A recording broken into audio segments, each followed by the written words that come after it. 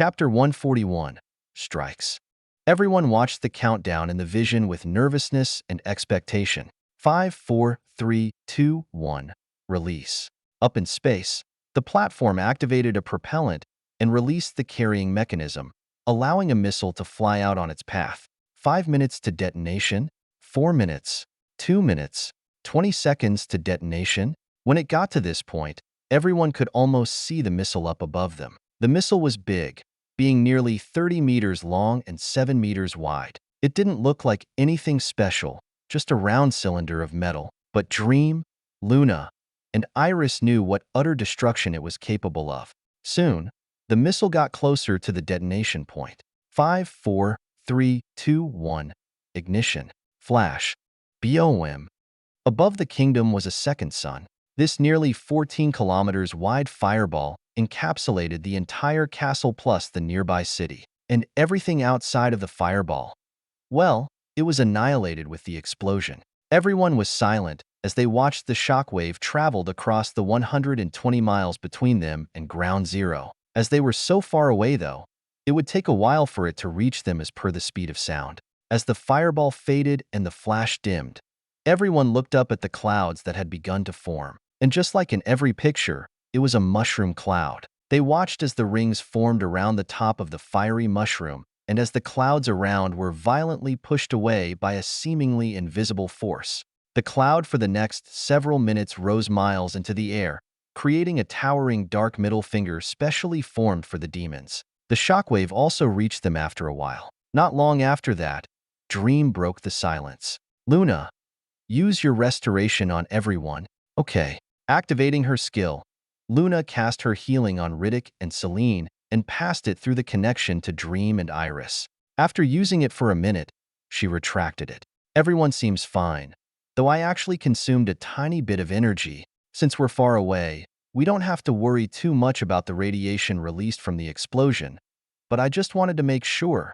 That explosion was a bit scary. Iris spoke after him. Hearing her, Dream nodded. It's a surreal experience. It's like you shouldn't be allowed to see something so powerful. The mere fact that the release of such power is possible is scary. Did you kill everything? God, I hope so. If a demon were able to survive that, then I don't know what I would do. We should go check. No, I will check. The radiation over there is dangerous for you guys. But it's not dangerous for you? Nope. One of the perks of being synthetically enhanced. Just wait around for a bit and enjoy the pretty clouds. I'll be back. Saying so, Dream flew off towards Ground Zero. Upon arrival, Dream immediately let loose his influence and mana, scanning for anything around him. No life signs detected. Good. At least they aren't capable of surviving a several 100 million-degree fireball. Not to mention the sheer amount of radiation and kinetic pressure exerted by the blast. The area within a radius of a couple 100 kilometers won't be hospitable for a long while. This continent was taken over by demons anyway. Besides, it's a small price for such a huge blow to the demons. In fact, start loading up the soldiers and get them over here. They can go through the place and kill off the survivors outside the blast zone. No problem. How many do you think we killed? I think that regardless of the amount, any Class 4s at this castle were annihilated. The specific amount, I'm not sure, but it likely wasn't small since it was their main kingdom. Just going off of what we see, I'm estimating around 70 million. Their population was extremely dense in this kingdom, a little over half. Good. After nodding, Dream turned and headed back to the family. So, find anything? Other than smoke? No, everything is very dead. Good. I'm sure there were plenty of Class 4s there. We won't have to worry about them now. Hey Dream, what about experience? Since it was your weapon, wouldn't you have gotten experience for killing everything? After Iris asked, everyone suddenly turned to him with wide eyes. If that were true, then how much would he have leveled up? No, I didn't get any experience. What? Why not? Because I had no mana tied to it. I launched that weapons platform at my very first rocket launch several months ago, and even then it was summoned with 0 mana. And now that it's been sitting in space for so long, any sliver of mana it did have was dissipated. So if you don't have your mana tied to your weapon, you can't get experience? Yup. Oh, that sucks. Not really. I'm not eager to level up at all. In fact, it would be detrimental to me. So I'm rather glad that's the case. You're weird. Maybe a little. Anyway, since there's nothing more, we should head back. The Emperor wants to speak with me. How did you know that? A little birdie told me. Dream smiled as everyone turned and boarded the ship behind them. Dream, you're back. After arriving, several Class 4s came to greet him, though all of them were a little suspicious. What was that flash? And there was a bit of shaking in the ground. Did you see that, Dream? Oh, yes, I did. It's nothing to worry about, though. The Emperor wants to meet with you, actually. So come with me. Sure. Nodding, Dream followed one of the men to the palace. After arriving in a hall with a few people in it, the Emperor noticed and beckoned Dream over. Dream, thank you for coming. Sure. Now what might the Emperor need from me? Another employment. And gentlemen, if Dream and I could get some privacy? The Emperor looked to the other officers in the room, who nodded and left. After they were gone, he continued. From the looks of things, the city is recovering well. Construction projects are underway, and many people are working. Do you want my help with rebuilding? I think we're going to handle that. It's a good way to give work to those who lost their businesses and jobs. Ah, good thinking. Thanks. But with the most recent intelligence of yours, things may not be as peaceful as we think. We're being threatened again, and I'm sure you know this better than we do. I do. In fact, I checked out the approaching armies myself. I see. Well, at the very least, we're in a bad position. Bad enough to the point where we're facing annihilation. And if we're going to get past this, we need all the help we can get. This, of course, includes you. Your ability to face armies is perhaps only rivaled by Class 4 mages of the Spire, but defending against 20 million demons is something I may not be able to handle, unless, of course, I receive a huge amount of materials needed to bolster my army. And that problem is exactly why we're changing tactics. After discussing with the generals and officers, we've decided to go on the offensive and hit this army before it can approach our kingdom. Sounds like a good plan, one that lets you save your citizens. Indeed, though the way we've planned this is not exactly conventional, which is why we want your help in more ways than just immortal soldiers. What were you planning? Hit and run tactics using elite Class 3s and Class 4s. Putting it simply, if we send our army against them head-on, then we'll be annihilated. So we've decided to use multiple strikes with only our best. This requires fast transportation and fluid communication, both of which you are capable of providing. I see. I have no problem doing that, though I might have a better way of fighting that army. Do tell. We blitz the grand demons and kill them off. Once all the Class 4 threats are gone, my army can go in and wipe them out over time. The only problem is finding them. Is it impossible to detect them unless they expose themselves? No. They can either expose themselves or one of our own would have to expose themselves and scan the area with their aura. So then we do that. We gather a large squad and have one or two scan the area, finding the demons. Once we find most of them, I can identify them and tag them. Then we can go back later and assassinate individual targets, killing them off one by one. But what if they group together? Then we'll have to improvise and do group attacks. The point is having the element of surprise. Plus, with my ships, we should be able to escape any time we need to. That's a good plan. I would just need to run it by the others who are participating. How many are participating? I've requested a force of at least 35, so most of the Class 4s the Empires have. I've also requested more resources as well as more men, amounting to 8 million in total, though the problem is them getting here fast enough. That amount of people wouldn't be able to get here in only 2 weeks, so I've made sure that the Class 4s at least get here, which they should in only 2 days. All right, now I actually have contact with those Class 4s who went back to their empires. I can send them messages and a ship to transport everyone here while also giving those participating a bracelet, making things much easier. I would appreciate that. And speaking of, I've sent one of those Class 4s back with a message to the mountain who will be handling your transaction. I've told them to add payment for your help making shelter as well as for your 2 partners for their healing. This is on top of your original payment, of course. Thanks. I'll be sure to contact them and collect it. Please do. Your help has exceeded our expectations and saved millions of lives. You deserve it. Now, other than that, we just need to wait for everyone to arrive before we begin our missions. Until then, I have nothing for you. Then I will probably head back home and continue building and training. If you do need anything, You can always contact me through your bracelet. Of course. Then I'll take my leave. Standing and shaking hands, Dream left the palace and met back up with the family. Not long after, they were on a ship headed back home. Upon arriving home, Dream began giving out various orders for construction. The first thing he built was plenty of communication bracelets. These would be given to all the Class 4s he could give them to. And the second thing he ordered was for more mining teams to be formed. Ever since Dream did an upgrade on all his bots, he had been pulling in over 3 times the resources per mining team. Plus, at the time he had also expanded his mining fleet, increasing gathering speed even more. This had allowed him since then to stockpile nearly 10,000 tons of steel and 6,000 tons of other materials, and it had only been around a week since then. But after seeing those enormous armies of 20 million in the Demon Kingdom, he knew he couldn't be passive in his production anymore.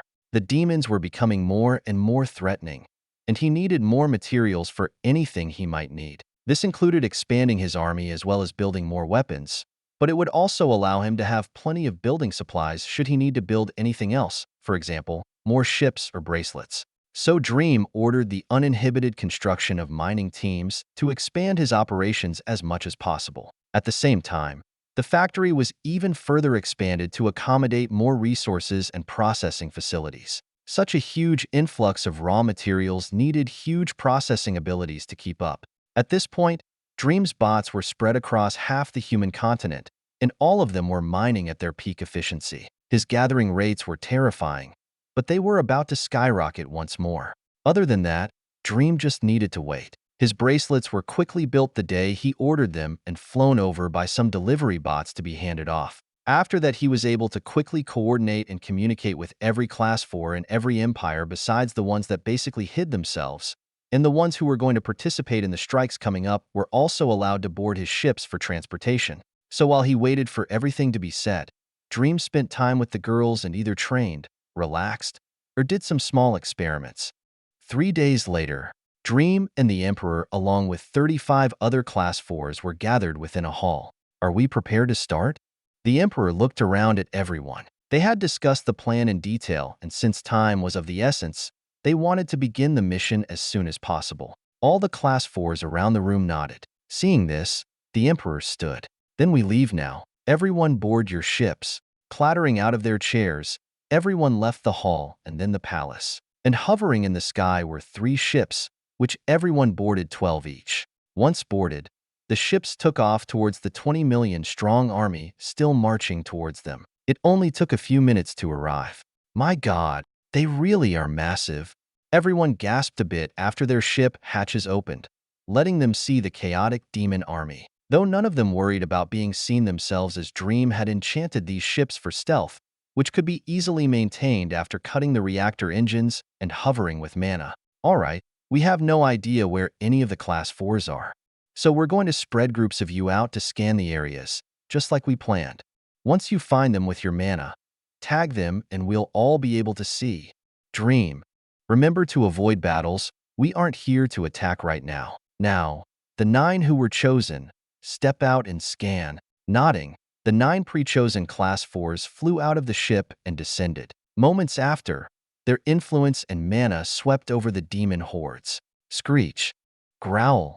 All the millions of demons were disrupted and began screaming at the 9 floating humans, though none of them dared to do anything as they could sense their power. 4 counts, 10 counts, 17 counts, 25, 29, 34. All right, I'm picking up on 37 demon counts. Can you verify? That's what I'm seeing. I'm also seeing that amount. As we wait, add 1 more on the edge over there. The Class 4s outside began rechecking and verifying how many they saw, as well as expanding their scan even further just to make sure they caught everyone. And after a few minutes, they had discovered and marked 38 demon counts. Sophia marked them all visually and kept eyes on them with the drones. Soon, everyone could see targets in their vision. A few are attacking, since they didn't feel like letting these humans scan them for nothing. A few of the counts launched ranged attacks at the 9 floating humans. Get back on the ship. We've got our targets. Time to leave. After blocking a few strong attacks, the 9 retreated into the ships, which quickly flew away to regain their stealth. After regrouping and assessing the number, the Emperor nodded.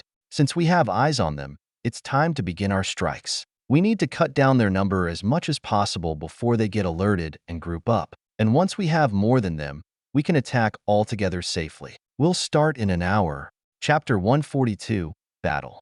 After waiting for the demons to calm back down and lower their guard, the ships went right back to the marching armies. How are the targets, Dream? The Emperor came over to him and asked. Dream nodded. They're staying spread out besides a few groups of 2 or 3. Everyone should be able to see them. Indeed. It looks like we'll be able to handle this rather easily. We can attack multiple singles at once with 2 or 3 of our own, but we have to make sure the battles don't take long. Everyone has at most 10 seconds before they respond and group up. You need to kill them and get out before then. That means prepare your best spells or skills with your partners beforehand. Everyone in the 3 ships nodded, listening through their bracelets. The Emperor agreed. Coordination will be key. Luckily we have you, Dream. Otherwise we would be facing all these demon counts as they invaded the Empire. I'm glad I don't have to imagine such a day. Well, this is still only a fraction of what they have across the 3 continents. We can't relax yet. Now, is everyone ready? I think we are. Then we're going to be dropping soon. I'll assign targets and we'll send out your groups in a stagger. Now, coordinate with your groups. Prepare to strike. When he said that, everyone had a target highlighted in their vision. And going to their groups, everyone began to coordinate attacks and skills. These preparations, though, caused intense mana fluctuations. Although they were mostly hidden by Dream's ships, the more powerful demons down below were still able to sense something. A few minutes later, all the groups had readied up. Dream nodded and opened the hatches of the ships. Everyone has their targets. Group 1, prepare to strike. On his word, the first group walked to the edge of the hatch. There were 3 people like in every other group, and most of the groups consisted of a mage and 2 fighters. On my mark, 3, 2, 1, strike. Whoosh. At their highest speeds, the first group flew out in a beeline straight for their target, and not more than a second after, they clashed with their demon count. Boom. Group 2, strike now. Whoosh. Group 3, whoosh. Group 4. Deem called out all the groups one after the other, and as per previously discussed, the ranged class 4s supported the ones fighting close up. Since he was sending them in a stagger, the Grand Demons were thrown off and stayed put, wondering if they were going to be charged next. They watched as one group of Class 4s appeared out of nowhere and struck down with premeditated precision and power. Our target is dead. After several seconds of chaos, and when he had sent out the last group, the first group reported to him. Good. Join with Group 11. This demon is grouping up. We've killed our demon. Group 4, move to Group 8 and support. We've killed ours. Group 3, move to Group 7. Ours is grouping. Group 9, let your target go and support Group 12.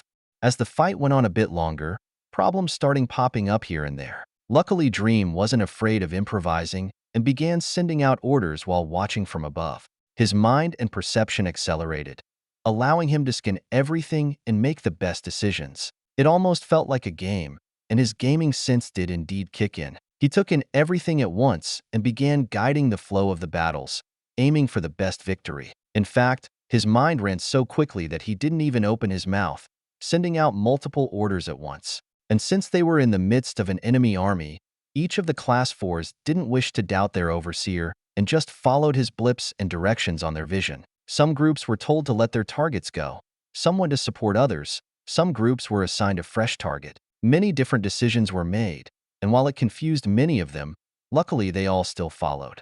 Target dead. Demon dead. Ours too. Groups 2, 3, and 7. Go support 5. Just killed our demon. Group 6. Join up with 8, 1, 4, and 11. Demon dead. Group 9, 10, and 12. Joining with Group 11. Eventually, Dream began pushing everyone together and helped finish off targets. And when the last few targets had been killed, Dream gave the last order. Target's dead. Bring it back. With that, all the Class 4s retreated and flew back to the ships. Tons of lower-level magic followed from the millions of demons around them, but that was easily blocked. And once everyone had boarded, the ships closed up and flew off in the distance. After arriving at the Empire, everyone made their way for a large hall where they took a seat and relaxed. Healers were also called to help those who had sustained some small injuries. The Emperor walked over to Dream. Many are a bit tired. Such a hard and sudden strike took a lot of energy. Luckily, it wasn't for nothing. How many did we kill? Out of the original 38 demons, we were able to kill 14. This leaves us with 24 more to kill. We killed that many? Yup. Though the only reason we were able to was because everyone listened to my directions. So while we had to let go of some demons, I was able to guide some groups to new targets. I saw that. By the end, we were in 2 big groups. I must say, for you to guide everyone like that takes great coordination and strategic skills. I've had those skills honed since I was little. Managing troops is rather intuitive for me now. Dream smiled as he recalled all the games he used to play. He was a big fan of all kinds of genres, but RTS games were one of his top favorites. They required much more concentration and tactical skills than doing something like managing 12 groups of people, so this was rather simple for him to do. Of course, that was only because everyone listened to his directions. The Emperor thought he was speaking in a military sense, though. They obviously didn't have games here where even children could develop their problem-solving skills and intuition. You must have been taught well. Managing 12 groups on an individual level, especially with how fast-paced it was and with such power levels, isn't easy.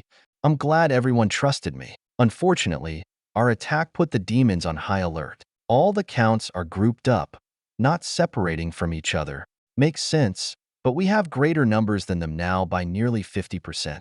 Unless they receive reinforcements, there's nothing that will stop us from killing them. Agreed. But we have to be careful either way. If we attack all at once, the battle will be drawn out, which will give them more time to coordinate. So sure, we might be able to kill them all, but we have to make sure they don't take some of us with them. I guess you're right, but how should we go about doing that? Spread them out, though that's easier said than done. But if we can make it so that they can't band together for surprise attacks, then we'll be safe to slowly kill them and keep a smooth battle flow. That sounds like the best plan, but maybe we can give it some time too. Maybe tomorrow they won't be so alerted. Maybe. Waiting is no problem, but prepare for the worst. Of course, let's discuss it, will the others. Saying that, Dream and the Emperor held a meeting on the spot as everyone recovered their energy. 3 days later, the same 35 people boarded the same ships. Having discussed the plans with everyone, nobody was in the dark and they all went into this battle mentally prepared. Unfortunately, the demons never did ungroup and all 24 of them were still clustered. This meant that they would be fighting a group battle and things would be much more unpredictable than last time. And while none of them had discussed it explicitly, they were all worried about possible deaths. Dream especially. He was very aware of how dangerously cunning the demons could be in battle. But for him, the only people he was worried about were Riddick, Adona, and Sirach, who were participating. Adona was probably his least worried about person, though, since she was ranged. She would be either supporting everyone from far away or fighting other ranged enemies. It was Riddick and Sirach who would be fighting up close that he was worried about. But luckily, Dream had made Riddick his suit, which according to him, was extremely useful. As for Dream, he wouldn't be participating directly. As he had seen in the previous battles, their level was still too high for him. While he could survive getting hit, he would need to make preparations if he were going to be trying to kill anyone. So for him, observation and guidance was his job. After boarding the ships, Dream brought them all to the still advancing army. Right now, the army was about a week away from the Empire.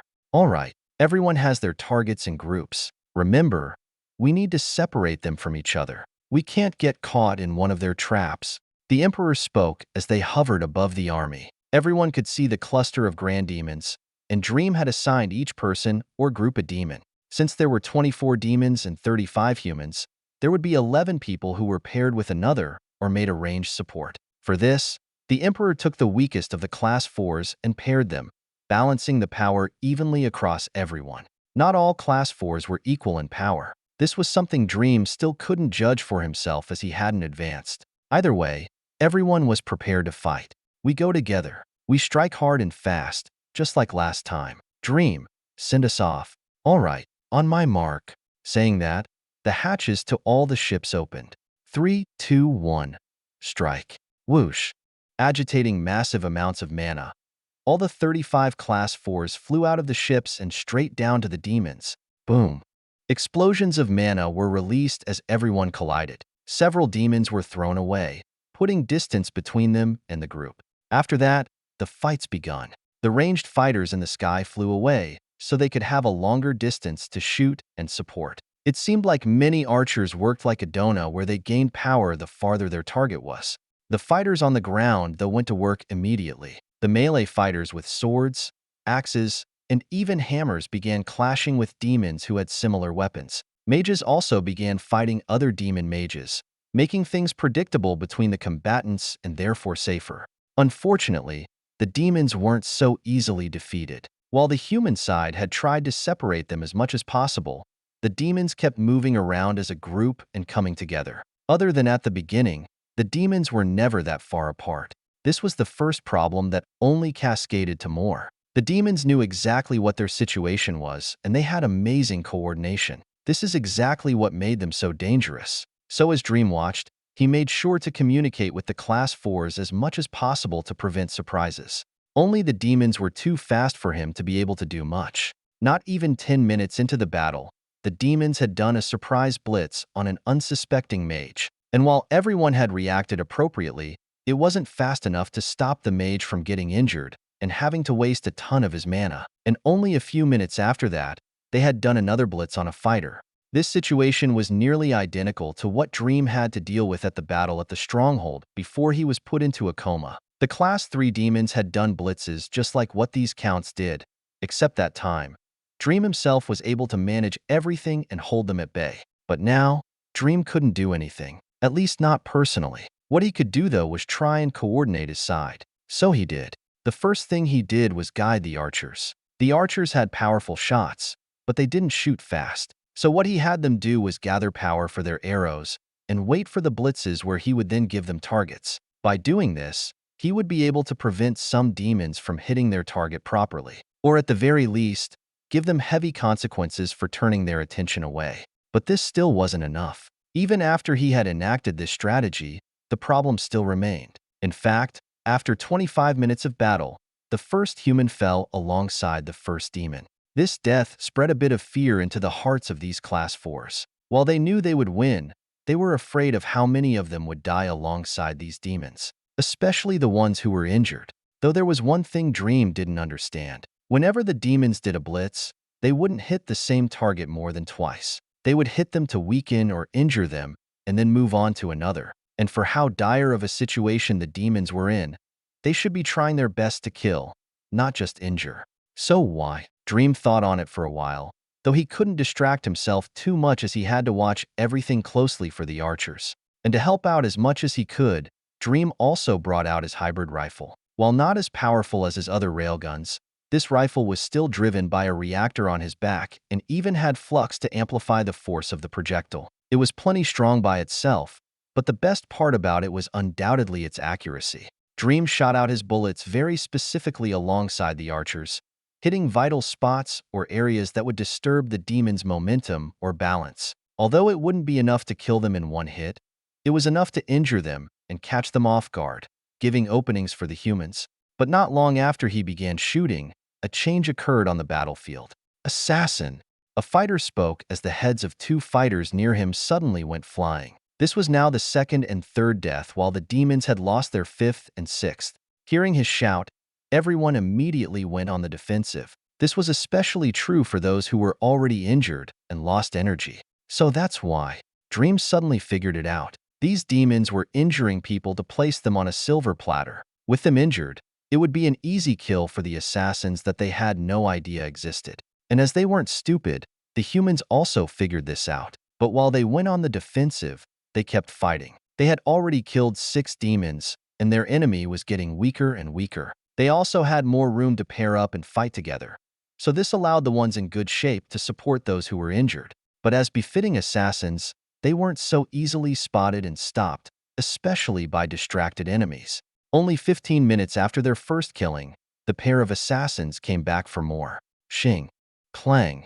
As they came back around, one assassin was able to directly kill a human, while the second one was barely blocked. Dream saw this and pointed the archers at them. Get that assassin. Chapter 143, Resources. Whoosh. The 4 archers beside Dream loosed their arrows before he even finished his sentence, and like beams of light, all 4 arrows headed straight for the demon that failed to kill the fighter. Growl. Sensing the danger, the assassin demon separated himself from the fighter and disappeared. All 4 arrows hit the ground only a split second later, exploding with their spells. Damn. The archers cursed having missed their target. While those arrows probably could have killed the assassin, its agility was extremely high, and they had to deal with its fast reactions. That was hard to do when they were far away. Their arrows were fast, but not that fast. But when Dream saw this, he knew he could help. While those archers needed distance to gather power and mana for their arrows, his guns were the opposite. The closer the better. So he dashed over to the airspace above the battle with his flux railgun, waiting for the assassins to appear again. At this point, the demons had lost 8 while the humans had only lost 4. Shing. Shit. Dream cursed as the assassins killed another, putting their death count at 5. Though unlike last time, they worked together now, not giving any room for error. Seeing this, Dream knew things would only get much worse if they didn't change tactics. Luckily, he had an idea. Everyone, listen up. We need to start doing surprise attacks just like the demons are. Otherwise, more of you will die to those assassins. I'm going to coordinate with all of you and give you a target, and on my count, you will all turn your attention and attack that target at once. It'll be exactly like what they're doing. All right, you should see your target now. Dream assigned 3 different targets to each 1/3 of the remaining humans. This would make for 3 sneak attacks with 10 people each and hopefully 3 kills. Attack on my mark. 3, 2, 1. Strike. Without words, everyone suddenly turned and jumped on the target in their vision. The 3 demons were suddenly subjected to the attacks of 10 people each, all of which were stronger than they were. The result was as he hoped. Boom. Shing. Splat.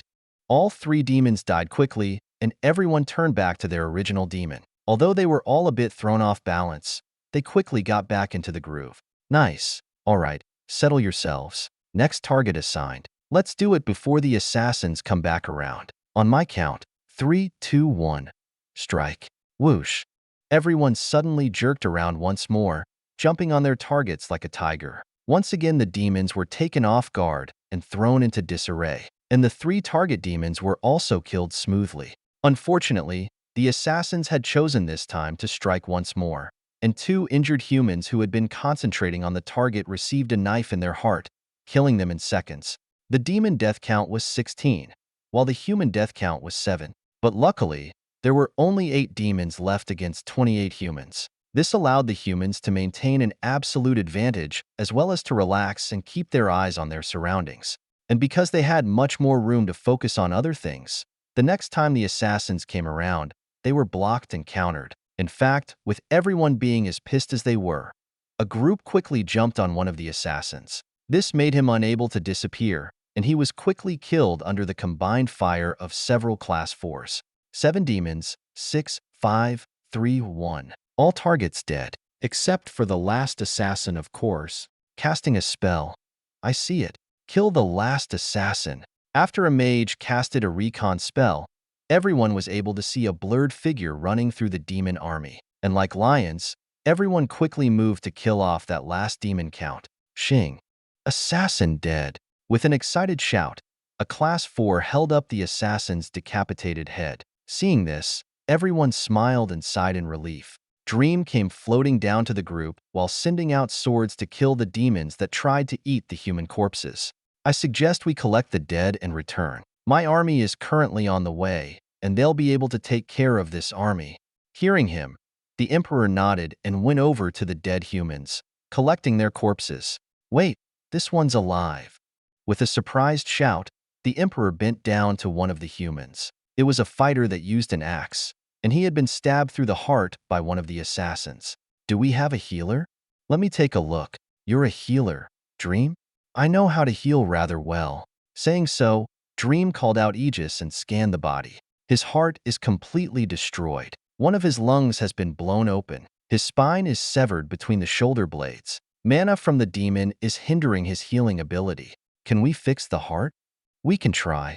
Use Aegis. Understood. Extending his hand to the wound on his back, Aegis began to flow and insert himself into the weak body. Everyone sensed this but didn't interfere. Dream had already proven himself reliable. After invading his body, Aegis received data from Dream's influence scan and began going to work under Sophia's guidance. His nanoparticles began rebuilding the man's destroyed body and filling in for anything too destroyed for recovery. At the same time, Dream used his magic to purge the demon's mana, allowing his recovery ability to kick in. After Aegis had rebuilt some of the heart and lungs, he began moving and forming a synthetic replacement using some materials Dream handed to him. The man's flesh was too destroyed in some areas and couldn't be salvaged, so the only way to save him and allow healing over time was to fill in for the destroyed parts. Dream also inserted some artificial blood that would aid in recovery. Everyone stood guard for nearly 20 minutes as Dream worked on the man. Eventually, Dream retracted Aegis and stood up. "How is he?" the Emperor asked solemnly. He knew that Dream was rebuilding the man, but he didn't know his state. It wasn't easy to detect all the microscopic changes after all. He should be fine as long as his body heals properly. He definitely needs a healer though. "Then let's head back now. I'll carry him." Saying so, the Emperor picked the body up and everyone flew into the ships, taking all the dead bodies with them. The ships then turned and flew off, heading straight for the Empire. As they flew to the Empire, Dream's army was already mobilizing and making their way towards the advancing demon army. Dream also had Luna, Iris, Celine, and Riddick fly over to the army for some training. He had robbed Iris of her fight the last battle, so he figured 20 million demons would be good enough to make up for that. He, on the other hand, had some business to attend to. After arriving at the Empire, he didn't stay long. He bid everyone farewell after they held a small post-battle meeting and got healers in the room. And after leaving the palace, he boarded another ship. This one was pointed to the Enchanted Mountain, and it was where his business was. His payment had been prepared. Like the Emperor said, the materials he was going to receive was not only for the first battle, but also for his help in recovery. And on top of that, he had told Dream that he would be paid for his help in this battle as well. As for the second and third payments, Dream wasn't sure how much they were. All the Emperor told him is that he wouldn't be disappointed. But for the first payment, Dream knew very well how much he was getting paid. What Dream had requested consisted of 20% of the materials used in his army, as well as a 100% damage compensation. And truth be told, the damage compensation wasn't much. But the base pay? That's what made the Empire bleed. Dream had spent a vast majority of his materials when building the army. All the low-grade materials were used as fuel while the high-grade materials were used in his weapons. This was spread across his 80,000 soldiers and the weapons to equip them, his hundreds of aircraft, his railguns, reactors, and even factory expansion. Overall, the amount of steel consumed equaled nearly 7,000 tons, while the mithril consumed was another 3,000 tons. This was basically all he had at the time, and 20% of that meant he was getting at least 2,000 tons of material. Luckily, and perhaps the only reason the empires didn't reject, most of the materials consisted of iron, while the mithril he would receive was mostly low-grade with some high-grade. One couldn't forget that the iron the empires held was only regular iron. While it was still enhanced merely by being on the planet, it would only be equal to around grade 3 mithril. Not to mention how iron was many times more abundant than silver. This meant that the empires had massive stockpiles of the stuff, and what Dream wanted from them was only a small amount compared to how much they had. And while the amount of mithril he wanted hurt them, they figured that it was only appropriate considering he was willing to settle for a bunch of worthless iron. So after all the consideration, his payment was agreed on, and this is what he was going to collect. It didn't take long for Dream to arrive at the mountain, and once he did, he was greeted by someone who had been waiting. "Dream? That's me. Great. My name is Aflon. I'll be in charge of making sure your resources are delivered properly. Please follow me."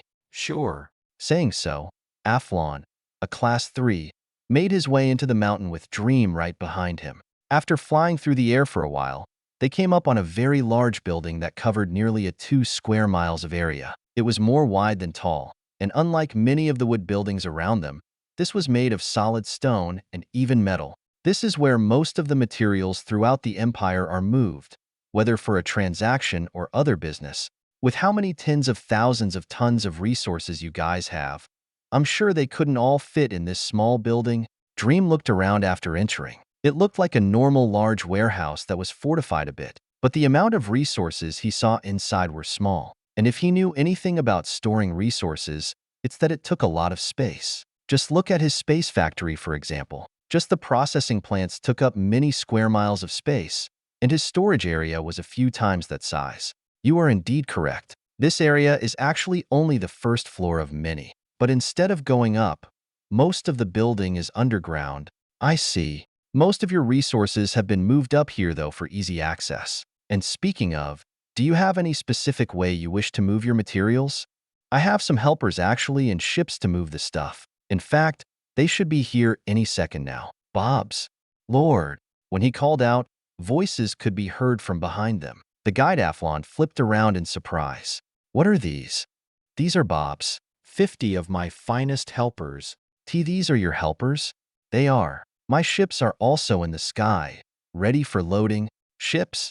Yes. I want my resources to be brought outside so that my Bobs here can load them and send them off. Where are the resources? Right this way. Athlon walked a bit farther through the warehouse before coming up on some large piles of iron and silver. These piles were being guarded by some soldiers, and the different treatment of these materials was obvious. Stand down, men. This is Dream, and he's come to take his materials. Seeing that they tensed up, Athlon settled the guards. He could understand, though. Dream's 50 Bobs were following them and gave off a strong aura. Let's see. 2,034, 200 tons of iron, and 1,700 tons of mithril. And, is that titanium? And what are those materials over there? Dream saw something that caught his eye and extended his hand, forcing a metal crate to fly over to him. This crate holds some special metals known as solarite and chlorophyte. These materials were given at the request of the Emperor, along with increased quantities of the iron and mithril. What is solarite and chlorophyte? Solarite and chlorophyte are elemental metals capable of enhancing fire and earth magic, respectively. They're very strong and expensive, only being beat by pure mithril.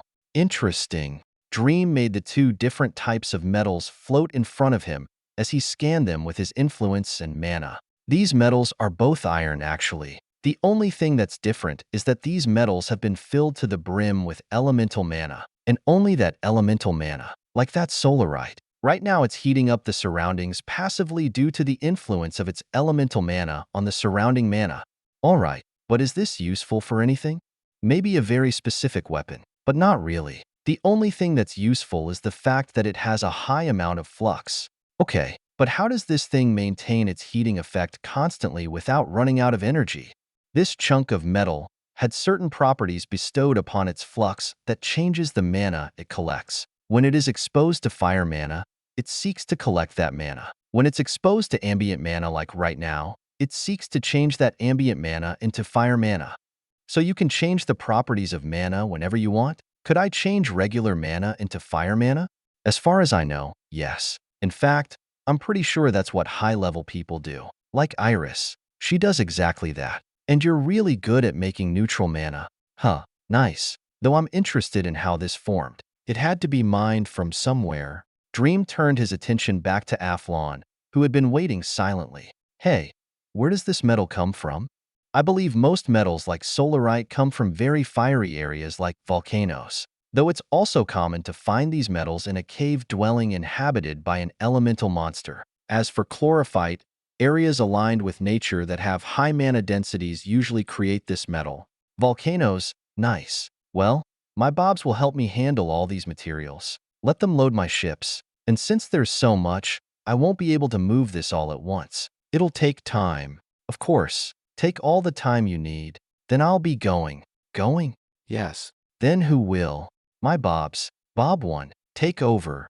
Yes, my lord. Bob 1 walked over to Athlon and began discussing his plans, taking over for Dream. All the other 49 Bobs also began picking up materials and moving them outside and into the ships above them, which had caught loads of attention. Dream walked out of the warehouse and was immediately met with a large crowd. All of them were looking up at the nearly 15 reactor-driven cargo carriers. These were part of the mining teams, but Dream moved them temporarily to help carry the resources.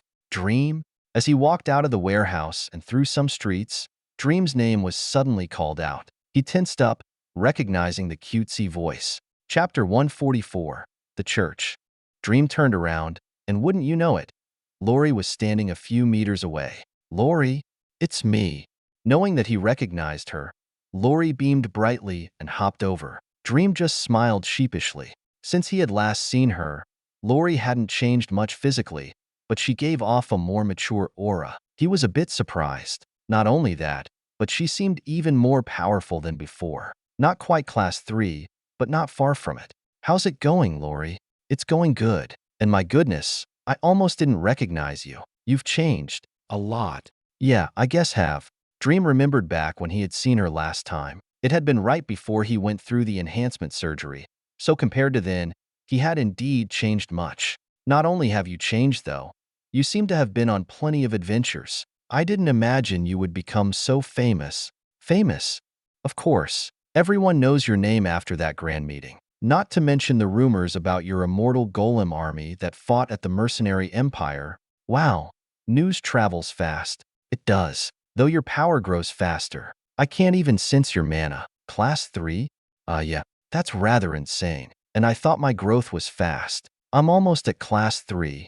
That's impressive for a healer. I guess. Hey, do you have anything going on? I actually have a favor I need to ask. What might that be? Well, after you became well known, some people at the church got word about you and wanted to get in contact, though you aren't exactly easy to find. So they tried to find people who knew you. I'm one of those people. So they wanted me to ask you if you would come and meet someone who, not sure, but it's definitely a high-ranking person. Probably one of the holy paladins or cardinals. Who are those? Members of the church. The holy paladins are high-level guardians, at least class 3, and the cardinals are our class 4s. There's also the bishops who are class 3s and 2s. Do you have a pope? I'm surprised you know about him. And yes, the pope is the highest authority and one of the strongest in the church. Interesting.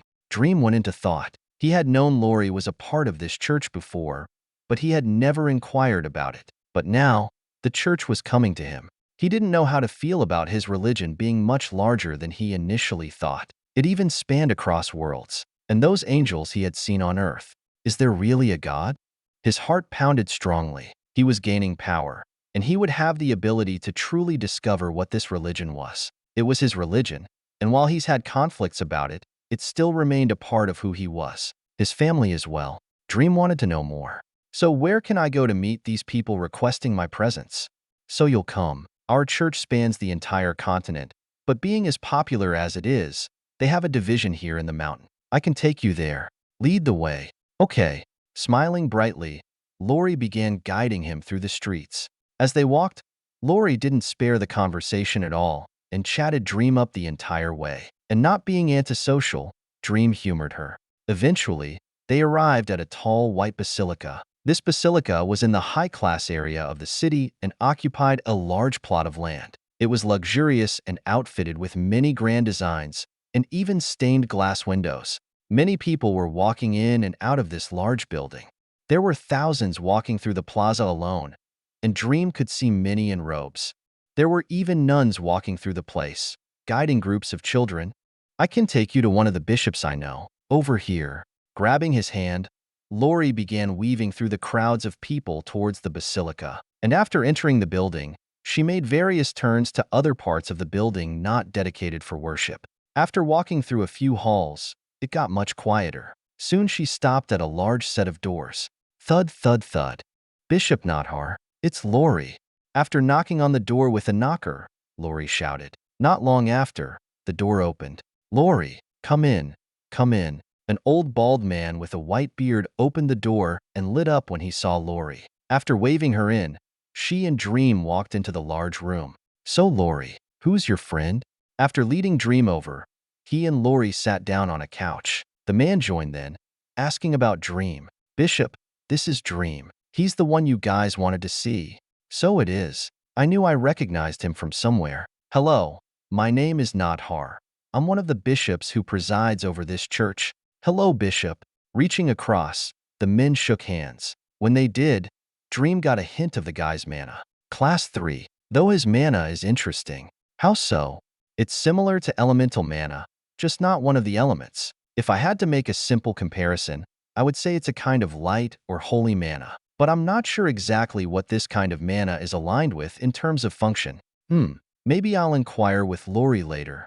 Putting it aside, Dream focused on the bishop. I'm glad Lori was able to run into you. We've been trying to contact you, but finding you isn't very easy. I'm sure you could have contacted me through one of the Class 4s of the Empires. I've been working with them over the past couple weeks. We could have, but we only wanted to inquire with you. People get ideas when they hear that the church is trying to contact someone. So out of all those Class 4s, none of them are a part of your church? No, they are not. We have our own Class 4s who are affiliated with us. And should you have met one, they would have spoken with you. But you haven't. Dream looked at the man, seeming to evaluate him. There must be a good reason for your church's absence. That topic is not one for me to discuss. One of the cardinals will take up that conversation with you. Or a paladin, depending on who's most readily available. Is one of them here? No. As far as I know, they are at the Holy See where the Pope resides. Where is that? Between the mountain here in the north and the sword school in the east. So southeast of us. You guys are rather under the radar. I didn't see a church at the Spire. The Spire doesn't like us very much and wouldn't allow a formal church to be established there. We settled for one in the surrounding kingdoms instead. So will a cardinal or paladin be coming here to meet me? If you were so kind as to wait a few days, yes, that won't be necessary. Suddenly, a voice echoed through the room. Dream snapped to attention and looked at the door, as did Lori and the bishop. Cardinal, no need to stand on ceremony. Bishop, the cardinal waved at the bishop who was about to stand. Dream just sat there, sizing the man up. He seemed pretty young, maybe 40s, though that's just what he looked like. For all Dream knew, he was several hundred years old. He wore exquisitely designed robes that obviously weren't meant for fighting and carried a beautiful staff. Class 4. So Dream. I'm glad we could finally meet. Cardinal, when did you arrive? I had gotten word that Dream was receiving payment for his employment during the battles. I figured it was a good opportunity to run into him and decided to come. You guys seem to have a good intelligence network. We're no lesser than the Empires in any regard. I see that. Bishop, do you mind if Dream and I have a bit of privacy? Of course not, Cardinal. Lori, come with me for a bit. Bringing her out of the room, Dream and this cardinal were left alone. The cardinal took a seat across from Dream. I'm sure you have questions. I do. Just know that we don't come with any ill intentions. We're on the same side. I would hope so, especially since the church has a hidden force that they haven't used. The reason for which I would love to know. We've been preparing, but don't worry. We're going to be making our appearance soon. In fact, that's one of the reasons we were searching for you. But before that, I would like to ask about your opinions of the church. I've noticed that despite you working so closely with them, you haven't joined an empire. I don't have any bad opinions of the church. They do a lot of good for a lot of people, but I don't plan on joining anyone. I see. Well, no matter. Now, the first thing I want to discuss is the demons and what they are. When he said this, Dream listened in. The demons are a scourge, a parasite that shouldn't be on this world. And as you said in your speeches at the Grand Meeting, their sole purpose is to destroy us. Well, more specifically, all life that doesn't submit. So they spare you if you submit? Not as much sparing as converting, but more on that later. The important thing is where they come from. They were put on this world. Indeed, they were inserted into this world by hell. What is hell? With that question, the cardinal smiled. This is what Dream wanted to know. Hell is what's known as a faction. A faction is a higher realm consisting of higher beings. Heaven is also a faction, and the one who leads it is the Lord our God. So this hell faction, it's where the demons come from. And heaven, what comes from there? Angels. They are the ones who serve under the Lord. What is the purpose of these factions? Hoo-hoo.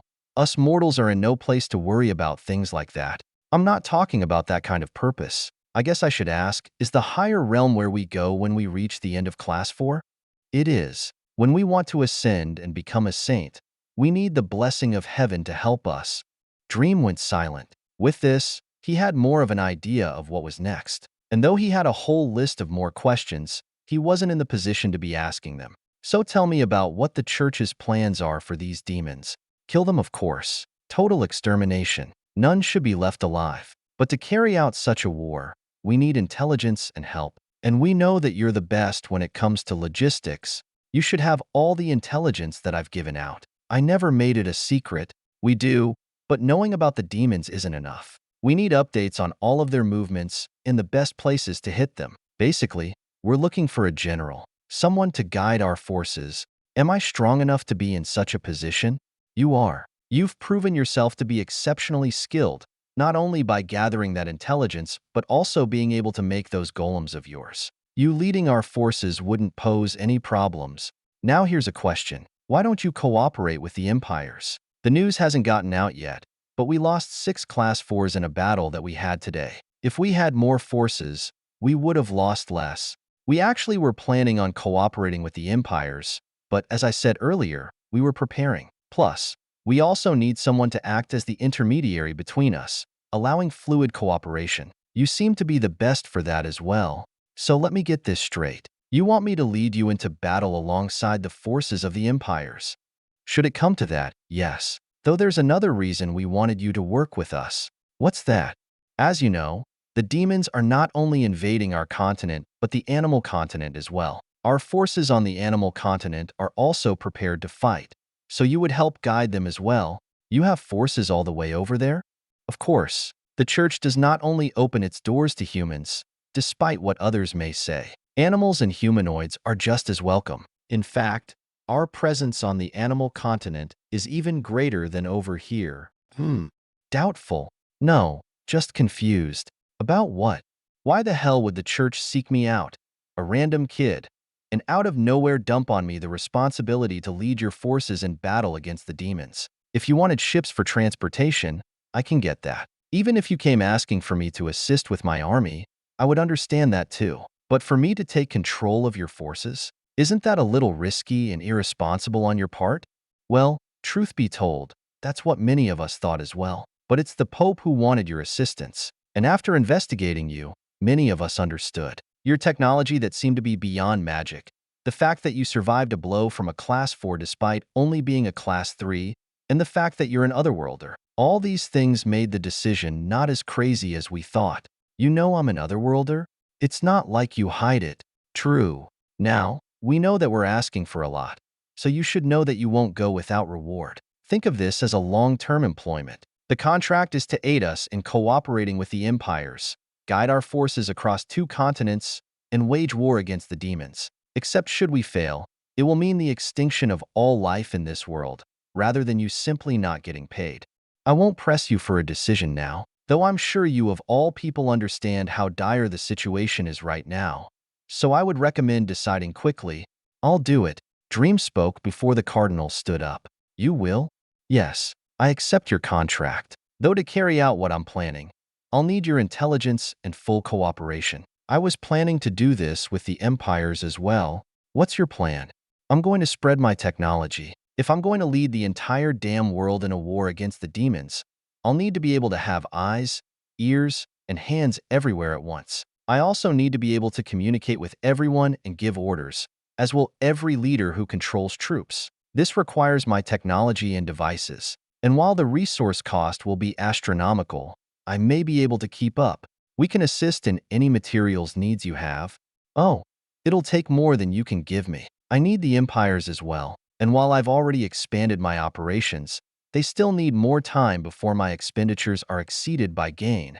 Dream went into thought alongside Sophia. He was beginning to plan, but unlike his small-scale plans like with the Emperor, these plans were global. He was going to spread his influence across the planet, which he needed to do anyway if he was going to lead such a war. Fortunately, after this last battle, he was pretty sure he gained lots of trust and prestige, not only from those at the mercenary empire, but all the others from other empires. With the support of nearly all the Class 4s humanity had to offer, he was sure he could get their cooperation. And with the church, his influence would only grow. And should he use them in the way he was thinking, he might be able to truly band together every empire on the continent, getting their full military support.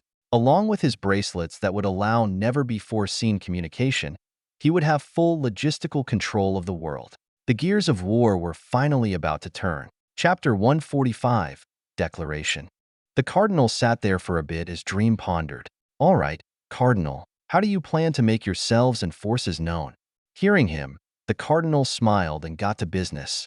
"Well, we have many forces that we wish to move to the mercenary empire so they can be put on the front lines. That won't be difficult. I'll talk to the emperor. And you know what? Why don't you bring all the other cardinals over there? Since we fought a battle, everyone is still there. You would be able to introduce yourselves. I have no problems with that, but it would take some time to fly there.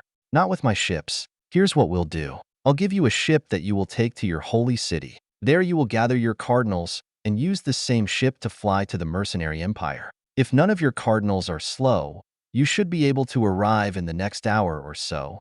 That may be possible. If it is, then do it. Oh, and take these." Suddenly, Dream brought out a cylinder about 2 feet long and a few inches wide. "What's this?" "These are bracelets. You take one off and put it on your wrist. It allows you to communicate with anyone who has another bracelet from any distance at any time. This big thing? This big thing is a bunch of bracelets. Look." Dream tapped the cylinder. When he did, it divided into a couple dozen bracelets. He picked one up and handed it to the cardinal. "Put it on your wrist." Oh, can you hear me?" Dream spoke through the bracelet. "Oh, yes I can. In my head. Is this telepathy?" "Yes and no. If you give these bracelets to everyone, they will be able to communicate with each other. Do this with all your cardinals and whoever else is important like your pope and paladins. Anyone can use it." "I see. Such an amazing device. I'm sure this will come in handy." "It will. Using it, you can give me any updates. Now, if we're going to get the other empires on board, I'll need to talk with everyone. So I should head to the mercenary empire. Then I won't keep you. I'll see if I can get the cardinals to move. If I can, I guess I'll tell you with this bracelet." "Good. Then I'll be off." After Dream put the cylinder of bracelets back together, he and the cardinal went their separate ways. "Oh, Dream, how'd it go?" As he was walking out, Lori caught him and came over. "It went well, I guess. Let's just say I'm going to be much busier in the future. Anything I can help with?" "I wish. Unfortunately, this is going to be a massive project that only I can do. I'm going to be building a lot in the coming days." "I see. Am I able to go with you?" Dream stopped walking and turned to her. She also stopped, a bit nervous. "Why?" "I guess. I want to be with you." "Why? Are you expecting me to explain why I like you?" "I guess not. Look, if you didn't, I guess you should know that I already have my women. So I don't nor can I see you the way you see me. Why can't you take more than one?" "Because I'm devoted to them, and I don't think you like them either. You remember those two I was with when we met?" "It's them?" "Yes." "Why them? Am I supposed to explain why I fell in love with them?" "But they're humanoids. So, although I used to be, I'm no longer entirely human myself." Dream put up his arm, whose skin crystallized in a black, alien fashion before turning back to its normal tan color. Lori stared at this for a bit before going into thought. "Is there really no reason why you can't take me with you? It's not like I'm asking you to dump them for me, but taking you would betray their love and trust in me. And while this isn't criteria for my affection, they're very powerful themselves. If I were to take you with me, I wouldn't be able to give you the attention or time you deserve. I'm really sorry, Lori. It just wouldn't work out with us. Especially now that the demons are running amok. I've got a lot of battles to fight, and my time is limited." "I understand. Thanks. But hey, I know you're part of the church, and if you rise in power, maybe you'll rise in ranks. Then we may be seeing each other in these upcoming battles. Although it's better to gain power simply for your own sake. I don't know. Just take care of yourself, all right? And keep your head up. Now, I gotta get going. There's lots of work that needs to be completed." "Sure. Then see you later." Saying bye, Dream left the church and flew into the sky alongside the ships that were still ferrying resources. Lori was left there by herself with her head down, processing her emotions. After Dream had given the Cardinal a ship, he himself flew back to the mercenary empire. While he flew, he contacted the Emperor and told him to prepare everyone for a meeting. There was much to discuss, and upon arrival, the Emperor had indeed gathered himself, Class 3 officers and generals, and all the Class 4s. "Dream, you said you had something urgent to discuss?" Dream nodded and sat down at the large table they were all at. "Emperor, you know about the church?" "The church? Yes. In fact, They have a building here in the Empire. What about them? Well, later today there's going to be some cardinals coming to visit us. Let's just say that they're coming out of hiding and are going to be openly fighting the demons in the future. Really? But why now? The grand meeting was held over a month ago. Apparently they were preparing. What the preparations were, I don't know. But either way, we're going to be receiving another powerful ally. And not only that, they've requested that I directly take the lead for their forces. Does this mean you joined the church? Nope. Then why are they giving you such power and responsibility? No idea. The cardinal I met with told me that it was the direct order from the Pope. And you accepted? Of course. If I can directly ensure the participation of an army in this fight, then I will. Although I don't know how extensive this army is, the church wouldn't be so confident if they had a weak force. It is odd. I know that the church has some forces under them, including a few class 4s like their pope and some cardinals, but a force strong enough to fight the demons? I've never seen such a force. Of course, we never did any snooping around, but it's not easy to hide a force like that, so they were indeed hiding it. Definitely, which is a little disconcerting. Well, as long as their swords aren't pointed at us, I don't care. Now, notifying you about this new development is only half the reason for this meeting. I figured. By the way, when did you come in contact with this cardinal? Just now when I went to collect the payment. He heard about it and went there to run into me. After we finished talking, I came back here. I see. So what's your other purpose for this meeting? Future battle plans. If we've seen anything from this most recent attack where we lost 6 class 4s, it's that the demons are extremely dangerous. They held so many class 4s in their army, and that army was only a fraction of their entire force. This means that if we don't start taking the fight to them, they're going to keep cutting away at us until there's nothing left. I agree. In fact, I had already brought this up to my generals. Using your intelligence, they've begun devising battle plans. Of course, before we're allowed to use all the forces currently stationed in the Empire, we will need the Alliance's approval. No, Emperor, I think there's one thing you fail to realize. What's that? Look around. As far as I'm concerned, the Alliance is already here. The Emperor went quiet and looked around. Dream was right. Before the most recent battle, there had been 35 class 4s here. Altogether, there had only been 52 among the empires. And despite the fact that 6 died, making their current present number 29, there were still only 17 hanging back at their empires. The group right here represented a majority, and therefore, they had the most say as to the direction the Alliance took. They were the Alliance, so if decisions needed to be made, they had the power and authority to make them. And besides, there were definitely a few class 4s not currently present who were on Dream's side. Not to mention the fact that they had the class 3 generals here as well. After letting him think for a bit, Dream spoke.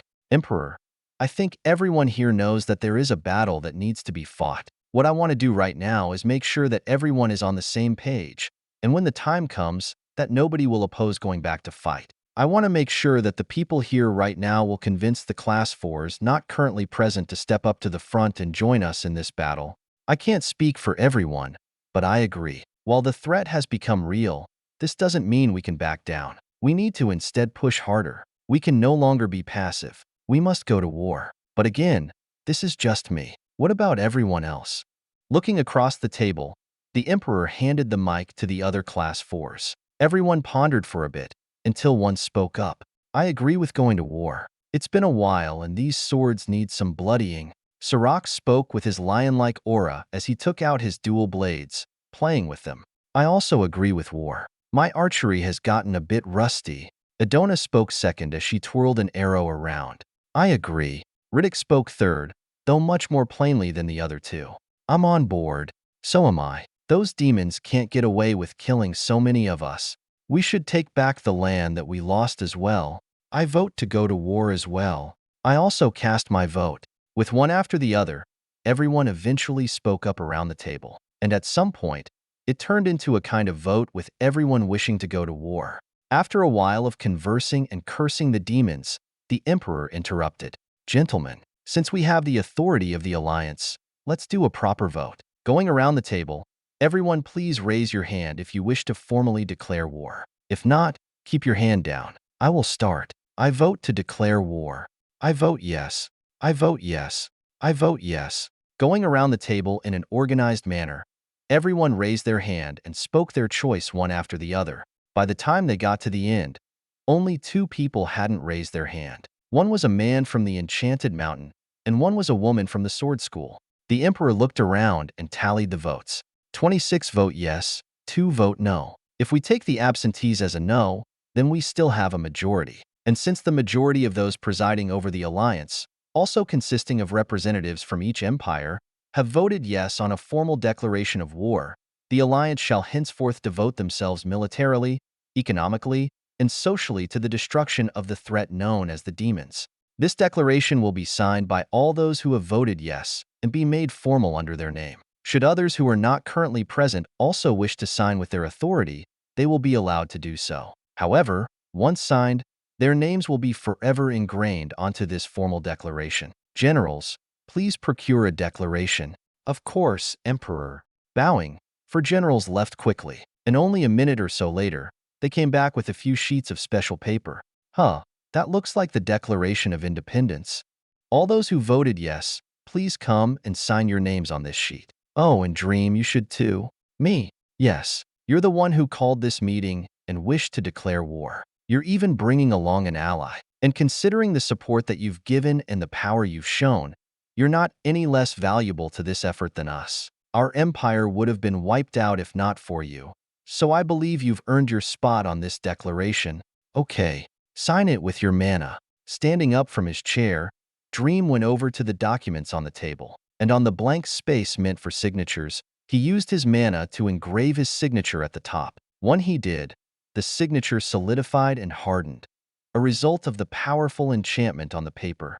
After him came all the others who voted yes. All 26 of them filled the page with their own unique signatures, some of them grand, some of them simple. When everyone had signed, the generals took the page and made copies. These would be used as a backup as well as allow them to send out the notice to the citizens. When they had finished, the emperor took the main copy and put it into his inventory. Tomorrow, those of you from other empires will come with me and a few envoys back to your empires to ask for the signature of the others who were absent. After that, we will finalize the declaration and begin making plans for our next missions. Until then, everyone needs to continue Rekov-Bang.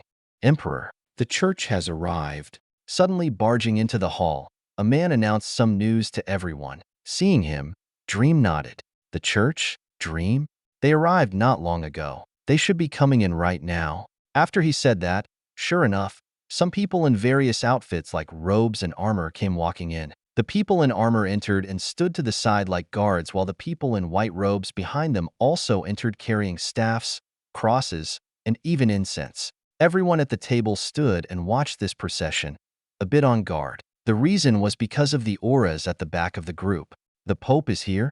One of the Class 4s blurted out, surprised. The Pope was the highest figure in the church, and for him to be here was beyond out of the ordinary. The emperor stood up and went over to greet the approaching people. Cardinals, Emperor, allow us to introduce Pope Henry IV. Pope, it's my pleasure to welcome you to my empire. The emperor greeted the Pope as the cardinals stood to the side. Everyone looked over, wanting to see this person, especially Dream.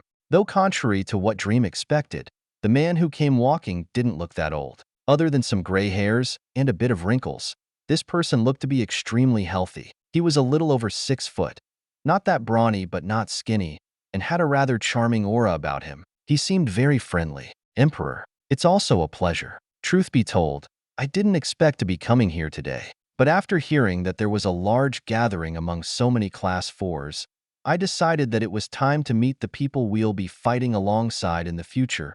The Pope spoke with smiles as he shook the Emperor's hand. Well, Pope, Dream has actually given us a little briefing on the situation. And you actually just missed the formal declaration of war against the demons. So if everything goes to plan, we will indeed be fighting alongside one another. So Dream really is here. I am Pope. Dream stood, making his presence known. The cardinals as well as the Pope all looked at him. So you're the genius who was able to build such an amazing ship. I must say, I'm impressed. Thank you. Now, I believe we have much to discuss about the future, Emperor. And since so many of humanity's Class 4s are here, I couldn't think of a better time Indeed, but let's move into a more accommodating room first. Right this way, of course, leading the Pope and by extension everyone else out of the hall. The Emperor headed to another larger, spacious hall where they could all converse properly. Dream smiled as he saw this. Things were about to get interesting. Chapter 146, Pope. After setting themselves up in the largest meeting room in the palace, the church along with the class fours from every empire began the second meeting of the day. Pope, Dream had spoken to us earlier about how you and your forces wish to begin fighting the demons. The Emperor started the meeting wanting to know about what their stance was. That is the case, Emperor. The demons are a scourge, an infection on this world. At all costs, they must be removed and destroyed. The church is prepared to fight with everything we have to stop their spread. Then I must ask, why only now has the church decided to take action?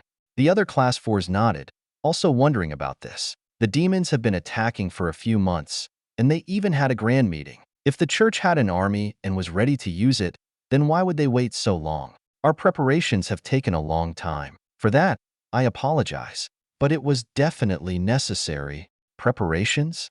We had to organize our forces not only on this continent, but on the animal continent as well. In addition, we had to call upon the power of heaven to assist us. Through the power that we have been bestowed, we will be able to thoroughly purge the demons. What is this power that you have been bestowed? The power of the Lord, holy power, a power that is in direct opposition to the hellish power of the demons. You may not know, but the longer the demons reside on this world and the farther they expand, the more their power spreads and infects the world. Should this power spread far enough, they will be able to increase their power until their king ascends to become a class 5. And when that happens, we will be truly doomed. Ascension, if it truly is as you say, then we really do need to hurry. Of course, that's one of the reasons we sought to recruit Dream. He has the ability to provide the most efficient logistics this world has ever seen, especially these bracelets. I did a test with one of the cardinals and confirmed that it can communicate with other bracelets from any distance. Such a tool will be invaluable if we are to launch a large-scale war against the demons. Though, it depends on how many he can make. Don't worry about the bracelets, Pope. I've already begun construction on more so as to equip as many people as possible. Within the next week, I should have enough to equip a few million. A few million? That seems like a lot. It is. It's going to take a huge amount of materials. Luckily, I recently bolstered my mining teams, so that won't be a problem. The problem I foresee is distributing these bracelets out. I don't know who to give them to, so I'll need the help of everyone here to hand them out. If you're capable of getting them to us, then distribution won't be a problem. Will you need more resources to keep building? No, though I'll never mind a bit of assistance, especially since I'll need to build some more ships after the bracelets. Those will take many times more materials, then allow us to help you. We can allot a portion of our resources to be sent to you. The Alliance can also provide more resources as we did today. All right, thanks for the help. Of course. Now, since we're about on the same page, Emperor, what are your plans for battle? The Pope faced the Emperor. Since they had established that they were allies and that they would be fighting the demons, they needed to be clear on battle plans and cooperation. We don't have any immediate plans. Right now, we're focusing on recovering from our most recent battle. By the way, I heard that one of the reasons for you to ally with Dream was so he could lead your armies. Is that true? It is. And we had wanted to discuss this with Dream more, so now seems like the perfect time. Dream, one of my cardinals told me that you accepted the arrangement. I did.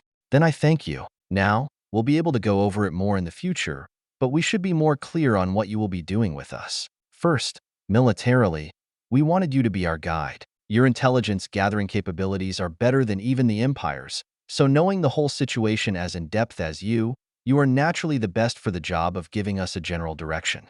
And as for smaller details, that would require cooperation with our generals. All right, I can do that. As for the other responsibilities, well, you're already taking care of one. Communication. We were actually planning to ask you to build more of those bracelets so as to create a larger, more comprehensive network. But you're already doing that. For this, as I said before, we will allocate resources to cover costs. You can just send us a list of the resources you used. All right. Other than that, everything else will come during the war. Your expertise in building things will come in handy when we need to build a base as we push back against the demons. Transportation will allow for many operations to be carried out in a short time. And then there are your soldiers who are truly a force to be reckoned with. Now, Pope, this seems like a lot to be asking of Dream. Just the fact that he is equipping millions with these communication bracelets is insane. But now you're asking him to handle the logistics of your armies, as well as provide an army of his own. Rest assured, Dream will get plenty of remuneration from us, as I'm sure he will get from your alliance as well. Not only will he attain a great deal of power, but he will get what he has wanted, the destruction of the demons. I'm also okay with this arrangement, Emperor. Profits can wait until after the war. If I need to collect and dump more resources into the war effort, then I will. I have more than enough infrastructure to do so. If you say so. The Emperor shrugged, not really understanding why Dream would put so much in without reward. Emperor, since we need to cooperate and we are already giving Dream a large amount of military control, will you do the same? It will be much easier to organize our forces if it is done under one person. Doing that shouldn't be much of a problem, although I can imagine there are many people who would wish to have the generals cooperate. Putting such a huge responsibility on one person isn't wise, even when disregarding the amount of power being handed off. We can't expect him to control millions of soldiers every hour of the day. Of course not, but he won't have to. While we are giving him directional control, as I said, specifics come down to the generals who know their troops best. I know Dream can point us in the right direction as he can see everything the demons are doing. If we want to win this war against an enemy that outnumbers us, we need intelligence and tactics. Dream can provide us with the first, and generals handle the second. I understand. If it's like that, then I doubt there will be many problems. Great. Now, more details can be talked about when we have more in our presence. Emperor, you said you all are recovering from a battle. Are there any plans for afterward? Yes. After we recover, we'll be heading to the other empires to finalize this declaration of war. Once we have all the empires on the same page, we'll be able to move forward and begin planning our attacks.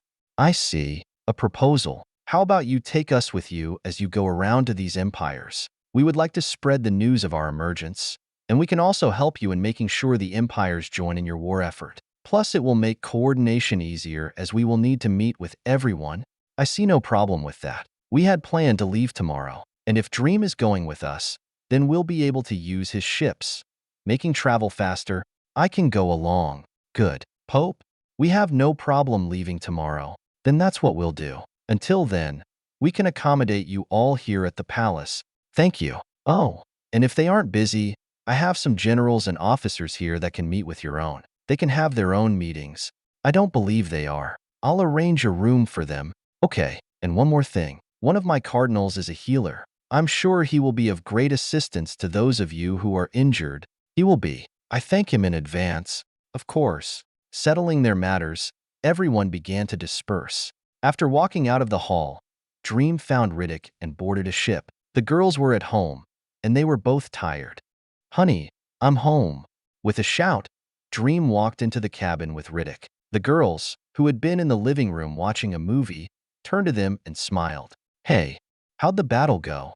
Luna, not as well as we'd hoped. We lost 6 class 4s and one is in a coma. Dream, oh, I'm sorry. Hopefully we'll be able TMMPH. Before she could finish her sentence, Dream came over and sealed her mouth. When they separated after a bit, Iris looked at him weirdly. What's with you? What, you want some too? No, I just am MPH. After giving her some sugar as well, Dream sat between them and brought them close. Love you too. We love you too? A little unsure there, but I'll take it. Well, you're... Sigh never mind. Sighing tiredly, Iris just laid her head on his shoulder. Luna looked at him and smiled, combing his silky hair with her fingers. By the way, old man, how's the suit working for you? Dream suddenly thought of something and turned to Riddick, who had put himself next to Celine. Great. Actually, the ability to cast those spells instantly is very helpful. Plus, it has amazing protective abilities. I was hit more times than I could count during that battle, but this armor protected me and never broke. Of course, that thing is basically a liquid. While it can go rigid to absorb an attack, deformation can be repaired instantly. Now, I know it was talked about in the meeting, but how the hell did you come to get involved with the church? No idea. I ran into them while I was at the mountain picking up the payment. Then they dropped the whole wartime advisor thing on me. Now I've got all my Constructobots building bracelets by the hundred. My stockpiles are being eaten away at. That's another thing. Are you seriously going to put so much effort into helping them? The church hasn't even given you anything, and you're doing everything for them. And soon the empires are going to leech off of you too. Why are you so okay with that? Because it's the only way that things will finally get moving, at least faster than they have been. I mean, look at what's happening tomorrow. We're going to go around to the empires and pull all the other Class 4s on board with us. That wouldn't be happening tomorrow if not for me providing transport for everyone. I understand that. And there's also the organization of forces. With my bracelets, we'll be able to mobilize anyone from anywhere. That combined with my ships means that it won't take weeks for troops to move. Hell, even just the ability for everyone to communicate over long distances is vital. It allows for the fast transfer of orders. Like I said during the grand meeting, I'm fine with getting used if it means people are doing something about the demons. And now that the mercenary empire was attacked, at least I'm not the only one thinking what I am. Everyone will soon be fighting a war. It's the best outcome. And now we have another ally with a powerful force. Indeed, the church, at least from what I saw there, was extremely powerful. There were 20 cardinals, plus the pope. All of them were class 4s. That makes the church more powerful than all the empires individually, especially now that we lost some of our own. Not to mention if those cardinals weren't the only ones. Plus there's that weird power that they've been given. Holy mana. When I shook hands with a cardinal, I was able to pick up on it. It's a different kind of energy. Unfortunately, I can't study it as that would require me to steal mana from a cardinal. Right. Sai, will I need to go with you tomorrow, boy? I'm tired from the battle. Not really. Oh, I should probably let Celine know about a future possibility. What is it? Celine. The church has forces on the animal continent. Do you know about them? I do. The church has a large establishment in the United Empire and Dwarven Empires. Well, since I'm going to be their logistics coordinator and wartime advisor or whatever, I'm going to need to head over there and make contact with them. The Pope wishes to coordinate the war on all fronts. This means I'll have to gain control over the forces of those empires, or at least pull them on board as allies. I'm assuming you know what that means. You'll be meeting the uppers of the empires, including Raoul. And as long as he's not an idiot, upon seeing my aircraft, he may connect some dots. Though he has no idea who I am personally, things may still get dangerous. Will I have to go with you, boy? God, no. None of you will come with me. I'm just letting you know that the day will probably come. Besides, I can get through those meetings without showing him the ships and giving myself away. Worst case, I bring along Adona, Sirach, and maybe the Pope and prepare some weapons. I should be fine. We'll discuss that more when the day comes. Sure. Anyway, I just need to prepare for the coming days. I've got some things I want to do. Iris and I can come with you tomorrow. Okay, I can't guarantee it won't be boring, but at least we'll get to see a new city. Where? The Sword School. We haven't been there yet, and I think it's gonna be the first stop tomorrow. I'm interested to see the place. Oh, so am I. Do you think I'll be able to fight some people there? Iris. Maybe. Just don't go attacking anyone randomly. No promises. Especially if they piss me off. Just stay on my shoulders like you always do. Then you won't get those lecherous stare. I'm fine. Oh, and how did you like fighting those demons?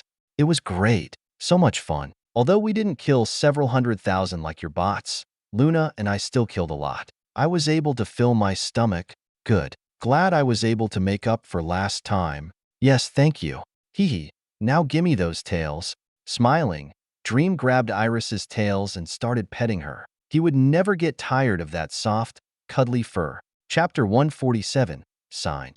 The next day, Dream, Luna, and Iris left the dome and boarded a ship, heading for the mercenary empire. Upon arrival, they found that the Pope, cardinals, and all the class 4s were already outside and waiting. Of course, not absolutely everyone was there. There were a few cardinals and class 4s of the empire that would stay behind. Dream's ship landed, and the hatch opened. The Emperor and Pope walked over to him. Dream, Pope, Emperor, everyone can come aboard. If it's too cramped, there's the other ship right there. Sure. Nodding, the two came aboard.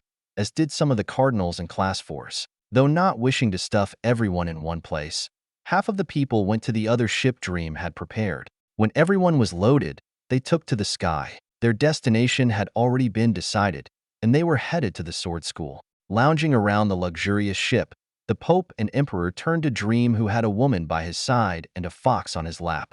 Dream, who might this young lady be? The Emperor asked about Luna, who was sitting there with her fox mask on her face. After her class advancements, even her mask had become exquisitely designed and didn't seem out of place on her face at all. It was like it was a part of her, which wasn't exactly false. This is Luna, my girlfriend, wife. Luna, wife. Wait, fiancé. Dream, wife. Emperor. Ah, so you two are married. Pope. There's marriage here? Well, for those of the church, yes. It's not very popular elsewhere. I'm surprised you know about it. Well, I guess we aren't technically married, but she's my partner, mate, lady, Mrs., whatever you want to call it. I see. And who's the fox? Also my partner. Stop sleeping for a sec. Dream patted Iris, wanting her to wake up. I'm tired. You're lazy. Guilty as charged. You're watching a movie, aren't you? Maybe. Well, pause it. No, it's getting to the good part. Asterisk sigh asterisk never mind. Dream just sighed and ruffled Iris' fur. Hearing their exchange, the Pope and Emperor just smiled. Anyway, I've notified the class 4s at the school of our arrival. By the way, I've also prepared a batch of several thousand bracelets. Since the armies are at the mercenary empire, I figured we could begin distribution there. That's perfect. I'll let one of the class 4s know what to do. Okay, and in a few days, I'll start shipping them out en masse to everyone. I would start preparing a list of everyone who needs them on your sides. Both the Emperor and Pope nodded. They had already begun preparing for this, in fact. In only half an hour, the ships had arrived at the sword school. And despite having seen it already by satellite and drone, Dream was still impressed. The main city of the empire was another megacity like the Spire, Mountain, and Mercenary empires. This city has other cities surrounding it not very far away either. And outside of those were some kingdoms. This was how all the empires were generally structured, except for the Mercenary Empire, which had been nearly destroyed, of course.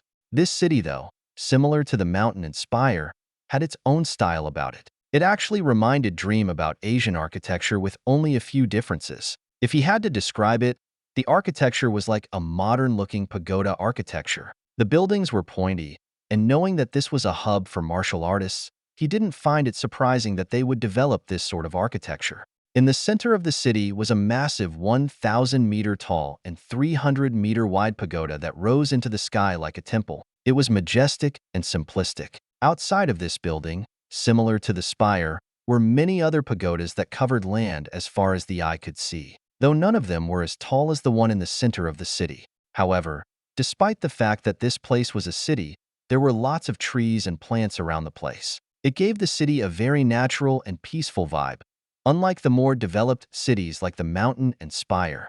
Dream directed the ships to a huge plaza that wrapped around the largest pagoda. In this plaza were thousands of people. Some were meditating, some training, some sparring, some just walking around. It seemed like this plaza could be used for anything. But in this plaza, there was one place at the front of the pagoda that had been cleared out. This space was guarded by soldiers, and there were 8 people standing there, waiting. Knowing that this space was for them, Dream set the ships down right in the middle of it. After cutting the engines, the hatches opened and out came all the Class 4s, plus some Class 3s that would act as ambassadors. Emperor. The man in the middle of the 8 came up to greet the Emperor, shaking his hand. President, thank you for meeting us. Of course. And you must be the Pope. The President went over to the Pope, who nodded and shook his hand. Pleased to meet you. Likewise. We've already prepared a room to convene. Please follow me. Turning, all the Class 4s walked into the massive pagoda. After going into a section of the pagoda, everyone looked up and saw a hole in the ceiling. This hole went all the way to the very top of the pagoda and provided access to every floor. And since they were all VIPs, they went straight to the top. Upon reaching the top floor and entering a room through 2 grand doors, they sat down at a huge conference table. This table was the only thing in this room besides some statues at the 4 corners of the room. And to top everything off, the walls were windows, and one could see from here the entire city below. Admiring the view, everyone went and took a seat. Besides the 37 Class 4s, there were also some youths standing behind those Class 4s from the school. There were Class 3s sitting around the foot of the table as well, probably generals or upper echelons of the school. Dream took a seat next to the Emperor, and next to him was Luna. Iris was laid across on his shoulders, her tails falling down in front of his chest so as to let him pet them. So, Emperor, I've only been slightly briefed by Dream through the bracelet, who I should thank by the way. These truly are useful. It was no problem. Dream nodded. He had delivered those bracelets to the Class 4s of every empire and made contact. This way, there was a network between all the most powerful people in this world. The security this brought to the safety of the empires was immeasurable, and every Class 4 had been using their bracelets frequently to talk about all kinds of matters with each other. So, please tell me about this declaration that you have already proposed and enacted. There's not much to say about it. 27 of us have signed this declaration of war against the demons. The reason we are here today is to gather more signatures from those who were absent. I understand that. What I don't understand, however, is why this declaration was created without a meeting between the alliance. Actually, President, as we had 29 people, all from different empires, we decided that the presence was great enough that we could represent a majority in the alliance. No empire was unfairly left out. In fact, of everyone there, only 2 didn't sign, one from the school and one from the mountain. Every one of my mercenary empire and even every one of the spire, besides those 2 old monsters of course, had signed. So you decided that the 8 of us at the school, along with I believe 7 from the mountain, who had been absent didn't hold enough of a say to warrant holding a meeting? That is partially correct. Another reason is because of the arrival of the church, who have announced that they will be going to war with the demons. Is this true, Pope?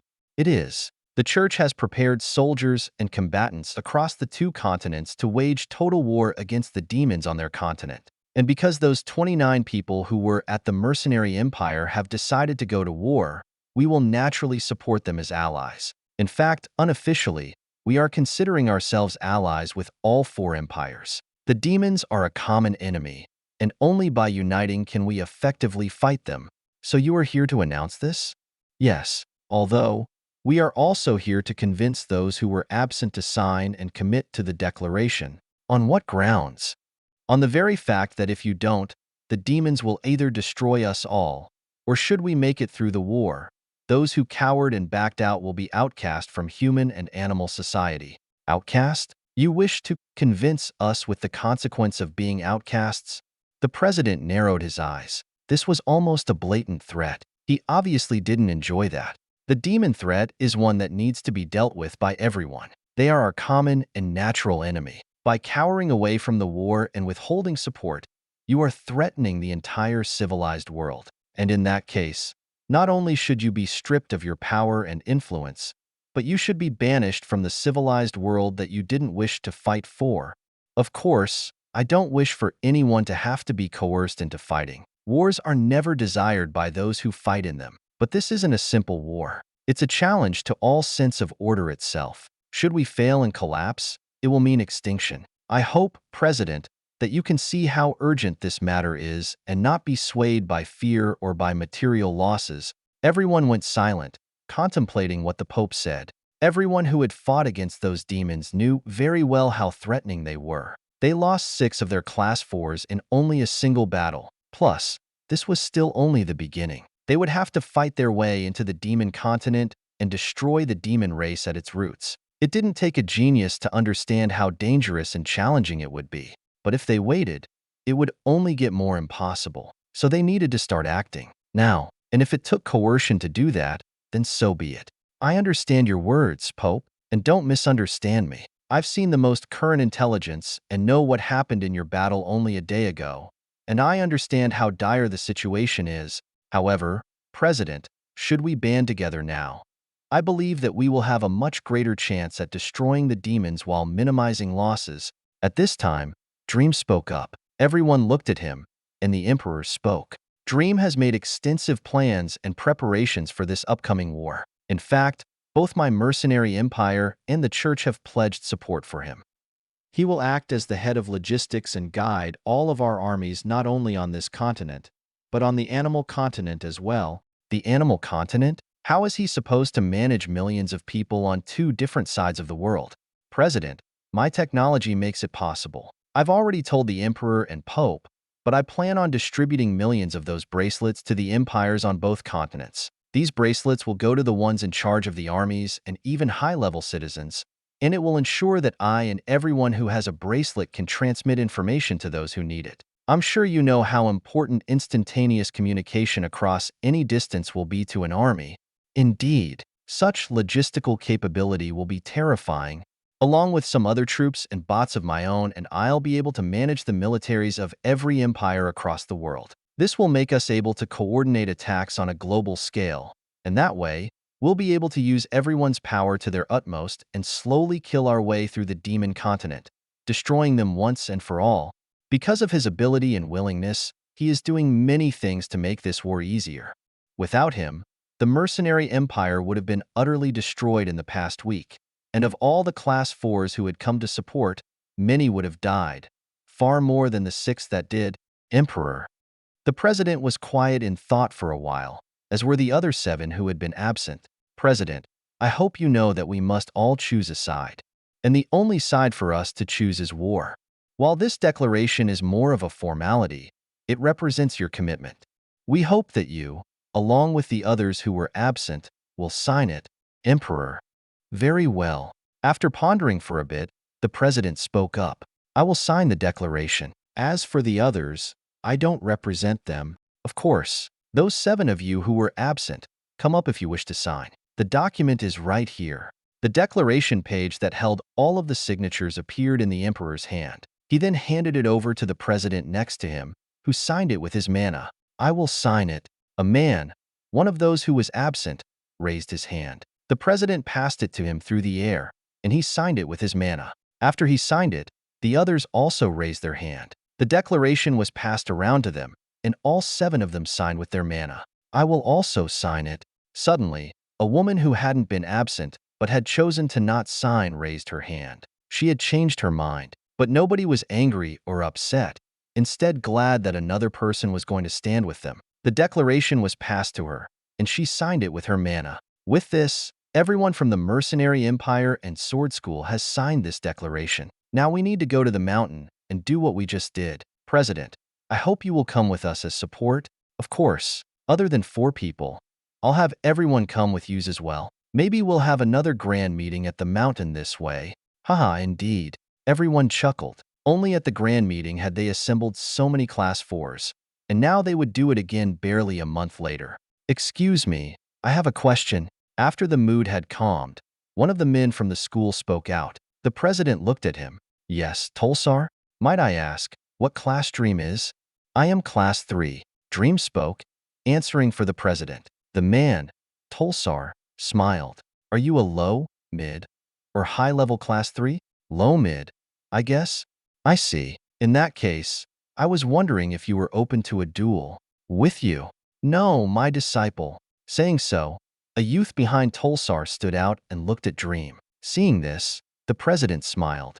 That would be a very interesting duel. Dream, Tulsar's disciple, is a mid-level Class 3. He's 32 this year. I think you two, being so young, would have a very interesting fight. What do you think? I guess. Great. We have a dueling room on one of the lower floors. How about we all move down and watch? I'm interested in this duel. I as well. Both the Emperor and Pope spoke, obviously wanting to see this. Luna looked at him, secretly smiling under her mask. Seeing that teasing smile, Dream just sighed. I guess it wouldn't be bad to have a little battle. I've been a bit idle lately anyway. Chapter 148, Sign PT2. After everyone got up from their seats, the president led them down to the lower floors. After stopping on one of the floors, everyone piled into an arena room. This room was like a stadium, and it had a big stone platform in the center. It really was simply just an arena room. Dream, Aratai, step up to the platform. Both people nodded, and the 32-year-old disciple, Aratai, quickly jumped over to the platform in one bound. Dream just took his time as he cuddled Iris Tails one last time. Just don't kill the guy. Luna spoke to him, smiling. I won't try. If you do, save his body for me. Iris. I don't think his master would like that, but okay. After Iris hopped off his shoulders, only then did Dream make his way over to the platform. As he did, Aratai changed his clothes into a type of karate GI, except his shirt was off, and his rippling muscles were bare for all to see. Dream changed into some athletic shorts, getting rid of his pants, shoes, and shirt. As he did some unnecessary but reflexive stretches, he pondered on what weapon he should use. That guy is using a sword. Should I use one? Or maybe just use fists? I definitely shouldn't use my guns. Ah, whatever. Aegis, give me a sword. Of course, my lord. Suddenly, a knife solidified in Dream's hands. It was made from Aegis, and the knife had been made visible after Aegis bonded the particles. It was a simple Bowie knife over a foot long. You also use a knife, Dream? The Emperor spoke from the seats beside the platform. I mean, I can use a knife. Why don't you use your ranged weapons or magic? How long do you want this battle to last? However long it takes for one of you to defeat each other, then I'll use the knife. Saying that, Dream just kept the knife. These people obviously wanted a show, so he didn't mind giving it to them. You sure about that, Dream? This disciple's sword will hurt you should you be careless. I'm fine, President. Very well. I'll call the battle. Both sides ready? Ready. Ready. Both youths nodded. Aratai drew his sword with a bit of disdain while Dream just jumped around, trying to get himself hyped. Start. Whoosh. Right on the mark, Aratai dashed over to Dream. As he did, Dream got a gauge on his speed. Just barely a dash. Wonder what his strength is.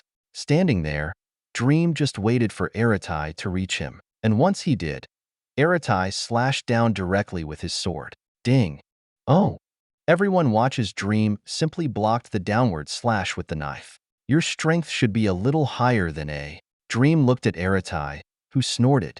Although Dream's strength was also only A, he knew how to use his strength to its utmost, and even beyond its limit. It was all about control, and he had ultimate control over his body, not to mention his magic that controlled not only heat, but vibration. Basically, he could create or affect movement with mana. When he had blocked Aratai's sword, the force was simply dampened by his body, and any that hadn't been dampened was sent into the floor. He hadn't even needed to use mana in order to decrease or redirect the force.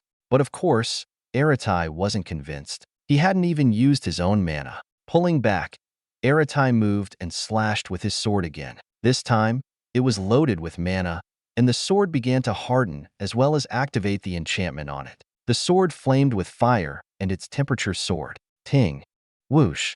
After their blades collided again, the sword burst out with flames and blasted against Dream's body.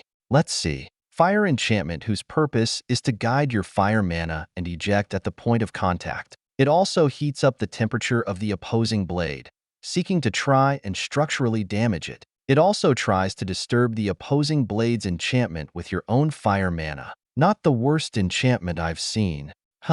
Jumping backward, Aratai separated from Dream. As Dream described exactly what the enchantment on his own blade did, Aratai looked at Dream and found that there were no wounds, neither on him nor the knife. As everyone listened, they were surprised, especially the master of this disciple, Tulsar. He had given that sword to Aratai, and its enchantments were mostly a mystery to outsiders. Not to mention how Dream had read the enchantment from just an exchange of blows. How did you know about that enchantment? I just read it. How? By scanning the sword. I'm an enchanter too, you know. But that sword was enchanted by a class 4. The mana barrier around it should block anyone from seeing or affecting the enchantment. Actually, not really. How do you think he injects mana? There's always a way in. Besides, I can easily break past a simple mana barrier like that. Tulsar went quiet, not knowing what to say. Aratai, though, was more angry than impressed. Can you take this seriously? You haven't even fought back. Then come slash at me again. I'll hit you if you really want. Then try and take my most powerful attack. Just make sure it doesn't take forever to prepare. It doesn't. With a shout, Aratai's sword began to glow red. He also took a stance, pointing the sword at Dream. His muscles bulged and strengthened. The enchantment went full power, and his power increased. Dream could sense all the mana being dumped into the sword and his body. It looked impressive, but really wasn't. Hup! Aratai dashed over, thrusting his sword toward Dream. The sword seemed to weave around, and Aratai's movements attempted to throw anyone off who was looking at them. He used all his speed, and all his power was directed to the tip of the sword. But Dream, baffling everyone present, actually put away his knife. He then brought up his hand. Ting! With a loud sound, Dream caught the sword that was thrust to his chest with his bare hand. This halted the sword and Aratai, who was slack-jawed. But not being finished, Dream moved quicker than Aratai could keep up with and kicked his legs. He was swept off his feet and his body was suspended. Then, Dream chopped down with his arm. Boom! The ground was rocked as Aratai was slammed into the floor. Cracks could be seen, and it had indented the platform a bit. Dream squatted down over Aratai, who now had a large bloody mark over his chest where Dream had chopped. "You good, princess? I didn't break any bones, other than maybe a rib, but you're tough. It shouldn't take long to heal." Aratai, flying over, Tulsar came and checked out his disciple. After scanning him and seeing he was fine, he sighed. "Thank you for taking it easy, Dream." "Sure. Well, I guess we know who the winner is." Impressive performance, Dream. Everyone else came flying over as Aratai was being helped up. He struggled to breathe for a bit, but was eventually fine. "Yes, very impressive. You didn't even use your weapons. And grabbing that sword bare-handed requires a tough body. How's your hand?" "It's good." Dream raised his hand to the Emperor. Everyone looked and saw nothing on it. "Tougher than I thought. Thanks. Now, I believe we have another stop to make." "Indeed. If we can, President, we should head out today to the mountain." "Sure. Ready when you are." "Then let's go now." After wrapping things up, everyone began to head out of the pagoda. After leaving 4 people behind, the president along with all the other Class 4s from the empires and church boarded the planes. Their next stop, the Enchanted Mountain. Only half an hour later, Dream was landing the ships on the floating castle above the mountain. The Class 4s had already come out to greet them. "Emperor, President, I welcome you back to the Enchanted Mountain." An old bearded man came up and shook their hands. This was Shane, the man who had presided over the grand meeting and the director of the Enchanted Mountain. "Director, thanks for meeting us on such short notice." "Of course." "And Pope, it's a pleasure to meet you in person." "Likewise, Director. Come, let's go to the hall." Guiding everyone inside, Shane led them into the same grand hall that they had their grand meeting in. After sitting down, the Pope, Emperor, and President all began their talk with Shane. It was the same as with the President. They went over the demon threat, the most recent battle, the Church's forces, Dream becoming the head of logistics, and finally, the need to go to war. After hearing and discussing everything, Shane went quiet, as did the other Class 4s who had been absent. Including Shane, there had been 7 Class 4s absent, and all of them were enchanters or blacksmiths, or some other kind of craftsmen. Of course, they all could fight at the Class 4 level, but they choose to focus on crafting. Hearing everything, I guess there isn't much of a choice. Although the cost will be huge, what good is money if there is no empire? I'm willing to support this war. The declaration is right here. Smiling, the Emperor passed the document to Shane. He signed it with his mana, and after him, the others who were absent also signed it, along with that one who hadn't before. But although they signed it, Dream didn't really sense their willingness. The truth was, just because they were signing this didn't mean that they fully agreed with the war. Maybe on the outside they did, but there was no way to know their true thoughts. But Dream didn't care. Now, every Class 4 had signed this declaration, and they would all support it because everyone else was. Not to mention how the Church was there to put pressure on them to act. The Pope had flaunted his cardinals after all, and everyone knew that just the Church had more Class 4s than any one empire. As Dream looked at the declaration filed with signatures, he smiled. The Emperor and Pope also smiled.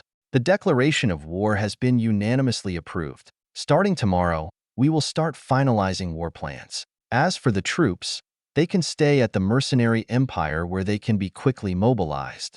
The Church will also start assembling forces. All we need before we start moving are Dream's bracelets.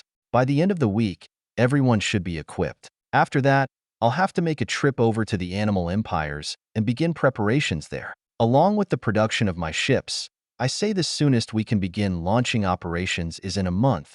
Then during that month, everyone will make all the preparations we need. We can all communicate over the bracelets, so any communications can be made at any time. Oh, and we need to start sending Dream resources. Our mountain will be able to handle most of that. You can just hand me a list, Dream. Sure. Then since we've established everything, I believe it's time to return to our empires. Word will be sent out to the public, and there's going to be a lot of managing that needs to be done. Indeed. Then President, Emperor, Pope, I bid you all farewell. Likewise. Saying their goodbyes, the forces of the church, school, spire, and mercenary empires all left. Dream sent out the Pope and his forces on one ship back to their holy city, while the rest got on other ships and went back to their own empires. Although many Class 4s were still going to be kept at the mercenary empire, so only some people went back to their home empire. After Dream had dropped everyone off, he and the girls went back to the dome. We're home.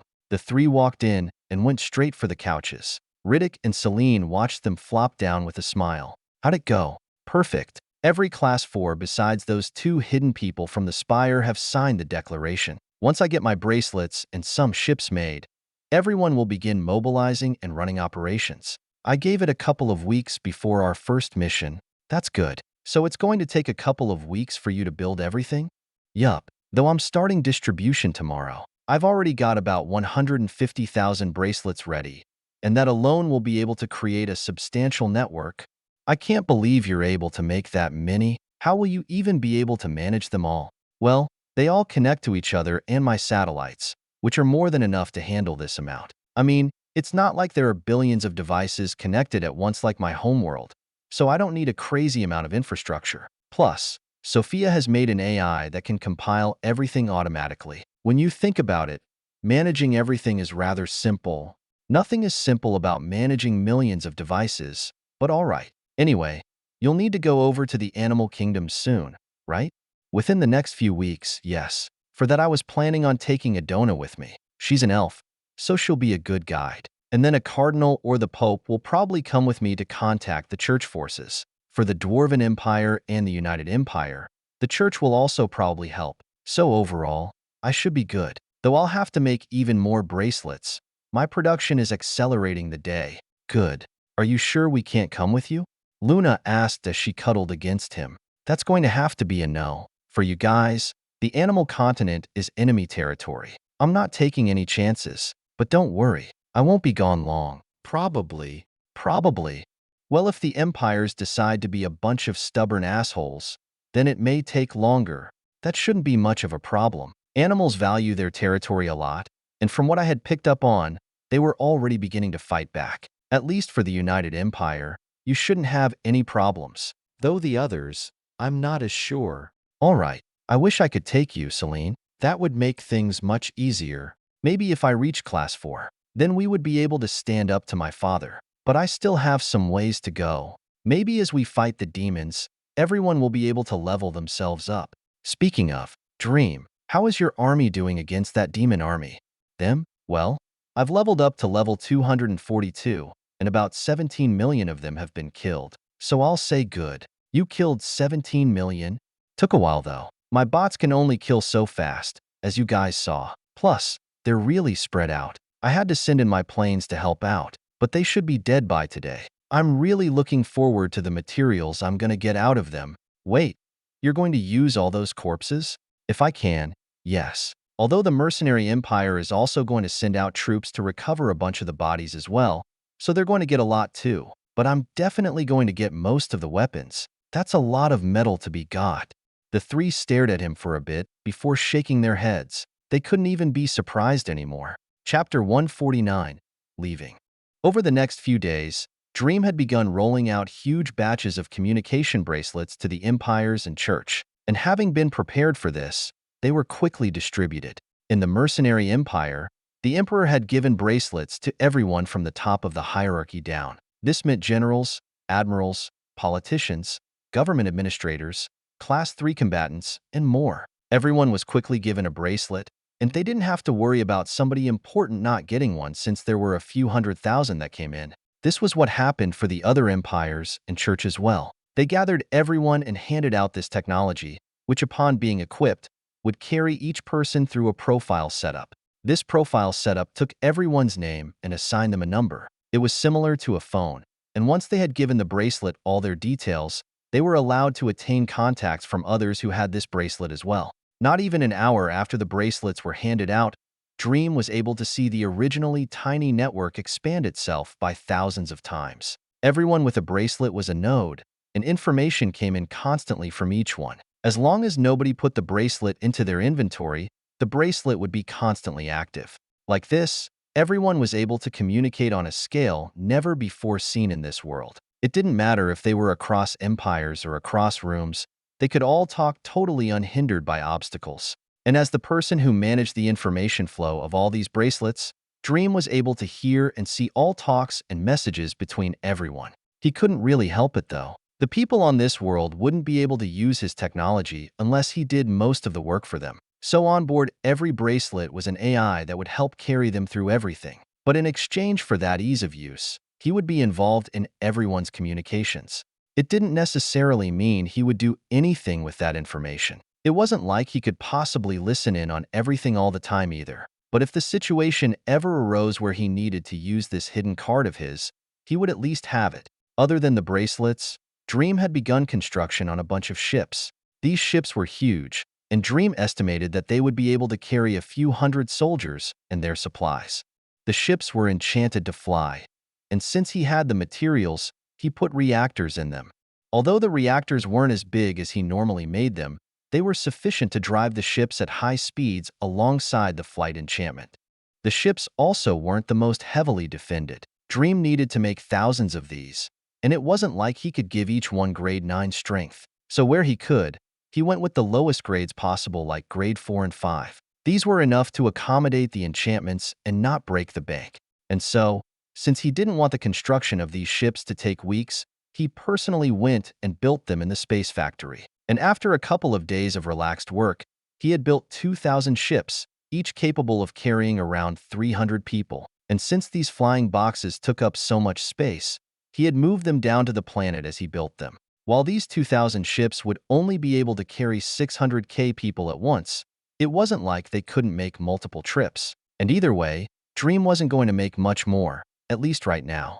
Each ship has taken nearly 10 tons of material. That's 20,000 tons of material just for those ships. If Dream hadn't multiplied his resources gathering and processing, he would never have been able to make that many. But luckily he did. His now hundreds of mining teams were bringing in thousands of tons of material each day. So even after making those bracelets and ships, he still had a rather sizable stockpile. The building of the ships and bracelets had never been enough to disrupt his enhancement processes. He was bringing in so much material that even the amount of depleted material was beginning to pile up. He had already begun transporting batches of this depleted material back down to the planet and into some volcanoes he had discovered. Hopefully this way the material would be recycled and maybe gain a bit of flux back. But either way, he still had lots of high-grade materials, more so than he's ever had before. He was even beginning to wonder if he needed help from the empires at all. Could they provide him with thousands of tons of iron and silver each day? Probably not. In fact, those materials would just cycle their way back to them in another form anyway. So he was thinking about just calling off the support they were going to give. The time he spent to settle the construction of the ships and bracelets took to the end of the week. By then, Dream had given the empires the millions of bracelets, and the 2,000 ships were being stationed at the mercenary empire where the armies were. After that, he decided to bolster his construction bots again and add another 1,000 or so to the factory, because why not? He then assigned some to keep pumping out bracelets while the others would construct some soldiers with the surplus materials constantly flowing in. He had a feeling he would need the soldiers in the future. When all that had finished, his next order of business was going to the animal continent and settling business with the church forces over there and the other empires. For this, the first thing he did was contact the Pope. Currently, Dream was in the cabin laying around on the couch with Luna and Iris both sleeping on him. Like this, he called the Pope. Dream? Hello, Pope. Dream smiled as he heard the voice in his head. It was truly convenient, giving these bracelets to everyone. He could call the Pope, the highest-ranking member of the church, whenever he wanted. So it's you. To what do I owe the pleasure? Since I'm done with construction, I'll be heading over to the animal continent soon. And since you wanted me to wrangle the church forces over there, I'll need to know how to do that. Yes, I was planning on sending a few cardinals with you so that they can make contact. Sweet. I'll send over a ship tomorrow to pick them up. That's when I was planning to leave. Very well. They will be ready. By the way, how do you plan on contacting the leaders of the Elven and Dwarven empires? I know a class 4 from the Spire named Adona. She's an elf, so I was going to have her guide me. As for the dwarfs, I'm not sure. Since that's the case, my cardinals will help you. The forces we have over there are more than familiar with everything. If you have any trouble, just ask them. Will do. And I'm also going to be bringing bracelets over there, so we'll have them on the network too. I'll get them in contact with you once I set them up. Much appreciated. That's all I had for now. The ship will be there in the morning tomorrow, as will my cardinals. Thanks. See you later. Saying bye, Dream hung up. He had gotten much more casual with the highest-ranking members of society after doing so much. Perhaps only he had the ability to be as lax as he was, a result of the fact that he was entirely independent. You're leaving tomorrow? Luna looked up at him as she laid on his chest. Iris also perked up. She was currently under his head, acting as a fluffy pillow, letting Dream pet her tails that drooped over his shoulders. Yeah, I really wish I could take you two with me, but it's too risky. Dream sighed. This was a really good opportunity for them to go sightseeing, but he wasn't going to take any chances. Riddick and Celine also didn't want to risk it. It would only take one fox seeing them and reporting them to Raoul for things to go to shit. We understand. You just need to be careful yourself, especially if you go meet Raoul. He won't be able to do anything to me, and if he does, I'm going to have another unhealthy dose of steel waiting for him. You're taking those railguns? Of course. They're coming with me everywhere. Plus, I've still got my own weapons that re-sitting in my inventory. If I really needed to, I'm pretty sure I could take on a class 4. Have your stats broken through to the S rank? No, and it frustrates me. Dream huffed. His stamina, agility, and magic were all sitting at A+. And despite having leveled up from killing those armies, they never budged. I'm probably gonna have to work on my skills if I want to get stronger. That's how it's always been, and I know what direction to go, but it's gonna take a lot of trial and error. More experiments? I'll try to spend some time on this trip messing around with my metals. The old man said that the dwarves are good crafters too. Maybe I'll check their magics out some. May be useful. Just don't spend too long over there. I won't try, though when I get back, things are gonna start picking up. The Emperor and his generals are already making plans to invade. You too. And your parents may be going over to help out. Oh, we'll get to fight demons? Yup. My Devour skill had been increasing its level lately. I'm pretty sure if I fought you, Dream, you wouldn't be so passive. Iris suddenly spoke. Raising his brows, Dream grabbed one of Iris' tails. Iris then activated her skill, and the skin on Dream's hand began to disintegrate. Very nice. I even activated my mana, and it's just eating right through it. How do you increase its power so much? Denser energy. I've been working my soul a lot, and it led to my mana becoming denser. I can release a mild fog with my mana now, so naturally my skills are more potent. Catching up to me, are ya? Well, good job. If you want, I can leave some of the high-grade metals behind for you to eat at. I'll enchant them to give you a bit of a challenge too. Alright, for some reason, they taste kind of good. Although not as good as live monsters, probably the dense flux and mana. Maybe. Luna just laid there and listened to them, talking about eating high-grade metal, some of the strongest materials in the world. Wasn't exactly surprising to her. These kinds of conversations were normal for them.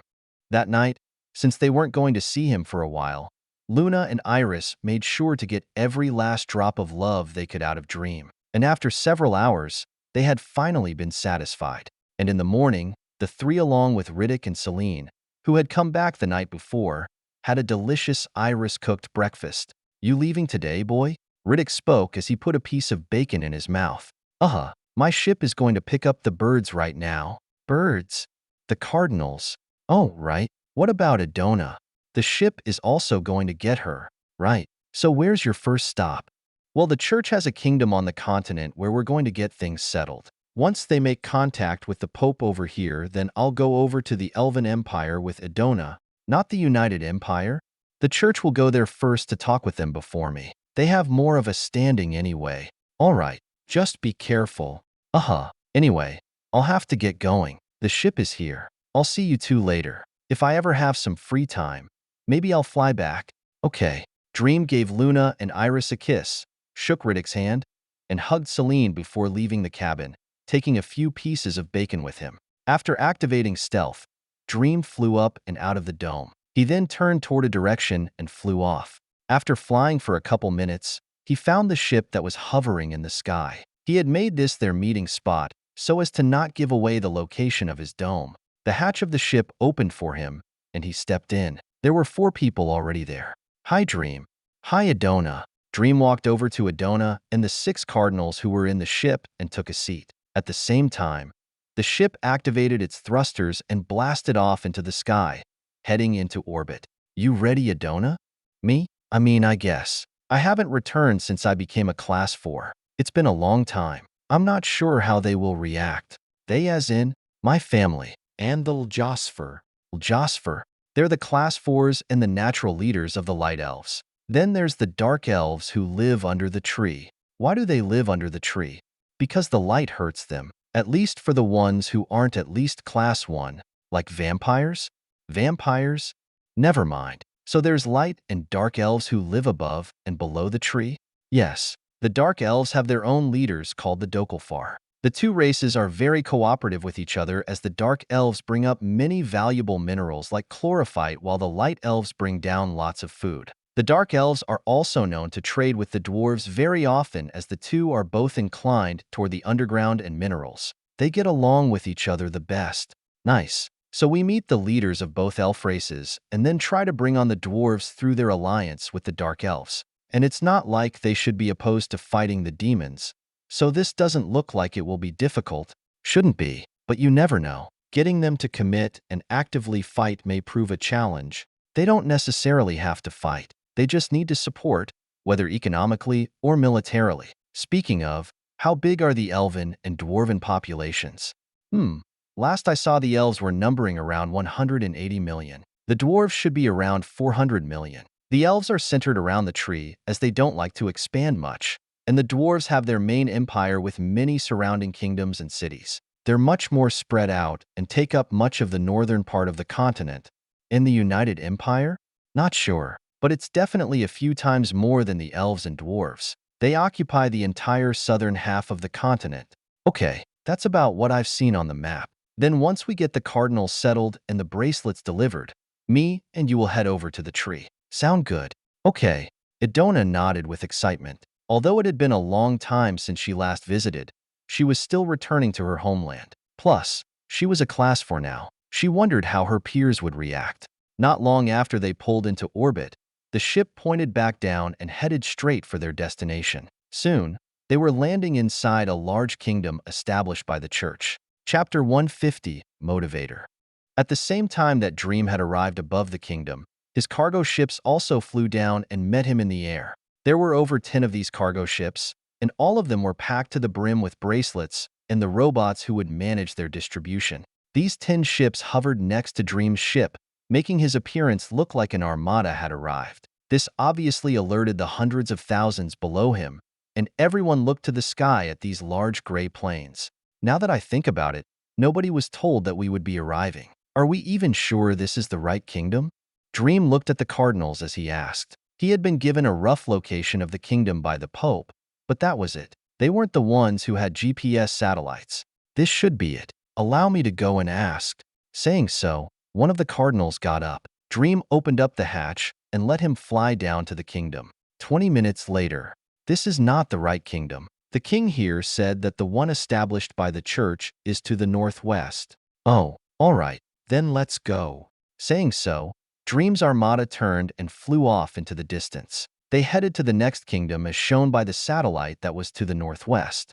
Yes, this is it. There's the basilica. The cardinal confirmed as they hovered over the other kingdom. Dream nodded. All right then, you 6 can hop out and notify the church administrators. I'll take care of these ships. Of course. The cardinals flew out, going to greet whoever the leader was. When they left, Dream slowly set his ships down in a large plaza. Once they were set, he stepped out with Adona. Oh, animals. Dream smiled excitedly as he walked out of the ships. There were thousands of animals surrounding and looking at them. All of them were of many different species and varied wildly in shape, size, and color. He had never seen so many exotic animals in one place before. Let's see. Bears, tons of birds, monkeys, some wolves, deer, mice. Damn, this is a zoo. And, oh, kitty. After scanning around a bit, Dream finally laid his eyes on two cats, one large, one small. It looked like a parent and child, and noticing his gaze, the large one grabbed its child by the nape and put it behind them, as if guarding it. Dream, you should probably watch yourself a bit. Although none of them can harm you, it wouldn't be good to scare them either. Scare them? Dream responded curiously as Adona talked to him through telepathy. Many animals don't have the best opinions about humans. Some think that your species is nothing but a bunch of brutish, dominating savages who do nothing but destroy nature. Well, considering the taming and landscaping they do over on our continent, I'm not surprised. Just be aware of that as you meet kings and such. Oh, that reminds me. I don't need this anymore. Suddenly remembering something, Idona activated her mana. The next moment, her face and ears changed to that of her normal, elven looks. Her eyes turned black. Those tattoos appeared around her eyes, and her ears went pointed. She had removed her disguise. As they saw this, the animals around them suddenly lit up. The human they weren't fond of, but an elf? That was a different story. Kinj Kavra, Jornaturv Havert Hinbrat, Rentak Opportuni, Kikek, Noventers Fetrani. The hell? Dream tilted his head as he picked up on the telepathic messages of the animals around them. Their lack of speaking threw him off first, and then he remembered that he only knew the human language, not any others. But despite not knowing the language, he was able to slightly understand the meaning behind their words. How? He wasn't sure. But it let him know that the animals around him really enjoyed Adona's presence. Adona? I know comprendo. Oh, you don't know the language, huh? Ugh, I don't have a book with me. Damn, I should have grabbed one before we left. It's all right. The church here should have. Wait. Dream stopped talking midway, earning a head tilt from Adona. He just stood there with his eyes closed, listening to the animals around him. Congratulations. You have earned a skill through your own effort. The passive skill, Translate, has been acquired. Translate is level 22. Ooh, I see. As Dream listened and acquired the skill, he was able to understand the animals around him much more clearly. The meaning behind each word everyone spoke became apparent, and he could quickly begin to understand the conversations. Translate has leveled up. Translate has leveled up. Translate has leveled up. Arcana has leveled up. Arcana has leveled up. Dream smiled widely as he processed the new skill Translate that rose to level 27. But he smiled even wider when Arcana leveled to level 5. Dream? Something happened? Adona looked at him weirdly as he grinned with his eyes closed. Oh, nothing. Just having fun with my skills. Where's those cardinals? Looking around, Dream suddenly released his influence to its fullest extent. His senses quickly encompassed the plaza as well as the basilica in front of them, stopping only at nearly 170 meters. Dream, sensing his aura, the cardinals, who had been talking to someone, perked up. Dream spoke to them through his aura. I've got bracelets out here. The Pope said that he wants to make contact. We got the right people? Yes, you can bring some bracelets here. We'll give them to the Pope and his cardinals. Okay. Nodding, Dream waved Adona over and began walking into the basilica. Since he had scanned the whole place with his aura, Dream had no problem navigating and quickly arrived at the conference room the cardinals were in. And at the head of the table was another pope. Except this pope was a lion. Cardinals, here are the bracelets. Saying so, Dream put down 2 cylinders on the table and tapped them. They instantly split into 10 pieces each. One of the cardinals nodded and took one. Pope, this bracelet will allow you to contact the human pope. Poof. The lion suddenly transformed, turning into a humanoid. This humanoid had lion ears, a tail, and his lion claws. Dream thought it made him look much less ferocious. The Pope took the bracelet from the cardinals and put it on his wrist. And since he wanted this to move quickly, Dream decided to take control of the bracelet and set everything up, automatically sending it through to the human Pope. He also added himself to the conversation. What's this? Pope, this is Dream. I have with me the other Pope. Ah, fantastic. Can I speak with him? He's currently in this call. Pope. Dream turned to the lion, who looked at him and then his bracelet. Hello? A deep, rough voice came out. It almost sounded like he was angry. Hello, this is the Pope of humanity. You are the Pope of Animalia? Yes. Great. We have many things to discuss. But before that, Dream, have you distributed bracelets? Not yet. They're waiting to be handed out. Right. Then Pope, let's talk about that first. For the next few hours, the two popes went over the bracelets, their distribution, and future war plans. It was basically everything they went over with the human empires. And once he understood everything, this lion pope went to work on handing out the bracelets. He first equipped all his 47 cardinals, then equipped his military officers. Then he went down the chain of command, equipping everyone.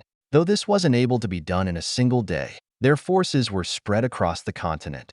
So the Pope only equipped those who were present. But this was enough for now. Once this was done, it had already become night. Dream had underestimated the lack of technological understanding these animals had. Though they weren't stupid, this kind of stuff was new to them. So it took hours to get everyone who was important properly adjusted to this new equipment. But once they were able to properly start a meeting where the Pope reiterated their plans. And contrary to what Dream expected, they adopted the new plans with relative ease. In fact, they were eager to go out and fight the demons. Although they already had forces in conflict, it was only a small amount, and they had yet to go all out. But this meant they would finally get to. This attitude greatly surprised Dream. But after thinking about it, he realized that it wasn't out of the ordinary. These were animals, not humans. By nature, they were much more aggressive and willing to fight physical battles than verbal ones. And after hearing that Dream would make it fast and easy for them to dig their claws into enemies, they had no objections. Another factor, though, was the fact that this was the church. They were much more united in their thinking, and they understood that these demons would be a huge threat if left unattended. Plus, according to their religion, they weren't discriminatory to humans like Dream, at least not as much as other animals would be. All in all, the Pope was able to settle his matters quickly and begin officially running operations with Dream's new technology. Although he had to continue to distribute those bracelets to his scattered forces, Dream's cargo ships, bots, and 20 transport ships that he had called over would make the process quick and easy. So on the second day after Dream had arrived, business had finally been settled and he was allowed to leave. Any other business that needed his input could be given over the bracelets. We can go to the tree? Adonis smiled and looked at him expectantly. Currently, they were both in a room inside the basilica. Dream had come to her after he finished a meeting. Yup, wanna go? Of course. When? Now. Now? Why? Got anything to settle? And no, I'm good. Let's go.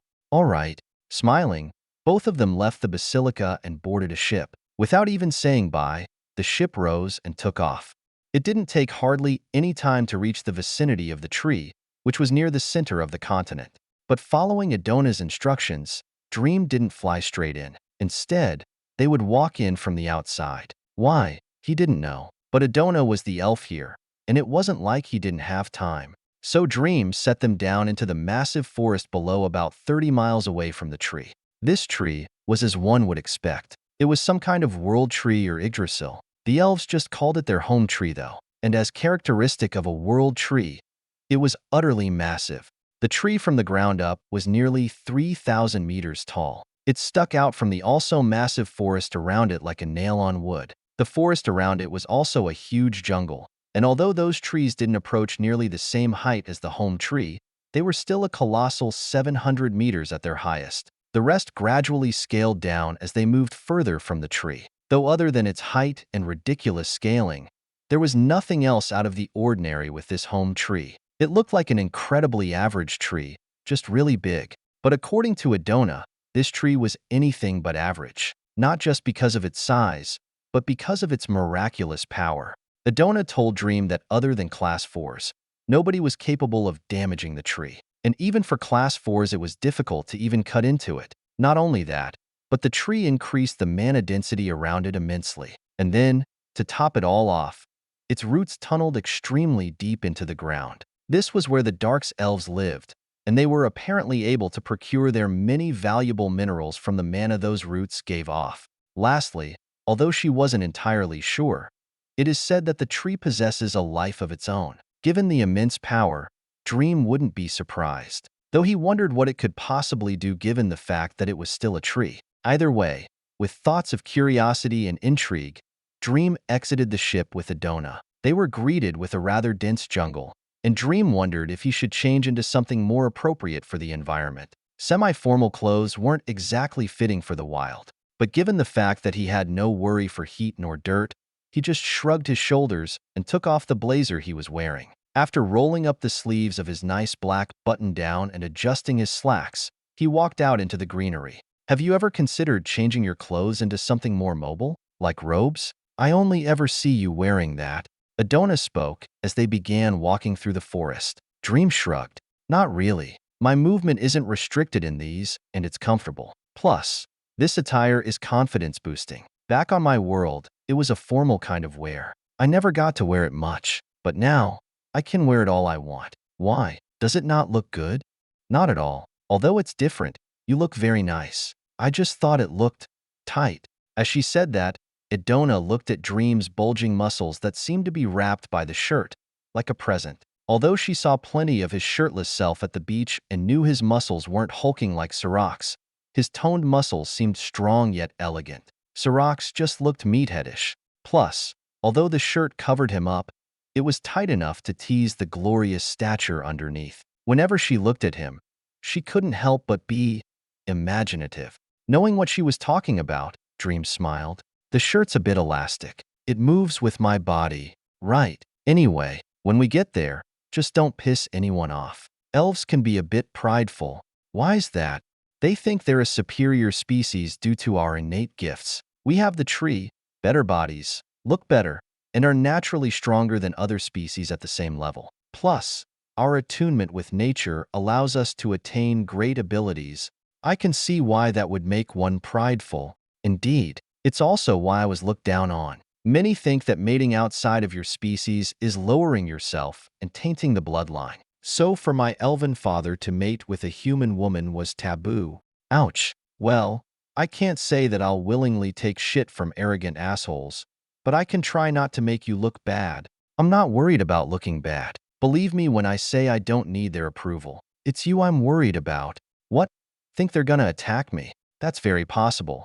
But gaining their support will also be made difficult if everyone hates you. Asterisk psi asterisk, right? Forgot I have to play a bit of politics. I guess I can try and play it nice, but I won't let them walk all over me. By the way, how much do the elves value the tree?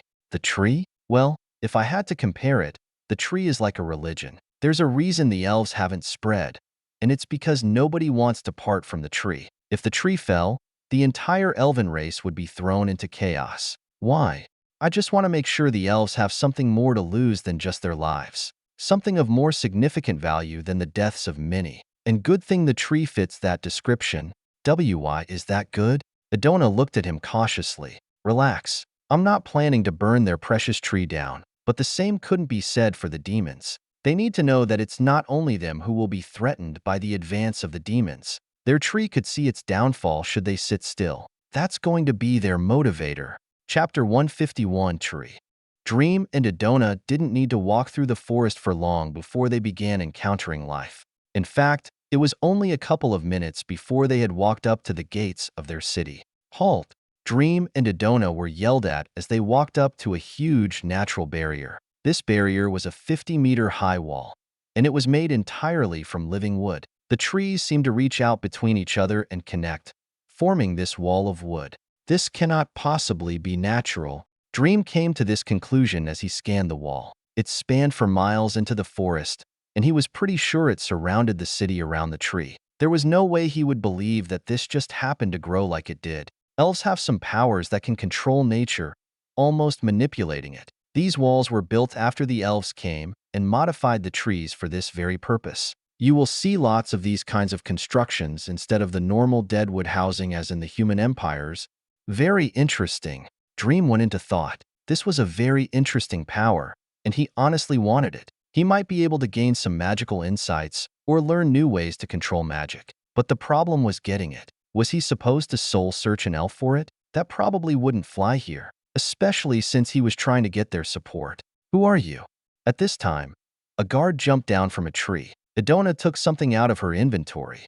I am Zyla. This is my partner, Dream. Here's my fragment. Idona, or Zyla, handed the object to the guard. It was an oval-shaped piece of wood with an engraving of the tree on it. The guard caught it and scanned it before nodding. I see. What is your purpose in bringing a human here? That is none of your concern. Please open the gate. Otherwise, we'll go around it. Releasing a bit of her Class 4 aura, Idona looked at the guard. He was quickly startled and ordered the gate to open. Without another word, the two walked into the city. Ooh, very cool. As they walked in, the trees became sparser and the buildings more numerous. Almost all of the buildings were indeed made out of living wood. There were some buildings inside trees, on top of them, on the sides, suspended in the air. It was literally a city of tree houses. Though despite the wild and natural vibe the place gave off, the elves seemed like very refined people. They wore nice clothes and walked and talked like regular people in a regular city. If not for the fact that he were in a forest, Dream would think he'd gone back to the spire. The children were also very lively. They all ran around every which way, swinging and jumping from tree to tree like monkeys. Dream was only surprised by one thing though. Why is everyone so tall? Dream quickly noticed that he was never looking down at people. This was something he wasn't very used to. He was a bit over 6 feet himself, and on Earth that was pretty tall. But here, he couldn't see hardly anyone shorter than him. His height seemed barely average while many stood an entire foot taller. Hearing his question, Idona answered, Elves are naturally taller than the other races, so what happened with you? I got my mother's bloodline, so I'm naturally shorter. My dad is tall though, taller than you. Idona responded, a bit ashamed and irked. Dream tilted his head. While she wasn't short, she wasn't taller than Dream, though she wasn't far off either. Is it bad to be short? No, but the taller you are the stronger you seem. It's a mental thing. Indeed it is. He could agree with that. That's how it was on Earth too.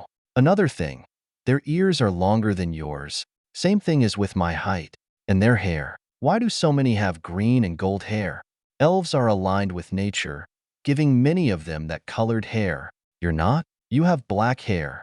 I'm still aligned with nature. My mana is green. Again, bloodline. Did you get anything from your father? My magic. Huh. I guess you are an archer. The two continued to walk and talk about all the new things Dream was seeing. At the same time, everyone was looking at these two people as they walked down the road like nobody cared. They even earned themselves a little tale of curious children. Eventually, though, they hit another wall. This wall was taller than the previous one by double, and it seemed much stronger too, though it wasn't nearly as guarded, and people walked through the wide open gates as they wished. Why is this wall here if people can just go through it? Security. The city is frequently under attack from monsters. If there's ever an overflow, they can close the gates and contain it. Ah, I see. It's also a kind of separator for the higher class area. What you've seen is only the lower class area. I can see that. Dream nodded as they walked through the gate. The difference became immediately clear. The streets were no longer dirt. The houses were nicer and more refined. The trees were bigger, and everyone wore nicer clothes. Dream looked around with more boyish curiosity as they stepped onto the living wooden street. This place truly looked like a developed civilization. Although the wood and trees would give a sense of primitivity, upon looking at how refined the place and people were, one would get a more noble aura from them. After walking for a bit, though, Dream and Idona took to the air and weaved through the tree houses, wanting to speed themselves up. After a bit of flying, they passed yet another wall that was nearly 300 meters tall, and past that wall was the high-class area. This was also where the trees began to reach past 400 meters. Naturally, as the trees got bigger, so did the buildings. Dream saw buildings as tall as the trees themselves and entire complexes of buildings between them hovering in the air. Although the trees were more spread out due to them being so big, this didn't stop them from creating wooden pathways in between the gaps. Plus, the wood was much stronger, allowing them to construct crazy things. Soon, they could see skyscraper trees and small castles. The auras of Class 2s and 3s could be felt as well, though only lightly dispersed in the population. Dream wondered where all the powerful people were, until he looked up. Damn, that's tall. Seeing it from afar is one thing, but when Dream was standing at the base of the home tree, he couldn't help but be speechless. Like its height, its base was also massive. According to Sophia's calculations, the base of the tree was over 1,000 meters around, and while the tree got skinnier as it rose, it was never skinnier than 300 meters around. It was absolutely colossal. Dream had never seen anything so large and up close. The Ljosfer are up high in the tree, though since we can't just go waving our aura around, we'll need to ask for them. Wait here. Saying that, Edona left Dream at the base of the massive tree as she flew up along its body. Dream stood there, staring at the monumental sight. So we're totally gonna scan this tree, right? Do cow shit? Of course we are. Make the globe network. We'll insert our mana at the base of the tree. Smiling, Dream went over to the massive tree and climbed on top of the sloping bottom. He soon found a nice place to sit, and the globe network appeared around him not even a second later. This network had undergone more refining by Sophia as they learned the different mechanics of Dream's Arcana skill. Right now, this globe network was like a constellation of stars that floated all around him, and just its presence increased the mana density around him. On top of that, the tree also increased the mana density of the city around it. Except this mana wasn't ambient mana, but nature-type mana. Luckily, Dream could use any kind of mana with ease as long as it wasn't anything like Riddick's. Using the constellation, he could just change the mana type and make it his own. Either way, he had massive amounts of mana at his disposal.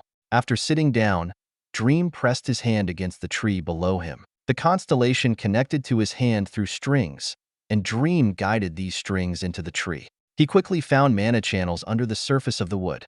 So Dream created a mana wire and let it flow along with the mana channel while maintaining its connection. As it flowed, it encountered more channels and split, sending more strings into the channels. It only took 30 seconds before Dream's strings had split thousands of times, filling up a large portion of the tree. And after inserting enough mana, he began to send the mana up and down.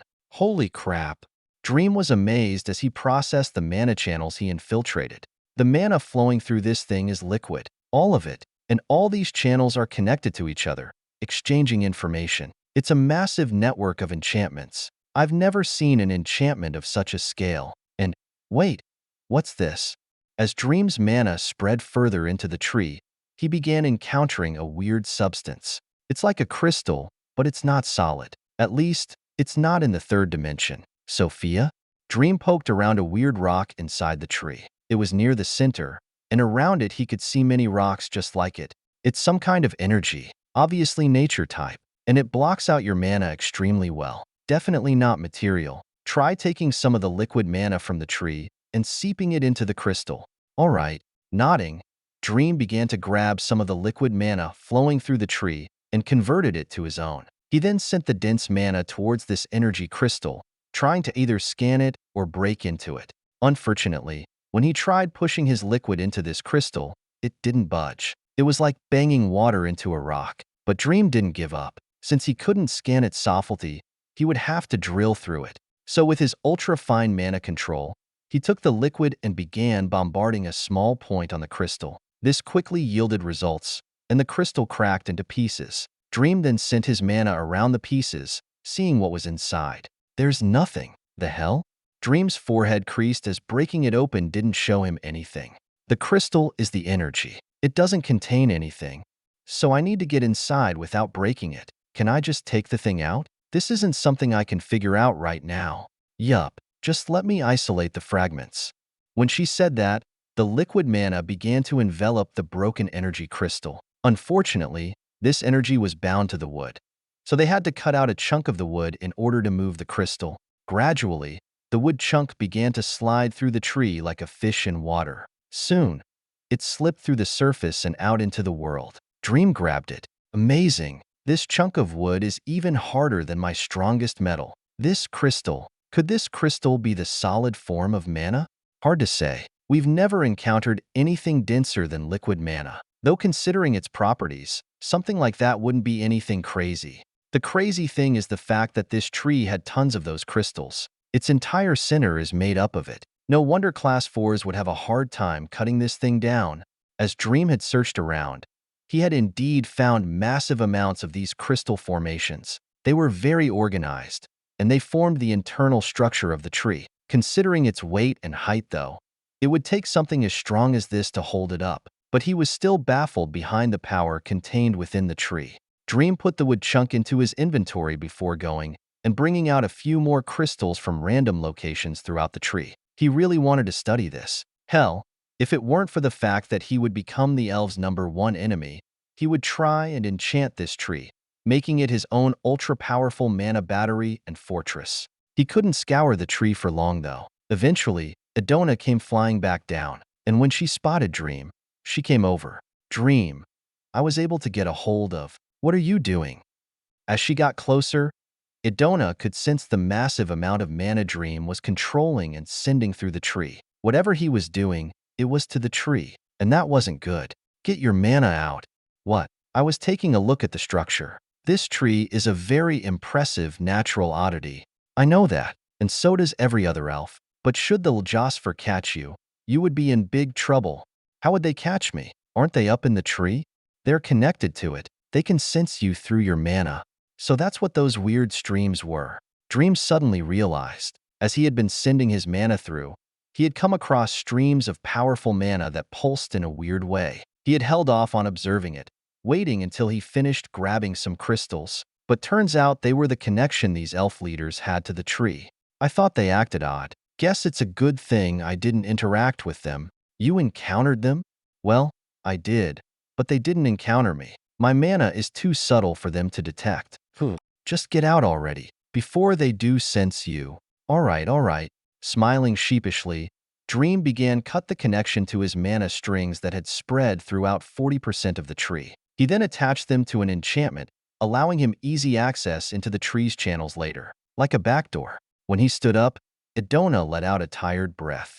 *sigh*, I leave for barely 20 minutes. Anyway, I was able to set up a meeting with them. When we're there, you mentioned nothing about this. What? You think I'm stupid? Of course I won't. Let's go. Fine. Follow me. Dream smiled as they both flew up the tree. If the elves knew that he didn't only scan the tree, they may not let him leave alive. I only took some crystals. Besides, compared to how many are in the tree, this much is a drop in the ocean. I'm surprised those elves don't do anything with the tree. That thing could be turned into a fortress of unimaginable power with the right enchantments and control. Instead, they just live around it and use it for housing. A major waste. At least I get to gain something from it. Those energy crystals are intriguing. I'm looking forward to studying them. Chapter 152, Face Off.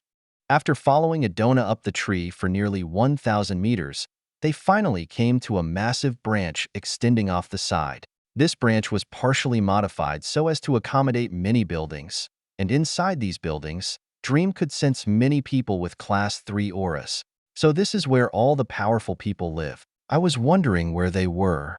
The majority of the elven elites live in the tree. There are countless branches, many of which are simply massive. They can allow for entire communities to be built on top of them. But of course, they still need the resources of below to operate. Food and materials can't be harvested on a wood branch. Idona. Sure. Though there are many Class 3s who live on the ground too. They're the ones who take the taller trees near the home tree. Sometimes flying up and down the tree can be time-consuming, so they stay down there. Or they have families that can't fly up the tree. Right. So these Ljosfer, they're meeting us? How many are there? There are 12 Ljosfer, but we won't be able to meet all of them. At least right now. The meeting we're going to will have 4 of them there. And the only reason we got that many is because I told them we're here on behalf of the church. Plus I'm a Class 4 elf, so that helped. Well, it's a good start. Let's just deal with these people and see if we can't get everyone to come. As he said that, Idona came to a stop. They had risen even higher and approached the 2,000-meter mark on the tree. It was here that they found a branch with a single building on it. Idona led Dream to this wood building and entered. Inside, they found 4 people sitting around a round table. The chairs around this table, and even the table itself, was grown from the floor. It was a very simple and plain room. Ljosfer, Zyla. The 2 groups nodded to each other as Idona and Dream took a seat. The 4 looked at Dream. This must be Dream. I am. Dream spoke casually as he took a look at these 4 people. 2 of these elves were women and 2 were men. All of them, though, were at least 7 foot tall. And as they had established earlier, they looked different from Adona. They had longer ears, golden hair, and their eyes weren't pitch black like Adona, though they did have tattoos around their face, similar to Adona. Though of all this, Dream was most focused on the height. Both Adona and Dream looked like teenagers compared to these 4. The chairs were also unaccommodating, and he could barely touch the floor with his toes. He looked like a child, but as if he didn't care about that, Dream began swinging his legs back and forth under the table, something he hadn't done since he was, well, a child. So Zyla, you've requested our presence on behalf of the church. Can I assume that this Dream is an envoy of the church? One of the men spoke, looking at Dream's odd attire. He responded, I would identify myself as more of a hired agent, a contractor if you will. So, a mercenary? Agent? I don't understand the difference. You hire a mercenary to act as a soldier. You hire an agent for his services. I've been hired by the church to bring logistical supremacy to their forces. I see. So you're not a member of the church? No, I am their proxy, Ljosfer. To make things clear, the reason we're here has to do with the demon invasion. Adona cut into the conversation, making sure it didn't derail. The man turned to her. What of it?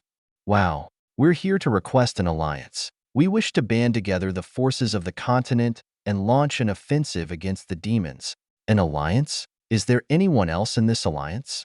The church is going to begin discussions with the United Empire today. We will also head over to the Dwarven Sanctuary to request for an alliance. So, other than the church, there is nobody in this alliance. Well, technically no, but there will be, right? And this alliance, what would be required of us should we join it?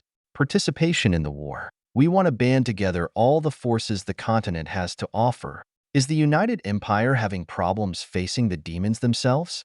We aren't sure of the exact situation, but regardless, the situation isn't good. Tens of millions of demons are attempting to destroy everything, but the United Empire has over 1 billion citizens under their rule. Their armies are more massive than any other empire on the continent. Surely they can handle tens of millions of demons. They may be able to defend against it, but they won't necessarily be able to destroy them. That requires them to counterattack and destroy them on the 3rd continent. That may be true, but despite that, why should we elves have to go and assist? Because the demons are a huge threat, maybe to those closest to them, but hardly for us. Zyla, you're requesting us to send elves across the continent to fight in a war against monsters that pose no threat to us. And worst of all, you have nothing to offer. So why exactly would we ever agree to such an alliance? Adona went quiet as the elf smiled at her. According to his logic, there was indeed no reason for them to assist. Why should they stick their necks out in a war that had no effect on them? And for no compensation? It didn't make any sense at all. The other elves thought the same. In fact, as soon as Adona brought up the matter, they already knew how they would respond. As he listened, Dream could also see the trap the elves were leading her towards. While she knew what to argue for, she didn't really know how. After her failed attempt, Adona started panicking. But before she started digging a deeper hole, Dream cut in. Mr. Elf, you can address me as Sir Ljosfer, right? So, Mr. Elf, I'm going to ask you the same question I asked Zyla right here. How deeply do you and your fellow elven populations value the tree we're sitting on? The home tree is sacred to all elves. It is like our mother that gifted us our power. Why? Because knowing that, it would be a damn shame if something were to happen to it. Maybe like, I don't know, it burning down and being utterly obliterated as your entire civilization was uprooted by bloodthirsty monsters. Is that a threat? Yes, but I'm not the one posing that threat. Take a good look at what I'm going to show you. Saying that, Dream pulled out a screen and rolled it out on the table. The 4 elves looked as it lit up to show them an image. It was of the world. This world map had the 3 continents, and the 3rd continent was covered in deep red. Beside this world map was also a series of numbers.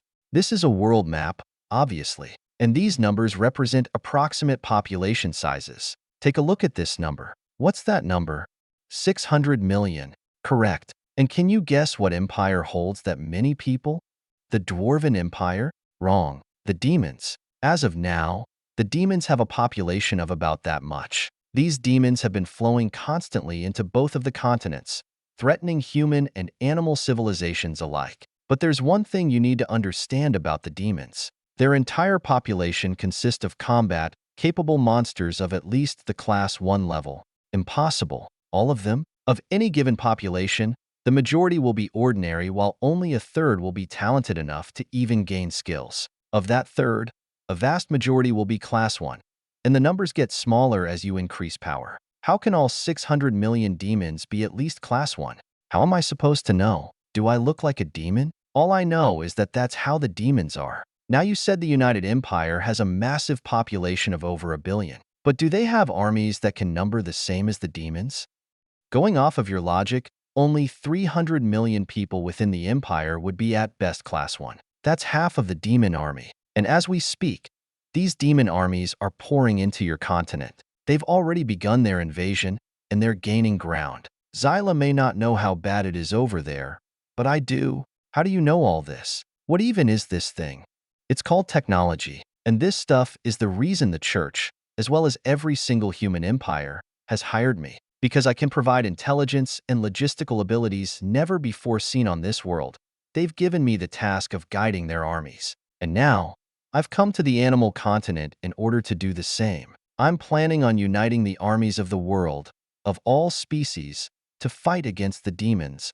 Impossible. How could you possibly manage armies numbering in the hundreds of millions that are spread across the world? I refuse to believe you have that power. Well, believe it. Take a look. Dream smiled and tapped the screen. When he did, the map disappeared and everyone could see dozens of images pop up. The images were live drone feeds. They captured ongoing battles in several different places on the animal continent. The 6 in the room could clearly see animals like bears and wolves being slaughtered by huge waves of demons. They could also see approaching demon armies numbering in the millions, heading straight through forests and plains. The sights of carnage and hordes of bloodthirsty monsters was spine-chilling. It was like they could feel the menacing aura through the screen. What is this? The man blurted out, shocked by what he was seeing. These are images being captured by my golems in the air around the world. What's happening in these images is ongoing, occurring as we speak. Look at this map. Dream tapped the screen, and a zoomed-in map of the land bridge appeared. Live feeds also popped up to the side, showing a massive stronghold and hundreds of thousands of demons crawling all over it like ants. It also showed the armies pouring through it. Right now, there are about 150 million demons approaching the United Empire. This doesn't count the 30 million demons that are already launching attacks. Now, I can go on and show you images and numbers all day, but I think you can understand the gravity of the situation. There are hundreds of millions of enemies coming to destroy you. They're going to tear their way through the United Empire, and once they're destroyed, you're next. By then, nothing will be stopping them from coming into your isolated slice of paradise and burning down the very tree that you so love. How can they get through the United Empire without enough Class 4s? The United Empire has 52 by itself. Actually, not long ago, one of the human empires had to fight a battle against 20 million demons. Within that army, there were 38 Class 4 demons. I'm pretty sure that when you consider 150 million, the number of Class 4s would be much higher. Though that may be the case, the United Empire has powerful defensive abilities. Even dozens of Class 4s won't be able to easily break through their city. But for how long will they have to defend for? Against an endless army, even an empire like them will still fall after enough time. They can't hold on forever. What will they do then? And here's another problem. If we want the problem to go away, then we have to take the fight to them. We have to fight our way to their continent and destroy the demon empire. Only then will they stop posing a threat. But how will that be possible when they have such large armies? It'll be possible if we band together. If we bring together all our forces, we will be able to fight our way there and destroy them at the root. But that won't happen unless we have an alliance, which is what we're here to ask you about. Do you finally understand the situation? Dream sat back as the elf went quiet, though this time, one of the women spoke up. What would our participating entail? The majority of your Class 4s would need to fight alongside those of the other empires. I've been told you have 12, so 10 of you would need to go and fight. Not only that, but your armies would also obviously need to travel over and fight alongside the others. This also goes for the Dark Elves down under. 10 out of 12? That's too much. I'm sorry. Did you not hear the numbers I put out earlier? I heard, but the tree is our home. How can so much of our combat power leave? By flying. Look, you better get used to the concept of not being holed up in your pretty tree. If you don't help fight, then sooner or later, you may not have a tree to ever come back to. You've heard the numbers, and you know that the threat applies to you as well. So let's not pretend like you guys can just be observers. Hey, let's watch how you speak to us. You may be an envoy, but you're only a class 3. You don't have the authority to talk to us like that. This time, the other male elf spoke. Dream turned to him and smiled. Actually, elf, I do have the authority. I have the backing of the entire church as well as the support of every class 4 that makes up the human empires. Plus, if you didn't get the hint from the technology I've showed you, my combat power isn't low. You think you can possibly compare to a class 4? The gap between us is massive, something even the most powerful of class 3s can't cross. Do you need me to show you, arrogant punk? You know what? I'm getting real sick and tired of holier than thou idiots talking down to me like I'm a child. This isn't supposed to be difficult, and I'm also not pleased by the fact that he was talking down to my partner in the same way. So if your hypocritical ass is hungry for a bit of a pounding, I'll be glad to dish it. Insolent. I guess I'll have to show you just how far above you I am. Boom. When he said that, the elf's class 4 aura was released. Dream also released his aura, and the two crashed, causing powerful mana ripples to spread throughout the room. The elf's forehead creased as his aura didn't overpower Dream's. Although it did beat his, the fact that Dream was even able to contend was irritating. But he still would never believe that Dream could possibly fight him, so he wasn't concerned. And Dream, while he should be scared, was smiling with glee. He was excited to be clashing as he had yet to meet exceedingly powerful foes. Dream knew his strength very well. His body was powerful, as was his soul, and his control over mana was unparalleled. Pairing that with his technology and weapons, and he had the confidence to kill anyone. Hell, he had almost killed Raoul with those railguns. And guess what was stationed in the air only 6 kilometers away from them? If he really needed to, he could kill everyone here, not to mention beating this high and mighty elf. So after telepathically telling Adona to stand down, Dream stood from his seat, facing off with the elf. Chapter 153, Ancients. Dream and the elf stood across the table from each other. Having come to this point, none of the other elves chose to stop the conflict. The male and 2 female elves didn't believe Dream could put up a fight, and they didn't know why, but Adona didn't stop Dream either. Either way, none of them had any thoughts of interfering. With nobody getting in their way, the two quickly floated in the air over the table. Dream had a smile that irked the already angry elf even more. Despite his confidence, though, he understood that he would need to put in some effort. Aegis understood. Aegis responded to Dream's mental command and quickly formed into a solid liquid over his skin. His body soon had an opaque gray color drape over it like a fog. He looked like a ghost. So, elf, how strong are those skinny muscles of yours? Dream spoke derisively at the elf, who snorted. Stronger than yours. And faster. When he said that, the elf suddenly zipped over to Dream's side, throwing a fist towards his side. A+ agility. He's as fast as me. Dream smirked, but he didn't turn. Instead, he let the elf hit him. Thud. Arg. The elf grunted as he made contact. All the impact had been dissipated, and it felt like he was hitting a steel wall with a slab of meat. The bones in his fist didn't enjoy the feeling. Right after he hit him, Dream lifted his arm to the side and threw a punch of his own straight towards the elf's chest. The elf barely reacted and raised his arms to block. Boom. Thud. The elf was sent flying into the wall of the building after his fist made contact. The wall didn't break, though, and the elf quickly recovered. He looked over at Dream with a bit of surprise, but soon scowled. Asterisk cough, asterisk, you think that's my fastest? I'm pretty sure it's your strongest. I guess those skinny muscles really are as weak as they look. That won't matter unless you can block them. Yelling out, the elf flew over, but this time, it was faster than before. Dream instantly accelerated his perception, slowing down time. In only a split second, the elf appeared next to him and threw punches. But just like last time, all the impact was dissipated and Dream didn't go flying anywhere. Dream couldn't do anything either, though, as he sat there getting hit. This elf was indeed fast, and although he wasn't fast enough to escape Dream's perception, he couldn't respond with punches of his own. At least, not in this state. Time to kick up the heat then, Sophia, going into overdrive. When she said that, Dream's body started heating up, and not just a few degrees, but hundreds of degrees. He quickly began radiating heat. The elf noticed this, but merely thought it was a lousy way to hurt him. But as he was throwing another punch, Dream suddenly spun around. Ting!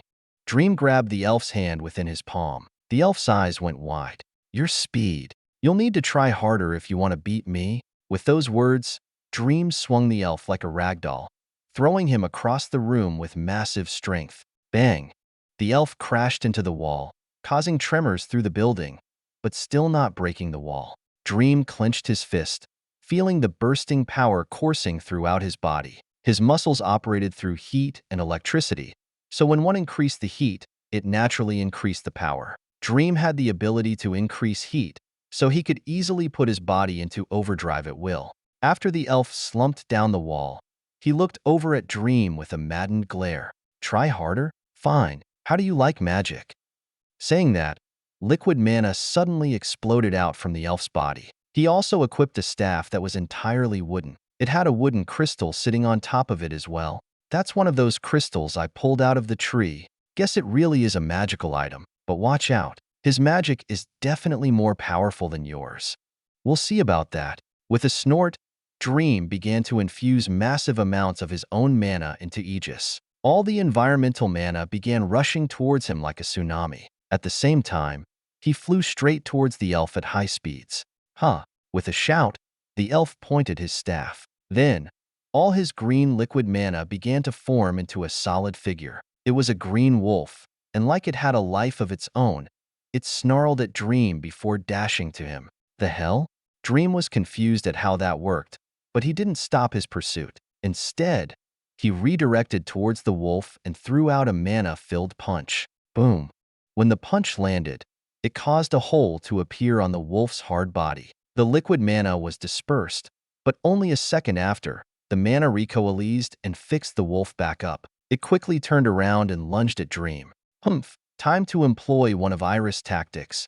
Huffing, Dream quickly dodged the wolf before attacking again. He threw out more punches filled with mana, and when they dissipated the liquid mana of the wolf, he took control of the mana, converting it to his own. Eventually, the wolf was destroyed. Dream stood there after killing it, looking at the elf as his own liquid mana floated around him. You think that's all I can do? Try this.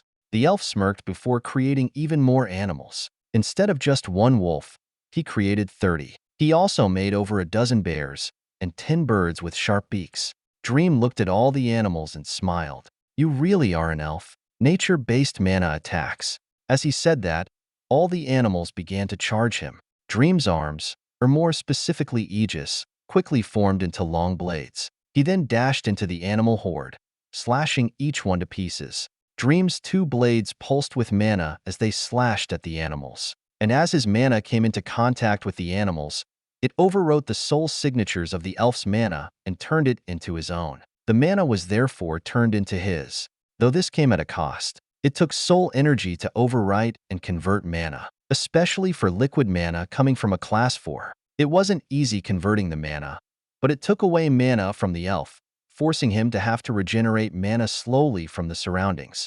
Everyone watched with wide eyes as Dream skillfully slashed through the mana animals. Though they weren't impressed by the sword skills, but the intricate mana control Dream was employing. His control surpassed that of the elf who was attacking him by many times, and this was despite him having less mana pool density. Eventually, all the animals had been killed, and the elf had an ugly look on his face. Grr, that's not all I can do. Okay, I'm not gonna chop at your pretty little animals all day. Suddenly, Dream's eyes sharpened. He then took his railgun out, and a reactor appeared on his back alongside some other boxes attached to it. The reactor whirred to life, charging the supercapacitor boxes in only a split second. After that, arcs flew across the rails of the gun. DSH. Arg! Dream fired at the leg of the elf, and the projectile punched a large hole straight through. Everyone was stunned, and the elf with a new hole in his leg fell to the floor. Ah, why you? You dare? Yup. DSH. Ah. Dream fired 2 more rounds into the other leg and his arm holding the staff, causing the elf to scream once more. At this point, everyone stood up. But Dream didn't mind them and appeared in front of the elf, placing the gun against his head. TSS. Ah. The elf winced as the hot rails touched his skin, leaving burn marks. I can end your life instantly. Why you can't? The elf stuttered as he looked at Dream. After being so easily injured, he felt that the ghostly armor flowing around him looked much more terrifying. True, not if I want to get your support, at least. Plus your friends wouldn't be happy either. So I won't. Saying that, Dream pulled the gun away and walked towards the table. His gaze then landed on the other male elf. Apologize. What? Apologize to Zyla. Why should I?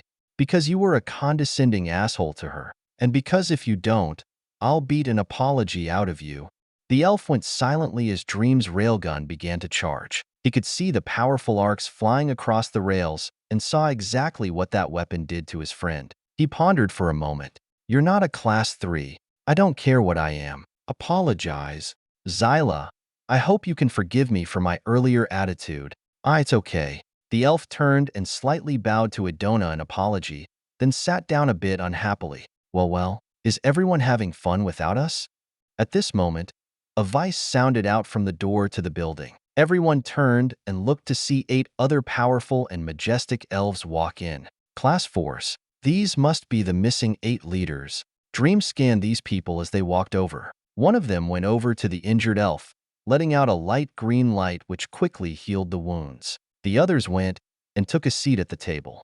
We couldn't help but notice the mana fluctuations and came to look. Who would have thought that an envoy had come from the church and was teaching one of our own a lesson?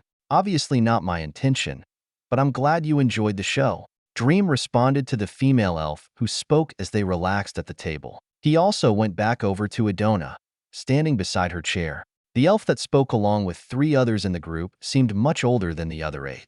Their aura was ancient, and Dream guessed they had lived for hundreds, if not thousands of years. He wasn't sure how he could sense it, but it just came off in their aura. The woman smiled at Dream and continued. Allow me to introduce myself. I am Vithika, and I am one of the Ljosfer Ancients. Ancients? One who has lived for over 5,000 years. Damn, that's a long time. Indeed it is. But even in all my years, I've never seen anyone quite like you. As she said that, Dream could feel that powerful ancient aura wash over him. That aura couldn't be stopped by his own, and it totally bypassed his ever-present defenses, seeping into his body. He quickly realized that before this person, he couldn't hide anything. Although I don't understand that thing on your back, your body is truly a marvelous piece of work. To be able to subject yourself to such intense heats that only magnify your physical abilities, all the enchantments that provide resistances and mana-enhanced power, and your pathways created from intricate liquid mana systems. I try my best. Oh, you do more than just try your best. Your level of understanding and control over the material world is unparalleled, surpassing my own as well as everyone I've ever encountered. You're obviously not from here. No, I'm not. Dream narrowed his eyes at this elf who seemed to enjoy revealing secrets. She noticed his unsettled gaze and pulled back her aura. Anyway, let's get back to a more peaceful discussion. I know why you're here. As she said that, Dream finally put his gear away and sat down. So you know we're here for the demons? Yes. In fact, we've known about the demons for some time. I myself often communicate with those from the United Empire. So what's your stance on this alliance? We're willing to assist. Actually, the church had already come to us a month ago, preparing for this exact scenario. Though you had yet to become a factor as you have now, so things are different. I hope my presence makes things different in a good way. From what you discussed earlier, about how you wish to provide intelligence and logistical support for the armies of the world, you are indeed a welcome factor. Good. So you're willing to come into an alliance? Yes. You can expect our support in the upcoming war. Then that makes things easy for me. I'll have a cardinal or some other church delegates come here. I'll also give you guys plenty of bracelets for communication. But for now, start with these. Dream took out a few cylinders and tapped them, splitting them into bracelets. He handed them to the 12 Ljosfer. What are these? They are what's going to allow me to communicate and manage the forces of the world. These things are capable of contacting anyone from anywhere, allowing you to speak to them. All the Class 4s of the human empires and the church are equipped with these bracelets. In fact, you could talk to them right now. Amazing. Something like this would truly be invaluable in a war. You could give orders to your troops from anywhere. Anyway, you can all equip them, connecting to the network. Then you'll be able to talk to others who have this bracelet. How many of these do you have? Millions. Right now the human armies are equipping them, and I've got batches on the way to equip the animal armies as well. In fact, there are some ships on their way over here right now with a couple 100,000 for you guys. Truly. Well, since we're going to assist, we would appreciate the bracelets. Sure, I'll give them to you. You guys handle distribution. I'll let the Pope know about your decision, and you can talk with him more about the details whenever you like. I will indeed talk with him. Great. Though before that, there's one thing I could use your help with. I've heard about the Dark Elves, and I'm planning on meeting them too. For the same reasons, obviously. Actually, you can leave that to me. I'll go talk to them. Oh, well, thank you. If you have any trouble, you can contact me with the bracelet, of course. Last thing, I've also heard that the Dark Elves have a good relationship with the Dwarven Empire. Going there through the Dark Elves would help me get in contact with whoever the Dwarven King is. I believe one of the other Dark Elf ancients knows the current king. I can bring it up. How long are you planning to stay? Not sure. I haven't thought that far. Though Zyla here wants to go see her family, so we'll be heading over there next. Other than that, I'll probably stay within the vicinity, waiting for your call. I see. If you need a place to stay, you can just talk to me. If not, then I wish you a pleasant stay here at the Empire. Thanks. Dream nodded and they exchanged goodbyes. A minute later, Idona and Dream were flying down the tree. Dream, yeah, thanks. Although I have no idea how you were able to beat that elf, thanks for taking the risk. It was no problem. I was itching for a good fight anyway. If his body were tougher, he would have made for a better punching bag. He was one of the weaker elves, but still, the fact that you as a Class 3 were able to fight a Class 4 is insane. What was that weapon of yours? A railgun. Although it wasn't very powerful at first, after I added supercapacitors, it greatly increased its instantaneous power output. Superca? What? Science stuff. Science. Anyway, you were planning to visit your parents, right? Oh, they're near the tree actually. Follow me. Suddenly remembering, Idona began leading Dream to a different portion of the empire. Soon, they stopped in front of a large, castle-like building. Chapter 154, Crystals. Your parents live in a castle? Dream was surprised as they walked up to a huge wooden structure. Idona smiled and responded, My dad is a Class 3, and a rather powerful one at that. Plus, he's an important military advisor, earning him a high position. If he has such a high status, why doesn't he live up in the tree? Because the rest of his family is down here. He settled for this place instead. 'Cause this is settling. Come on, they should be inside. Smiling and pushing open the gates, Idona happily walked into the property. Dream just followed behind while observing the place. Well, wouldn't you know? She's taking you to meet her parents. Maybe I should head to the factory.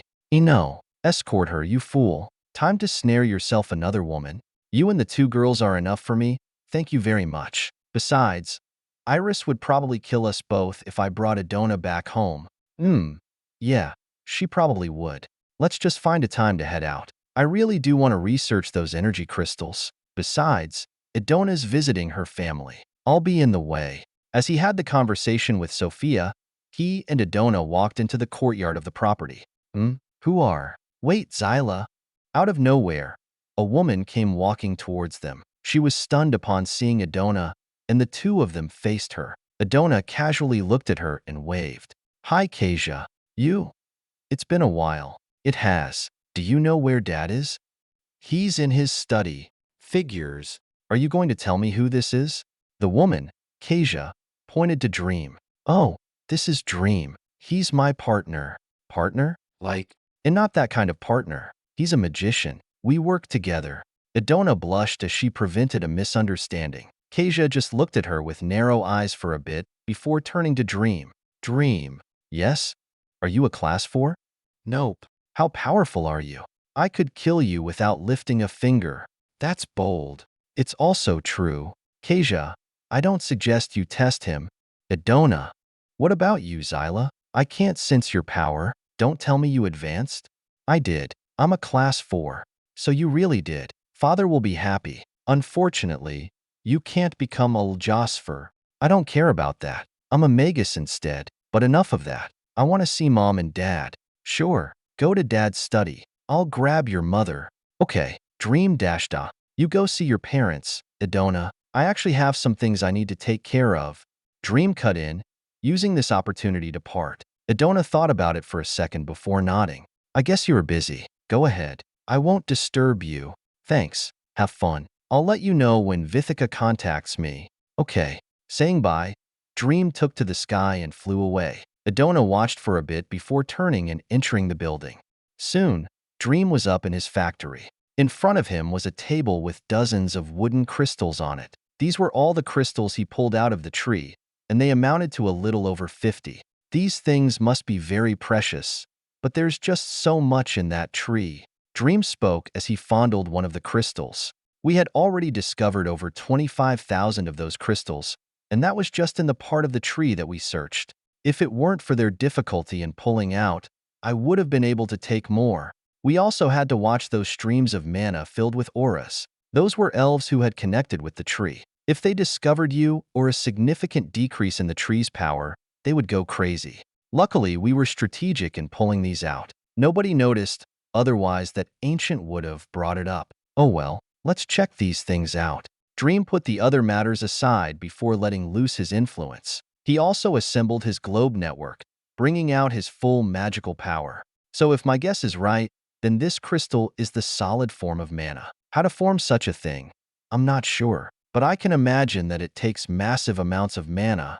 I'm thinking the same. This crystal is present in the 4th dimension. However, the wood that's bonded to it is not. So the crystal is independent of the wood.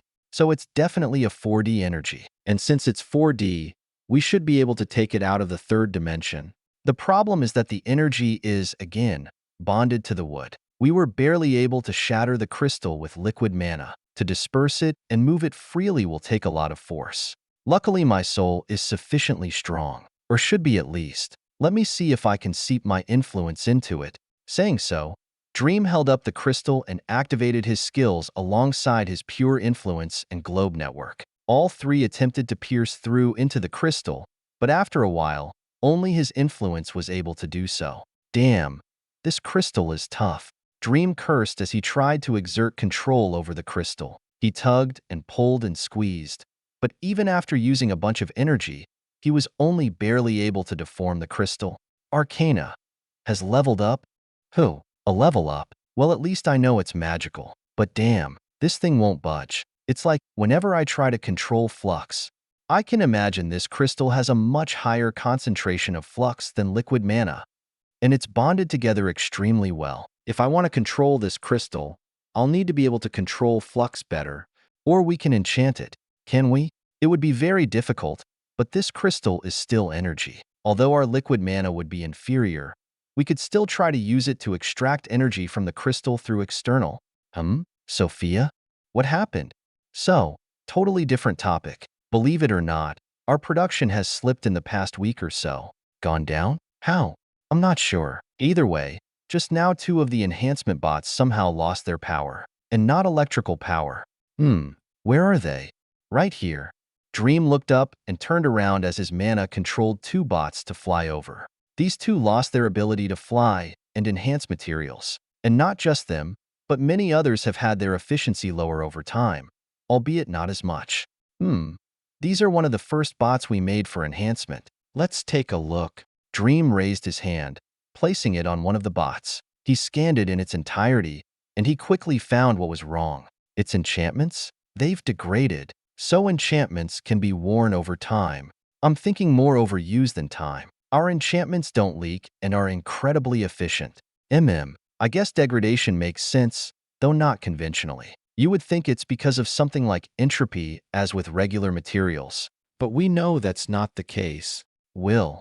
Bingo. Like spells, enchantments are loaded with the willpower of the soul. Stronger will mean stronger enchantments. But that will is expended when the enchantment is utilized, and without a will to keep it together, the enchantment will degrade and lose its power. What about weapons that adventurers use? They're not are crafted by powerful people, yet we've heard nothing about enchantment degradation, probably because the enchantment is utilized alongside someone with a will. Those enchantments are like pipelines, while the user is the water. They pump water through the pipes, so the pipes have nothing to do but guide the water. But if you were to have a machine do the pumping, eventually it would run out of power. And in this case, the pipes are acting as the guide as well as the battery. These bots have had nothing to replenish their power, so their enchantments have been worn down. It doesn't have a regenerative will like us, so this is a problem. A lot of our machines use mana cores and are purely mana-based. All of our non-reactor-driven ships are purely mana-based alongside our enhancement and construction bots. The ship problem can be solved rather easily. We just need to have someone on board drive some of the enchantments, like a human battery. As for our bots, we can make the construction bots purely mechanical, but for anything like enchantments and enhancing, we need mana bots. In the future, we'll have to refresh the enchantments occasionally. This is only happening now, so at least will doesn't get used up quickly. Plus, these are first-generation bots. The bots that we enchant now will have the benefit of your stronger will. How about you bring all the bots over? I'll do a recharge and maybe some small upgrades. Okay. A few hours later, Dream finally sent the last bot away. He slumped down in his chair, a tiny bit tired. I didn't expect you'd want to make more bots. On top of doing more liquid mana enchantments, they'll last longer that way, and they're more powerful now. There's also an additional few thousand bots we need to worry about.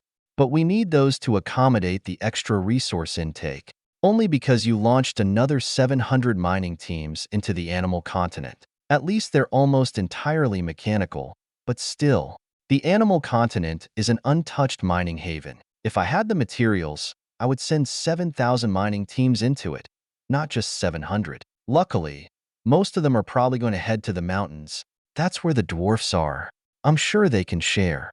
Well, once we find some good spots, we'll be able to ramp up production by several times. Until then, the spots we find will be excavated by multiple teams at once. In fact, I'll send over some mining teams to the ones on the human continent to support. Alright, how are those mining spots doing anyway? If you're asking whether or not those spots still have materials, then yes, they do. They can supply us with far more than what we currently have, and that's just one. Have they been discovered?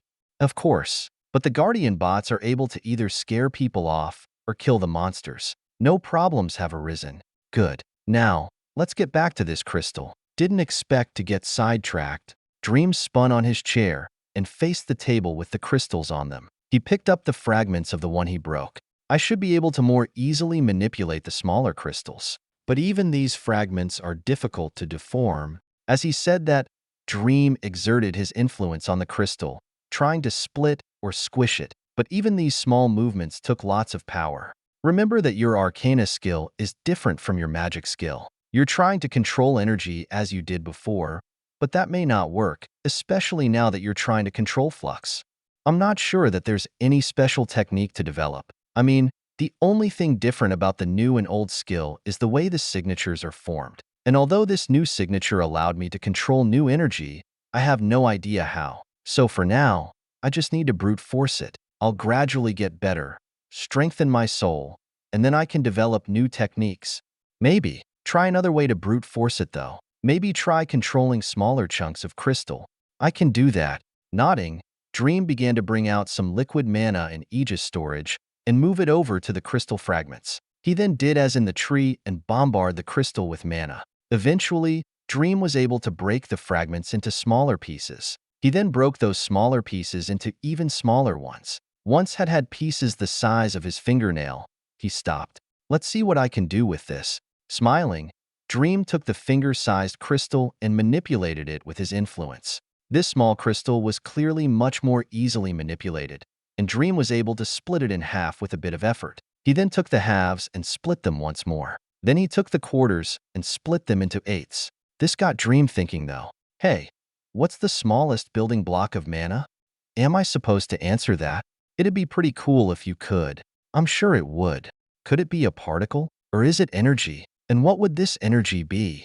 Well, physical forces are all particles. Photons carry the electromagnetic force, gluons carry the strong interaction, and W and Z bosons carry the weak interaction. Those forces are considered energy even though they're the exchange of particles. So what about things like heat? Heat is the transfer of energy. And energy? The quantitative property of a system. So it's a property, not something physical. It's like an attribute. It can be counted and measured, but not held. It's a concept, correct? So mana. It's not only a concept, but a physical or magical manifestation. It's tangible. Energy isn't tangible, so it's a material. According to normal logic, of course. Sometimes we just have to make assumptions. Anyway, I wonder how small this can go. Are mana particles smaller than matter particles? As he pondered, Dream began splitting the crystal pieces into smaller bits. Every time he did, it got easier and easier, so he split faster and faster. And with his ability to sense small objects, he was quickly able to reduce the crystal pieces into sizes comparable to Aegis steel particles. But once he reached this point, he was only able to go a bit smaller before barely being able to sense the pieces anymore. Though when he got to this point, he discovered something. I can more clearly sense the crystal pieces than other mana when at smaller scales. Usually I scan things with liquid mana, but the liquid mana isn't dense enough to be able to provide smaller scale observations. But this solid mana, it's denser, so that would give us better observation ability. Since the solid mana is in small pieces, we're able to more easily control it. Try converting the crystals to your own like with mana and see if you can observe things through it. Yes. Dream smiled and quickly did what she said. He was thinking the same thing. Okay, converting. That's a lot of energy to convert. But okay, now use influence to observe. Whoa. Arcana has leveled up. Arcana has leveled up. Arcana has leveled up. Particle manipulation has leveled up. Particle manipulation has leveled up. Particle manipulation has leveled up. When Dream finally took full control of the crystal, his eyebrows raised in surprise. I can see particles so clearly. The wood that was bonded to the crystal. It's like I can see the molecular structure. Previously, your sensory scale was easily smaller than 100 nanometers. Now it's gone to under 10. The only problem is that you can only sense things that are within the crystal. We can move the wood out and place the crystal over some other matter. Since these pieces are so small, I have no problem hovering the crystal through a bunch of matter. But to get anything done, we need to be able to see more. Like Aegis particles, we can't possibly use such a small chunk as a microscope and go to every one of his particles. It would take too long.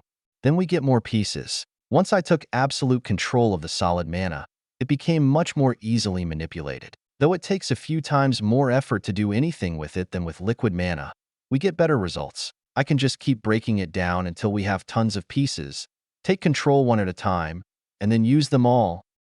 Good plan. Though I hope you're ready for some exhaustion, because those crystals are going to suck the life out of you.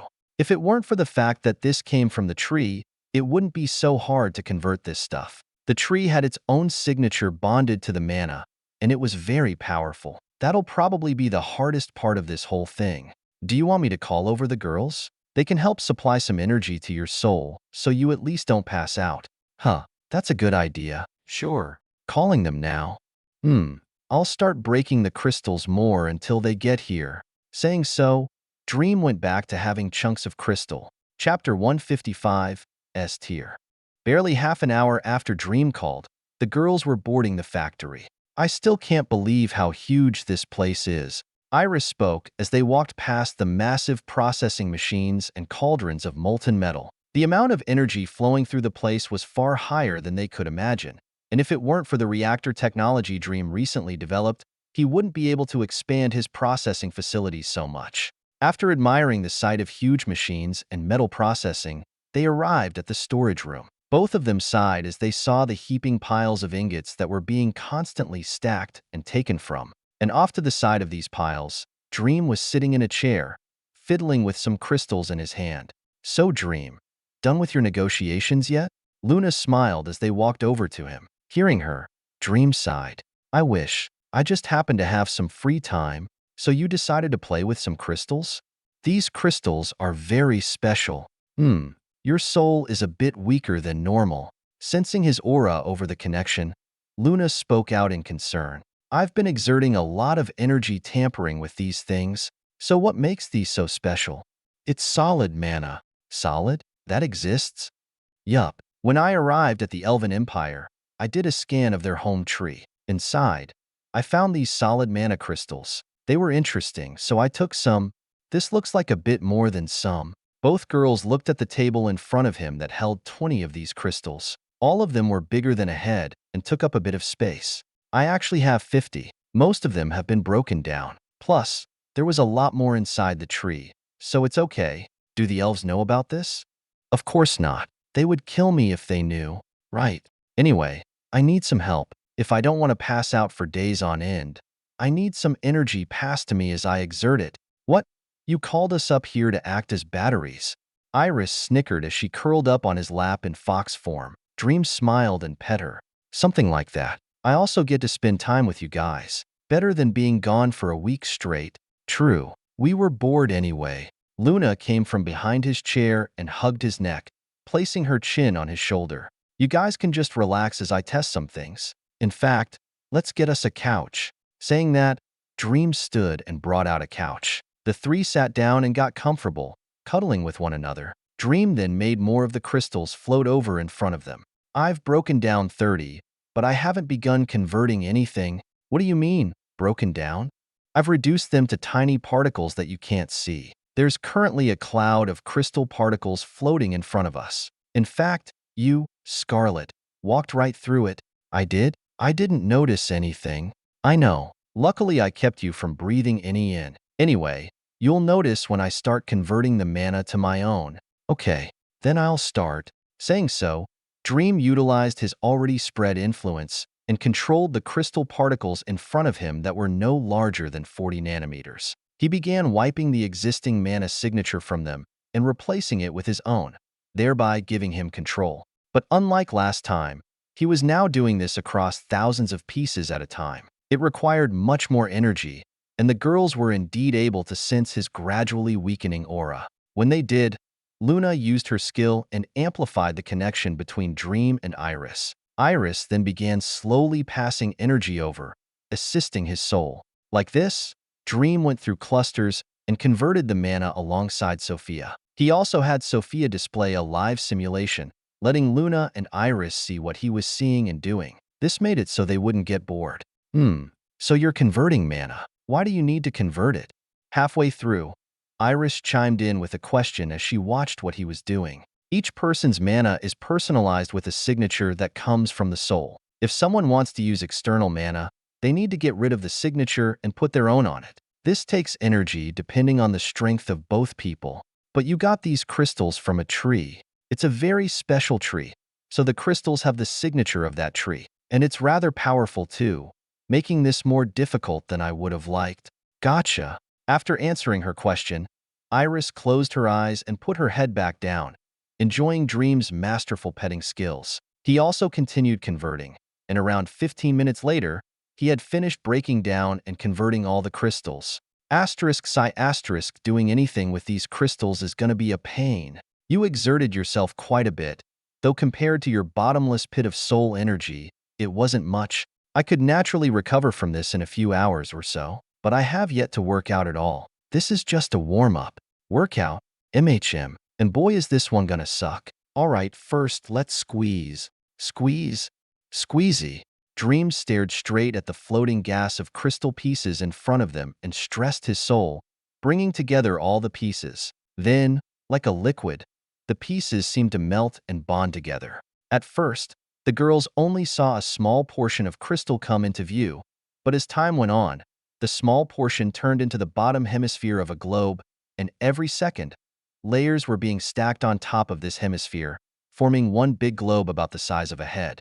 As Dream formed this sphere, the girls could sense his aura weaken at a much faster pace than before. Both were surprised before Iris quickly started sending energy. After a few minutes, Dream had formed one sphere.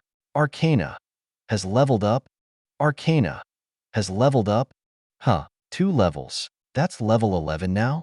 Dream saw the 2 notifications and smiled a bit. The girls both looked at him and the sphere. You leveled up? My skill, yes, seems rather easy. Tell that to my soul. I'm already tired. Although he didn't show it on the outside, both girls could sense the energy he expended. And given his ability, for him to take so long on something seemingly simple meant that it was by no means simple at all. All right, let's keep going. How many more do you have to make?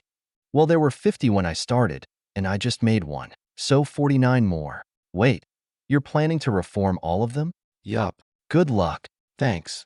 Smiling, Dream went back to forming the other spheres. Except this time, he focused on two instead of just one. Focusing on forming both at the same time wasn't difficult. His mind was far more powerful than it was as a normal human, and with Sophia's dedicated processing ability, he hardly needed to even pay attention. His soul, however, now had twice the pressure. This is probably what he focused on the most. After another few minutes, Dream had formed the two spheres. But he didn't stop and went straight to forming another three. As Dream formed more and more, he was gradually able to get the hang of it. Manipulating this solid mana was much different than manipulating liquid or gas mana. As he said, he had to use brute force in order to handle it. But over time, he was able to find certain tricks to make the handling easier. One such trick was letting go of his absolute control. Ever since the magic skill evolved into the arcana skill, Dream noticed the very different method of use. Despite this, though, he still sought to use the arcana skill the same way as with the magic skill. And when building simple things like his bots and such, that was acceptable. But when it came to things like this solid mana, he was figuring out how wrong it felt. So in order to figure out how to correctly use the skill, he decided to apply the skill in a very basic manner. Basically, he would give a simple objective and let the skill almost do as it pleased. All he was the driving force.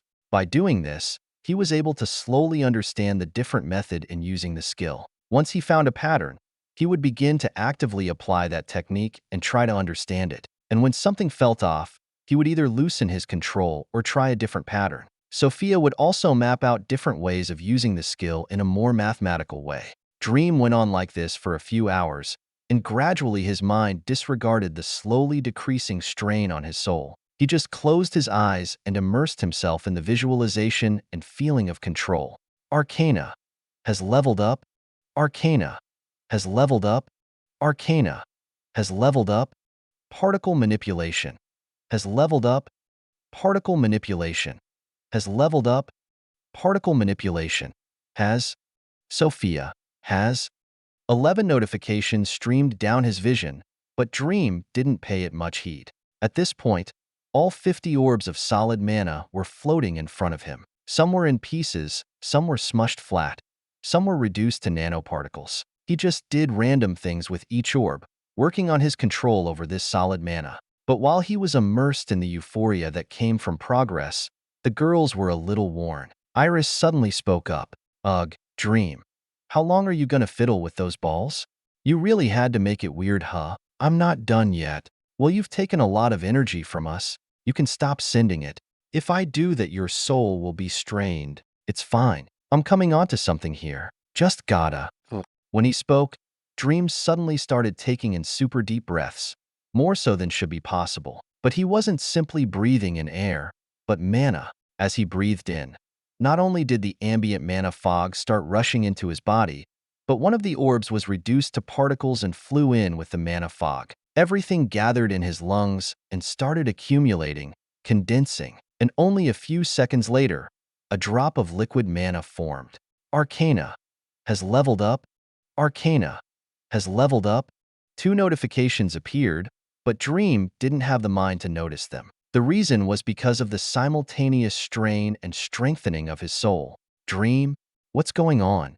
Both girls were suddenly alerted. They had sensed the intense mana accumulation in his chest, but they didn't pay attention to that much. What alerted them was the intense fluctuations of Dream's aura. One moment it was super weak, but the next it would strengthen. This happened several times in a short period, and they knew something like that wasn't good. Ugh, it's fine. Fantastic. As he gritted his teeth in pain, Dream forced more drops of liquid mana to form. In fact, he dumped his entire mana pool into his lungs to be condensed and converted. This obviously took a huge amount of soul energy, as he needed to gather enough flux for the liquid. He was trying to break down the solid mana, not just making the pieces smaller, but converting it back to a liquid. This would provide lots of unbound mana and flux which he could use to refill his mana pool. And sure enough, after dozens of fluctuations between a weak and powerful aura, his breathing steadied as did his soul. The massive concentration of liquid mana in his chest also disappeared into his pool. His mana pool had finally broken through. Hoo-hoo. Yes. Geez, you're gonna make me tired just from sending you energy. You better take me out to eat. Huh. When Dream snapped out of his bubble, he could feel the nourishing energy being sent from Iris. He could also sense her aura that had weakened significantly. Luna's was also weakened similar to hers. Ugh, I told you could cut the connection and let you die? Do you know how weak your aura got? Even our connection weakened. I wasn't going to die. The worst that would happen is passing out. Don't you have political crap to do? You can't pass out. Whatever. Just get me some food. Heh, thanks. Dream smiled and ruffled Iris' fur. He then had her jump on his shoulders before the three got up and boarded a ship, flying back down to the planet in search of some food. You damn wolves. Just stay put. You too. Stupid deer. In a forest on the human continent, Iris was lighting up the night sky with pillars of fire. She was currently in pursuit of a large den of animals, many of which were class 3 and 2. Dream and Luna just sat in the ship. While Dream could just kill all the prey, Iris loved to hunt, so he let her do as she wished. Ah, that feels better. Luna sighed and relaxed as energy was passed to her from Iris, nourishing her soul. Dream was also receiving energy, although quite a bit lesser than Luna. So you seem to have made another breakthrough. Luna spoke up as they sat together, watching the fire fox dash through the forest. Dream smiled and held her. I guess you could call it a breakthrough. My magic went up. You were at A+ before, right? So it's S now? Yup. My mana pool turned to liquid, and it also expanded. It was a significant jump in both mana and soul power. My skills also leveled up a bit. That's good. I guess it's safe to say that you're about as strong as a class 4. My power is a bit dynamic. Hard to estimate. But as for stats, yes, I would say that I'm barely on par. Mine and Iris magic are still hovering at A+. You guys are also pretty high leveled. Less than 40 levels until our advancement. If you both keep training as you have, you should be able to break through into S tier before the advancement. Iris definitely will. She's gaining power very quickly. But there's been something odd going on with us. What? Our stats are identical. Our levels aren't, but even those are only 1 or 2 levels off. And I can definitely say that I haven't been making nearly as much progress as her. You think you're sharing your stats? Maybe. When Iris magic stat goes up, mine does too. And when my stamina stat goes up, hers follows. I mean, I'm not concerned or anything. Our stats going up is good, but I just find it peculiar. That is interesting. Well, only time will tell what that leads to. You two are connected in a weird way, so maybe something weird will happen. Not the most comforting words you could have given. Weird isn't necessarily bad. All a matter of perspective. People would say I'm weird. Weird is one way to put it. You're very passionate. In bed or with your experiments? I would think both. In bed, yes. Otherwise, mad scientist, passionate intellectual, potato dash, potato, hee. Sigh by the way. I know it was a while ago, your birthday on the 10th. You were unconscious at the time. So happy birthday. Oh, out of the blue. But thanks. I think we talked about that once before. Speaking of, when would yours and Iris's be? It also passed when you were asleep. According to your calendar, February 14th. That's not even a month ago. We would be in early March right now. I guess that's happy birthday to you too then. Why thank you. Hee hee. Maybe we'll have to bring out a cake for the 3 of us. Giggling, Luna looked off to the forest. Iris was walking back. Behind her was a large expanse of land filled with the ashes of all the trees and foliage she burned. At this time, Sophia also chimed in. Dream, I've got an update. It's Earth. Chapter 156, Upgrades. I've got an update from Earth. Sophia spoke as Dream, Luna, and Iris relaxed in the ship in the middle of the forest. Oh, how's it going over there? If you disregard the downfall of a few dozen governments and the death count that's surpassed 4.1 billion, leaving only around 11 billion people left, I would say pretty good. It could definitely be much worse. Please tell me this update is good news. It is. First off, there are 7 people who have advanced to Class 3, and many more are on the cusp. One of these 7 people is actually your sister. Melody advanced? Impressive. Yup, turns out she's a combat genius. Combine that with the fact that she's been traveling the world hunting monsters, and you've got a recipe for success. Didn't you say something about her joining a guild? I did. I had them do it, so they would have access to more resources. The one they joined is the strongest one in America that has the greatest infrastructure, capital, and foundation. Plus, your sister is loving this new life of hers where all she does is train, fight, eat, and sleep. So being part of a guild will help her. On top of that, the influence of governments are steadily decreasing. Being a part of a guild will be a form of security for them should anything happen. Makes sense. Other than that, the demons are steadily increasing their threat level, but the humans are also keeping up. The demons on Earth aren't nearly as monstrous as the demons here. Otherwise, they would have already wiped everyone out. Yes, they would have, though I wonder why that's the case. Whatever. I can't answer that question right now. Anything else? The technomagical revolution is in full swing. To say that the rate of advancement for Earth is monstrous would be an understatement. That fusion reactor technology was only the start. Moore's law has been absolutely demolished, and I say that within the next decade, Earth will have turned into a planetary civilization. Basically, I don't think the monster or demon threat will be able to surpass humanity on any level. I'm pretty sure that's the case too, looking at their insane leveling speeds. Not just that, they're integrating mechanical and magical technology already, just like you are. They've already taken our knowledge on enchanting and magical script and are developing an entire language scheme. They've surpassed this world, at least on a technical level. The only thing holding them back is their average personal power, but even that's being slowly overcome with technology. It really is like what I'm doing, pretty much. Do you want to share more with them? I've got schematics and magical systems galore that they can indulge themselves in. Sure, why not? It'll only help them. Okay, sending now.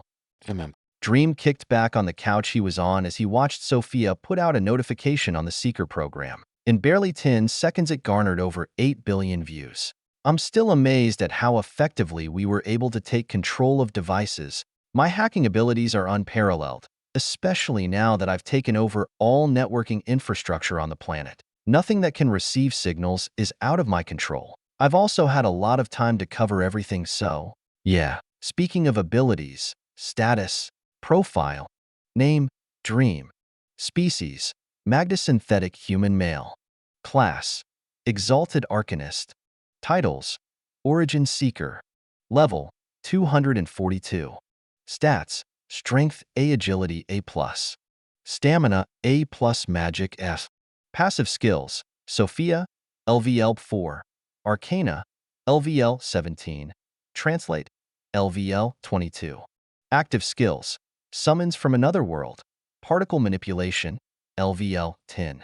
Oh, me likey. Dream chuckled and smiled as he looked at his levels and stats. I've finally crossed into S tier. We've entered a new threshold of power. And since we've got a lot of upgrades to do. Yup. The first thing I'd like to do is enhance your body. I can do that right now as you relax. Go right ahead. I can also help out. Okay. The next moment, Dream's entire body began to fluctuate with mana. Although the enchantments on his body were already formed with liquid mana, they had been formed with an inferior skill. Now that he's attained and leveled up his Arcana skill, the enchantments would be much better. Not only that, but the raw power behind the enchantments would increase by a few times. His soul was now much more powerful, and the will that he used to power the enchantments is going to be stronger. To top it all off, Sophia also found that his liquid mana now had more flux than the artificial liquid mana he made by sacrificing materials. Needless to say, his body was about to become much stronger than before. Since he didn't bother hiding his mana, both the girls beside him noticed and turned to him. Iris spoke. Dream, I'm doing some upgrades. On what? My body. All right. Not feeling like asking questions, Iris just put her head back down, closing her eyes. Luna also snuggled closer, feeling the familiar and dense mana that eased her body and mind. The three sat there in the dark night, just enjoying each other's company. The light from Iris' fire had faded a while ago, and the only light was the shine of the moon, the blue glow of Luna's hair, and gentle red flame of Iris' fur. Asterisk sigh asterisk, this is the life. Ring ring ring. Who the hell is it? Right in the middle of losing himself in the relaxation, Dream received a call. He opened his eyes, more than a bit annoyed. It's the Ljosfer, that ancient one. She got a hold of the Dokelfar, the Class 4 Dark Elves. So why is she calling me? They've requested your presence. I hate this job. Fine. After accepting his fate, Dream turned to the girls and ruffled their hair/fur. Sophia also answered the call and spoke to the elf for him. Luna. I kinda gotta go. Where? Iris. The elf tree. Their class 4s have gotten together, and they want me there. Oh, okay. Gimme kisses before I go. Leaning over, Dream kissed Luna and then Iris, who transformed. He then stood up and walked out of the ship. I'll leave you guys with the ship. I don't know when I'll be free again. We'll head out to train some. Just take care of yourself. I will. See ya. See you. Saying bye, Dream rose into the sky and blasted off into orbit. Luna was surprised by the increased speed, but then quickly remembered that he had just gotten stronger. She turned to Iris. Let's go train. Where? Demon Continent. Let's grab Dad too. Hee. Okay, I like fighting demons. Let's go ship.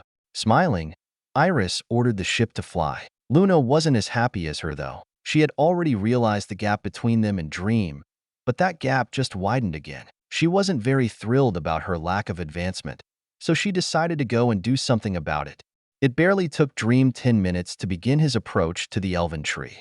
I really have gotten stronger. Dream smiled as he felt the changes in his body. He had finished his enhancement in those 10 minutes, and as a result, his strength actually went up a level to a plus. And while he felt his agility increased as well, it didn't cross the S threshold. That elven ancient Vithika shouldn't be able to scan you like she did before. Give me a precise rundown on my power jump. Your natural mana has obviously jumped to liquid form. Your mana pool has increased in size by about 5 times. And based on your influence range that had a prior radius of about 170 meters, your soul power has strengthened by about 6 times, giving you an influence radius of about 1 kilometer. Nice. And my enhancement just upgraded the functions of my body. Your lungs are able to naturally condense and collect liquid mana. Your regenerative abilities have been strengthened. Your strength obviously jumped, but that doesn't account for electrical overdrive. My abilities have also been strengthened since I can now use your liquid mana and soul power as the medium to use them. And as I said earlier, that elven ancient shouldn't be able to scan you since you've jumped in power, enabling your stealth to be on par with her search. Well, she's already seen me once, so hiding won't be of much use now. Oh well, the next thing on my list should be upgrading Aegis. We can use that solid mana to aid us and make his particles smaller, and then after that we can possibly enchant a part of your body with that solid mana, like your heart, or maybe your muscles, or simply everything. And should we have some leftover, we can use it for Aegis. I like that plan, but first we need to get through this diplomacy crap. Where's Adona? She's already there. Good. Sighing tiredly, Dream proceeded to fly straight to the tree. But instead of flying up to a branch, he flew down into a tunnel. This tunnel obviously led underground, and he passed through a few pathways until he came upon one of the many roots of the tree. And beside this root was a massive hollowed room with a building inside of it. Dream walked into this building. It was where the Class 4s were. Oh, it's Dream. Hi, Dream. When he walked in, he was greeted with Adona's excited call. She waved at him, and he made his way over to the table where over 20 Class 4s were. But as he was walking over, suddenly, his right leg lost its strength and he toppled over, falling to the ground. Thud. Wah? Sorry. I had an idea and was doing something. Oh, that's smart. Ya keep doing that. Hee. I'm glad you approve. Dream? What happened? Coming over, Idona went and quickly helped him up off the ground. He smiled and accepted her help before using mana to support himself. Sorry, my leg decided to stop working for a second. Why? Upgrades. What kind? Mechanical, I guess? Or maybe structural? Sure. Adona just smiled as he placed himself into the chair. He then looked over at all the other people in the room who were looking back at him weirdly. Dream, are you all right? The elven ancient, Vithika, asked in confusion. He didn't look injured, so unless he got poisoned, he shouldn't have fallen like that. But how difficult was it for a class 3 or 4 to get poisoned? I'm fine. That's good. Anyway, I've told everyone about the plans we have, and the Dokalfar have agreed. Great. Thanks. Of course. We've also heard that you want to bring in the Dwarven Empires, and we're willing to help. One of the Dark Elves spoke up about one of the issues Dream was just about to ask about. He smiled and nodded. Thanks for the help. I believe the church was also planning to go to them. So with you guys on board, we should have fewer problems. Indeed. But Dream, you still have one major hurdle before any of our plans can be enacted. The United Empire. Yes, to help it all, we need their approval. We don't believe they'll turn us down. But what you have planned in terms of logistical control may not be okay with them. Why is that? They enjoy their ultimate control. There's some things you have to understand about the United Empire. 1. Their class 4s are abundant, and many of them are of different species. Unlike us or the dwarves who are of 1 or 2 species. Makes sense. But this diversity creates certain divisions within the empire. When one particular species produces a class 4, the rest of the species will quickly rise in power, riding on the back of the class 4. This creates differences in power among the many different species, and the result of this is a unique type of governing system. Basically, you can think of the United Empire as made up of many smaller kingdoms in the same area. So, literally a united empire.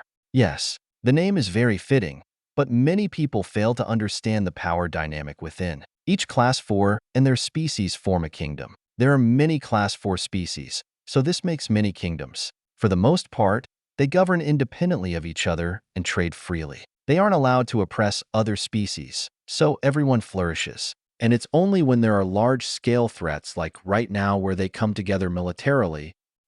Sounds familiar. Dream smirked as the elf gave him a rundown. It sounded really similar to America. Independent, but United States. If I'm not mistaken, the United Empire holds 52 class 4s, and among those 52 are 11 different species. So that makes 11 independent kingdoms. I doubt that they would all come together under you, even with the influence of us or the church.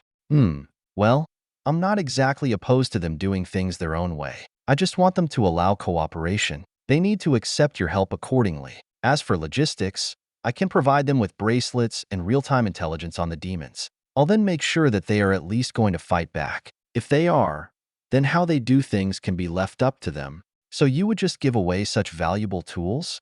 If it means survival, yes. I'm kind of already doing that with you guys. Either way, it makes things easier for everyone, which makes things easier for me. And speaking of, more ships should be coming to deliver bracelets. You'll be notified when they come, and there will be plenty to go around. We'll be ready to receive them. Good. Then if there's nothing more, I'll call the church and see what they want to do with the Dwarven Empires. Tomorrow the bracelets will come, so you guys can focus on handing those out. I'll contact Vithika after everything is settled and go from there. Very well. We also need to begin making preparations. Okay, then I'll be going. Saying so, Dream stood up. Adona got up with him, and the two left the building. After exiting, Dream's body began hovering a few inches above the ground. His limbs limp. Dream? So what was that? And what are you doing? Adona asked, confused as to why Dream was acting weird.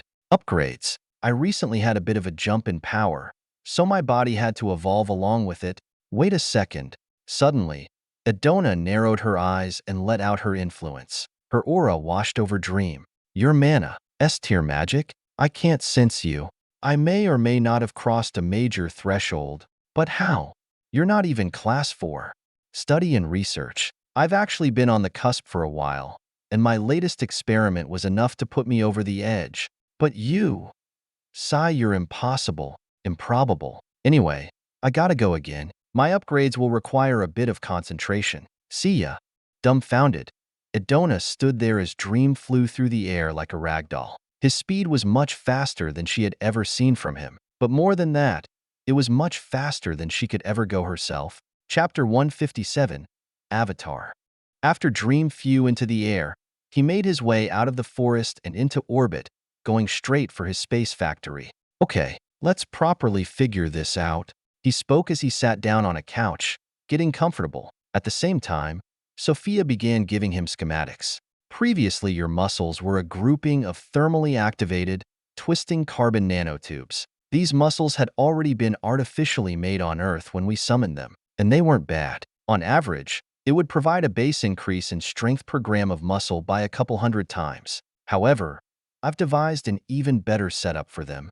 Buckyballs. Yes, we can spiral buckyballs of carbon around each nanotube, giving them a kind of stub. And when these stubs hit each other from movement, they'll obviously provide deformation resistance. This setup will increase the mechanical strength of your muscles by several fold. I get the toughness aspect, but what I don't get is the muscular strength aspect. These won't help in the contraction of my muscles. That's where the second modification comes in. We're going to add extra walls to each nanotube like a multi-layer burrito. Usually it's only a single wall, which does indeed provide great strength. But multi-wall tubes provide not only more strength and stability, but also thermal conductivity. This will provide much faster contraction abilities. I like it. And to top it all off, we're going to be adding a bit of an extra twist to the nanotubes. Everyone knows that when you braid something, it gets stronger. Well, it's the same concept with your muscles. Although they're already twisted, it's not in a very efficient manner. I'll be able to increase their strength by a couple times just from this change. Okay, so what's the overall change look like? With the braiding and buckyballs, you'll get a 60x increase in mechanical strength. With the extra burrito walls, you'll get an 8x increase in thermal conduction. I'm not entirely certain on the result of such a number, but it will definitely mean increased physical agility and contraction strength. 60x. I'm assuming that carrying this out will be difficult though. We will need the assistance of the solid mana to allow for the needed precision. Then why were you trying to adjust things earlier? I was adding the carbon that would be necessary and loosening the fibers to test whether it was feasible. The disturbance caused you to lose control. Oh, alright. Then since we're here, let's mess with this mana. Should I call the girls? Right now may not be the best time. They're training on the demon continent. Alright, that's fine. Don't want to bore them with this stuff anyway. Saying that, Dream went to sit down at the table that still held the 50 orbs of solid mana. He took one and held the melon-sized orb in his hand. Before we start though, do you want to call the church? Do I have to? Well, you don't have to. Send the Pope a message saying that the elves are on board and that I'm moving on to the dwarves next. Then ask if they're planning to go to the dwarves themselves. Okay, then we're good. Let's do this. Using the orbs is basically the same as using regular mana. And since we've already converted and taken control of them, this should be easy. We just use it as a microscope. Is the carbon ready? Yes, everything's prepared. Then let's start. Nodding, Dream moved one of the orbs into his stomach. Immediately, he received tons of information about the molecular structure of everything within the orb. It was a truly massive amount of information. He could see his blood, muscles, stomach, bones, and even all the enchantments, all down to the molecule. If it weren't for Sophia's processing alongside him, he wouldn't be able to handle everything. One thing was interesting though. When Dream moved the mana into his body and began controlling it with his soul, he found that it wasn't nearly as difficult as it used to be. Although it wasn't as easy and fluid as controlling his own liquid mana, it wasn't soul-tearing either. Upon the solid mana entering, Sophia began guiding his control and started the project. Using the solid mana, they could not only use it as a microscope, but use it to directly manipulate material using Dream's particle manipulation skill. Although this proved much more difficult than just simply moving the mana, it was necessary so as to get optimal results. She started at his core. Right now, all his muscles were loose and in disarray, and bunches of carbon were strewn throughout. She took the strewn carbon and began forming it just as she needed. She formed the extra walls of the nanotubes, the buckyballs that would go along them, and then began twisting them into a complex braid of her own unique design. Particle manipulation has leveled up. Particle manipulation has leveled up.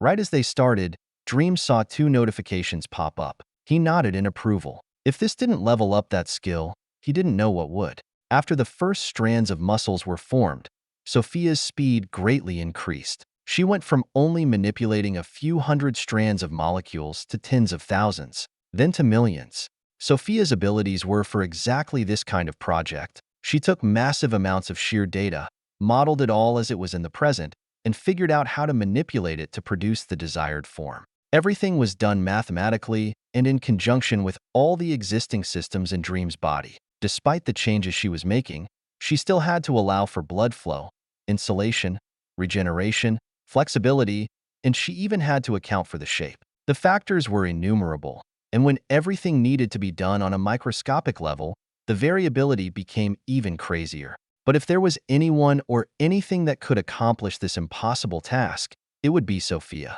She was a processor brought to life by magic and sentience. Even Dream didn't have the slightest clue as to how she worked or why she was so amazing at what she did. All he knew was that when it came to these kinds of projects, there was no one better to rely on, and she didn't let him down. After only 7 hours of construction, Sophia finished forming the muscles in his core. However, this was only the core. Damn, this is going to take forever. Dream tiredly cursed when they finished. He had to drive the manipulation, and it sucked the energy out of him. Although he was still relatively fine, this was only the beginning. This should take around 55 hours. My energy won't last that long. I know. That's why I'm going to have the girls periodically come up and pass you some energy. Since they're training, Iris should be pulling plenty of energy. Sweet. Tell them thanks for me. Tell them yourself. They should be boarding right now. Oh, hello. Dream turned after he heard the voice. Luna and Iris were walking over. He smiled, looking as beautiful as always. Have fun on your hunt? Yes, we even killed a class 4. Iris spoke up excitedly, though Dream tilted his head. How? Well, Dad was there, but we helped. That sounds better. We're not that far off from being able to kill one. I'm getting faster and my fire is burning hotter every day. That's good. But only when you can take the hits will you be able to go toe-to-toe with one. That's doable. Good. Now I would give you guys hugs. But I'm currently kind of paralyzed. Paralyzed? Both girls questioned as they sat down next to him on the couch. Iris went and poked his leg, but when her finger made contact, it sunk in as if his skin and muscles were mush. Luna also saw this and her eyes went a little wide. Dream's muscles were always strong and tight, so these mushy muscles weren't a good sign. What the hell happened to you? Iris. Nothing much. I'm just restructuring my muscles, making them stronger. An experiment? More of an upgrade. How long will it take? 55 hours. That's over 2 days. I know. It's gonna take a lot of energy too. Do you want us to stay with you? Luna. Not the entire time. Sophia told me you guys were training, and I don't want to interrupt. But I definitely wouldn't mind the company. At least every once in a while when you guys take a break.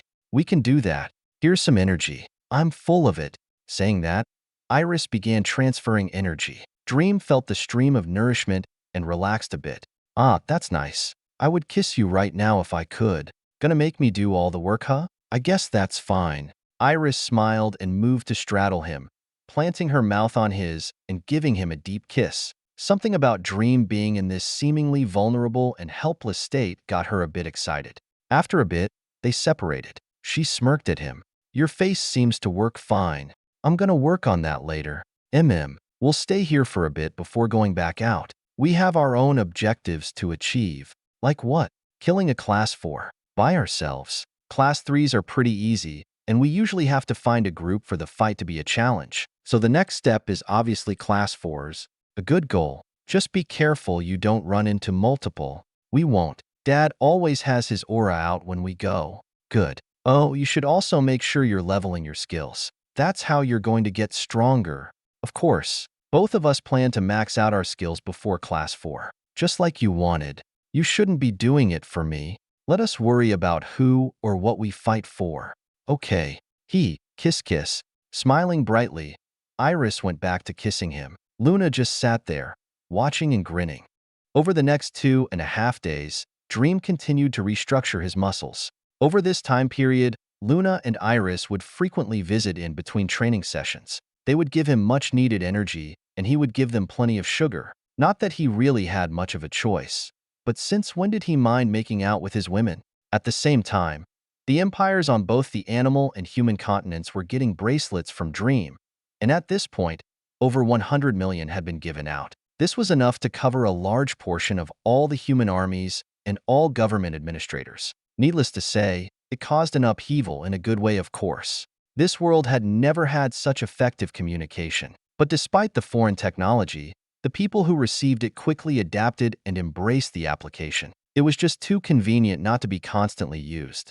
And as a side effect of it being so good, people were already calling for more. They all wanted to get one and begin distributing it to their family or friends or business partners. They were even willing to pay high prices for the bracelets. Unfortunately, the person who built them was nowhere to be found. Not only that, but he had a hard enough time getting out as much as he did. The people who knew where the bracelets came from knew that it was only one person making them. So as requests were sent, they were quickly discarded.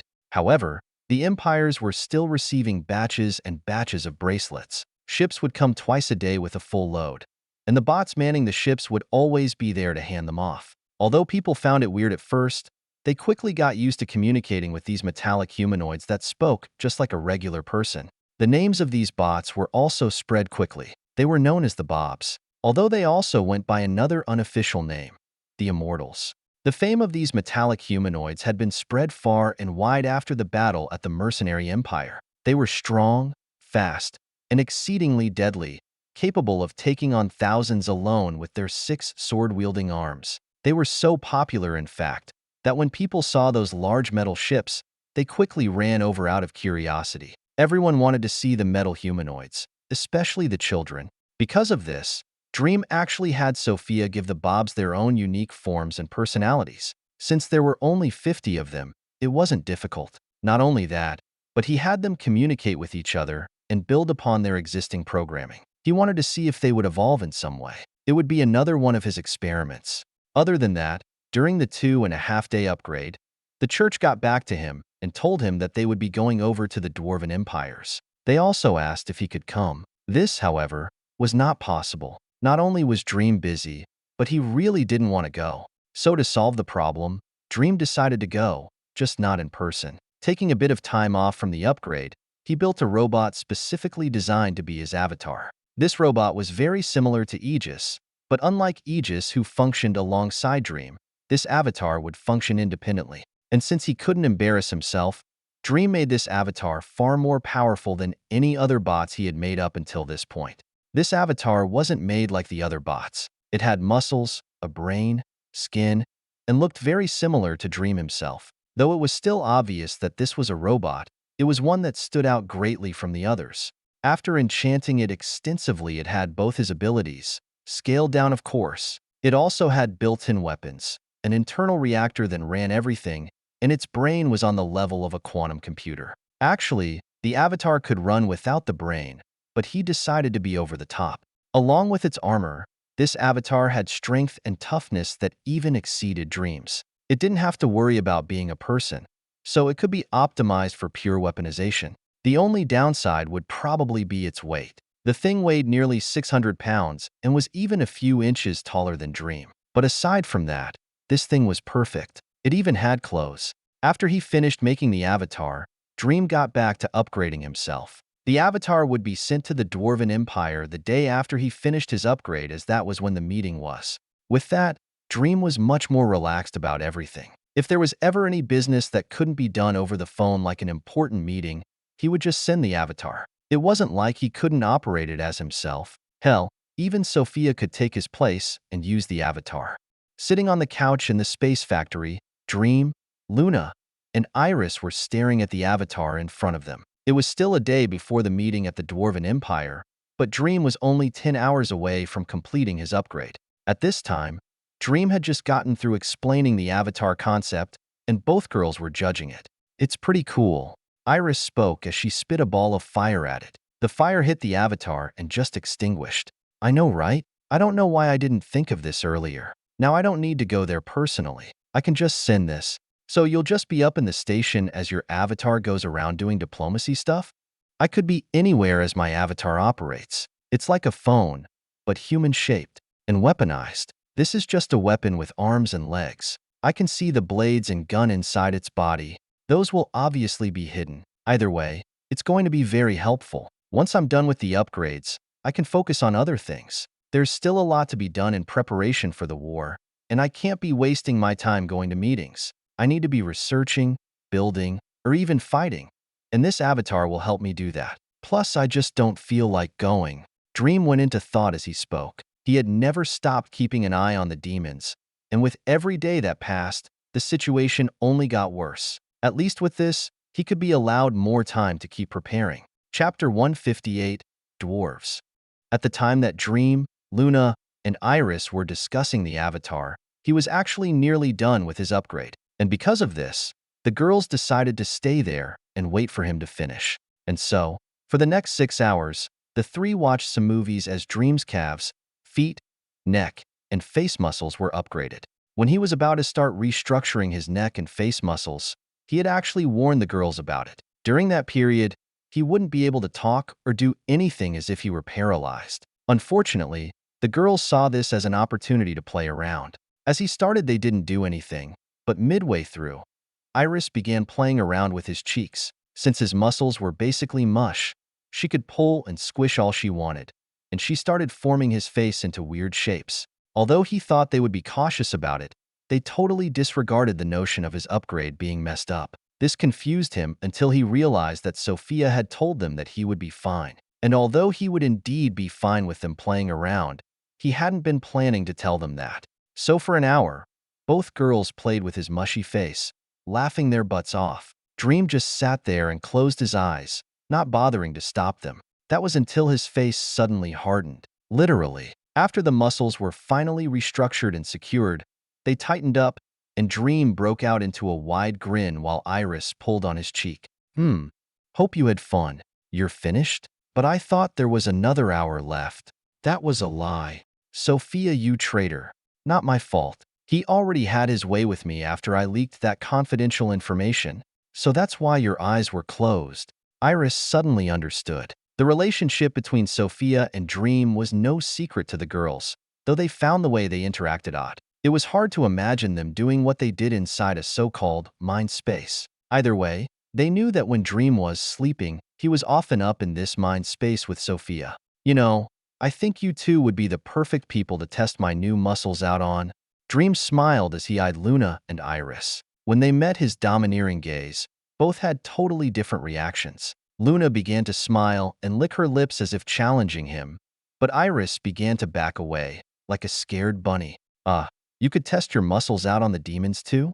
Iris, nice try. Actually, I had been planning to train. Oh no, you don't. Eek.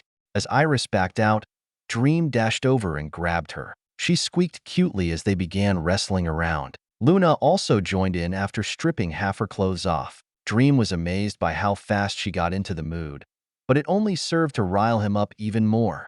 The three were soon tangled up on the couch, engaged in a workout of their own. The next day, Dream sent out the avatar from the factory. By itself, it shot through the atmosphere and down towards the animal continent.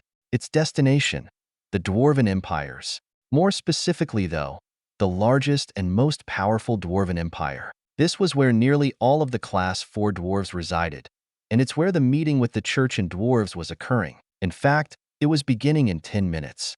Flying at supersonic speeds, the avatar created a streak of light in the sky before quickly descending, landing on the ground lightly. Around it was nothing but a barren, mountainous landscape. However, nearly 100 meters below, hundreds of thousands of life signs could be detected. The avatar looked around before spotting a large carved-out cave. A gate was built around it, and there were a few dozen burly and armored men standing around it. All of them were armed, and much to Dream's surprise, they weren't as short as he thought they would be. The avatar started walking over to the gate while in stealth. Dream observed the dwarves as it did so. The dwarven soldiers were burly, some had beards, most of which were braided, and had ferocious expressions. They definitely didn't look like the type you wanted to piss off. As for their height, some of these soldiers stood at a solid 5 feet tall, though none of them really surpassed that. Some only approached 4 feet 5 inches.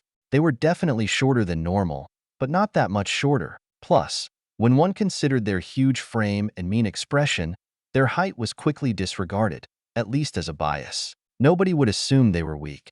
After observing for a bit, the avatar bypassed the gate entirely and headed into the cave. After a bit of twisting, turning, and descending, he arrived at yet another gate. This one blocked off the city behind it entirely, and he would have to open a door to get in. So the avatar did. Using his mana to distort the area around the door, the avatar opened it and slipped in totally undetected. Even the enchantments around the gate did nothing to stop him. After he slipped in, the avatar was greeted with a huge, bustling city. The buildings rose to the ceiling that was nearly 1,000 meters high, and he could even detect underground structures that went a whole 600 meters down. The ceiling was held up by the massive stone buildings that acted as pillars all around the city. After looking at everything for a bit, the avatar took to the air. When it did, it could see the end of the city about 80 miles away.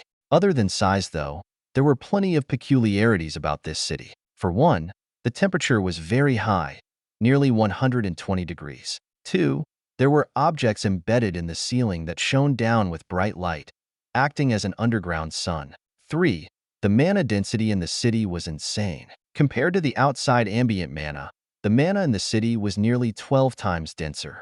Though the reason for this mana density was quickly discovered by Dream. Turns out, the city had an absurdly big enchantment that spanned the entire ceiling, from wall to wall. It was far more powerful and complex than the one that the spire had. And although Dream kind of wanted to study it, the meeting was starting soon. Turning his head away from the ceiling, the avatar flew off to the center of the city where a massive castle stood. This was where the meeting was.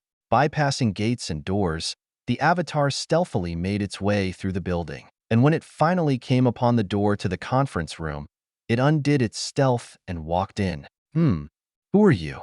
After suddenly barging in, everyone who sat at the table stood and eyed the avatar warily. It had approached without them noticing at all, and they didn't recognize it, at least at first. Relax. It's me, Dream. The avatar spoke with Dream's normal voice. The cardinals and dark elves who were there tilted their heads. They recognized the voice, but this golem threw them off a bit. Dream? You. This is my avatar. My actual body is doing some work, so I sent this. I see. Well, as long as you're here, there shouldn't be any problems. Actually, we were just discussing the alliance with the Devara. Who's that? That would be me. A low, booming voice sounded out in response to Dream's question. When he looked over, he could see a dwarf only a few inches shorter than him. Apparently, Devara was the word for a dwarven class 4. The dwarf that spoke was clearly extremely strong. His muscles bulged, and the fur cape he wore behind him along with the thick metal armor made him look like a Viking. Even his beard seemed like an untamed animal. Although Dream couldn't sense his aura through the avatar, he was sure that it was menacing. Even the avatar had its combat ability reduced from the mana suppressing force. Along with him, there were 15 other dwarves there who Dream assumed were the class 4s. All of them were men, except for one who, despite being rather burly herself, retained a bit of her feminine charm. Dream wondered what she specialized in. Well, hello. I'm Dream. I've heard. Though this is far from what I expected. Had I not made a bit of an advancement recently, you would have seen the real me. Sorry if this is insufficient. I'm actually rather curious. You were able to make a golem that can carry your voice from far away and even let you see and hear. I've never seen such a thing, and from the looks of it, it's rather powerful, though not powerful enough to conceal the weapons inside. So you really can see those. I wasn't sure if the enchantments on this thing would be enough. Although I can, I doubt the others could as well. What are those weapons? I can only recognize the blade, but not the box of swirling heat nor the metal rod. One is a reactor and the other is a railgun. Unfortunately, I won't be able to explain either to you. Seems like you're a unique type of genius when it comes to crafting and enchantments. Honestly, not as much as you think I am. Don't be so humble. Others may not be able to sense the true form of your golem, the complexity of the enchantments, or realize the difficulty behind giving it the functions you have, but I can. I've spent most of my life seeking perfection for my crafts and pursuing a realm beyond our own. But you're far beyond what I could ever hope to achieve. Everyone went silent in shock as the chieftain spoke with the utmost seriousness and solemnity, especially the other dwarves. In their empires, crafting, blacksmithing, and even enchanting were all taken very seriously. Although compatibility still held highest priority, the dwarves more or less saw it as a way to enable them to create stronger items. Even in this room, the Class 4 dwarves spent the majority of their time researching and crafting, and they were known as the best craftsmen in all of the Dwarven empires, even the world. But the Dwarven chief, known as perhaps one of the most skilled smithers and craftsmen in the world, said that Dream had already surpassed his ability by leaps and bounds as well. This amazed the other dwarves, especially when they considered the unyielding attitude the chief usually had. Dream was also a bit surprised. He knew the chief could see through his avatar, but he didn't know he could see so deeply. From his words, it seemed like he knew that this avatar was made from small, bound-together particles along with compact enchantments. Nobody else had ever seen through that, so it really spoke to this chief's ability for him to be able to. Other than that, though, Dream wasn't surprised about much else. He knew that nobody else could do what he did, especially on this world. They would be hard-pressed to create even a small batch of particles, much less bind them together in an enchantment. And to give them the functionality he did would require his skills, or at least skills on his level. This chief seems to have a quite bit of skill, though. He can see what I've done, which is the first step to replicating it. Maybe I could help him out a little bit. Dream pondered as he and the chieftain looked at each other. The other Class 4s also watched them, refraining from speaking. Chief. Yes? As I said, I'm not as much of a genius as you think I am. And since you seem to be so devoted to crafting and such here, Dream took out a bracelet. He was planning on equipping all of the Class 4s here, so he sent some with the avatar. What's this? A communication device. With it, you'll be able to talk to anyone else with this device from anywhere in the world. Though I'm also going to be giving you another function. With that, you'll have access to a repository of scientific knowledge. Scientific? Science is the study of the universe, its laws, its phenomena, and its function. With science, we can manipulate the world around us and create devices with functions beyond our own ability. One example is the bracelet in your hand. I would never be able to achieve communication from anywhere in the world without science, much less in such a small object that anyone can use. So your knowledge is inside this thing? You could think of it that way. You'll understand when you start using it. And as you begin to study, you'll understand how I was able to create the things I do. I'm also planning on letting the other dwarves study. here. Saying that, Dream tossed out more bracelets to the other Class 4 dwarves. They all put it on, and the bracelet began carrying them through the setup. Once they were done, they automatically had each other as contacts, letting them speak to each other in their minds from long range, like long-distance telepathy. Though they were also notified of the extra function, which was access to a Wikipedia-like program. This program would help teach them about all aspects of science, even going so far as to help them integrate it with their crafting. After looking through the bracelet for a bit, the chieftain looked back toward Dream. Why would you give up such valuable knowledge? Why not? The dwarves love their crafting, so I'm giving you something to help you dive deeper into that world. And when my ships begin to arrive with more bracelets for you to distribute, the dwarves you give them to will also have access to that knowledge. How many more of these bracelets will come? A little under 1,000,000 will be arriving tomorrow. I've underestimated you. Again, it's nothing much. Speaking of, where are we with that alliance? Did the Cardinals talk to you about that? Yes, we touched on it a bit. We're willing to join, although the way we contribute will be mainly in the form of gear and resources. That's our specialty after all. Sure, since you've decided, the details can be gone over with the Cardinals. You'll also be notified of when the bracelets arrive for distribution tomorrow. If there's anything else or anyone you need to talk to, you should be able to do it over the bracelet. All Class 4s of the Church and Elven Empire have a bracelet. I see. Then if there's nothing else, I'll be on my way. Oh, Cardinals, where are we with the United Empire?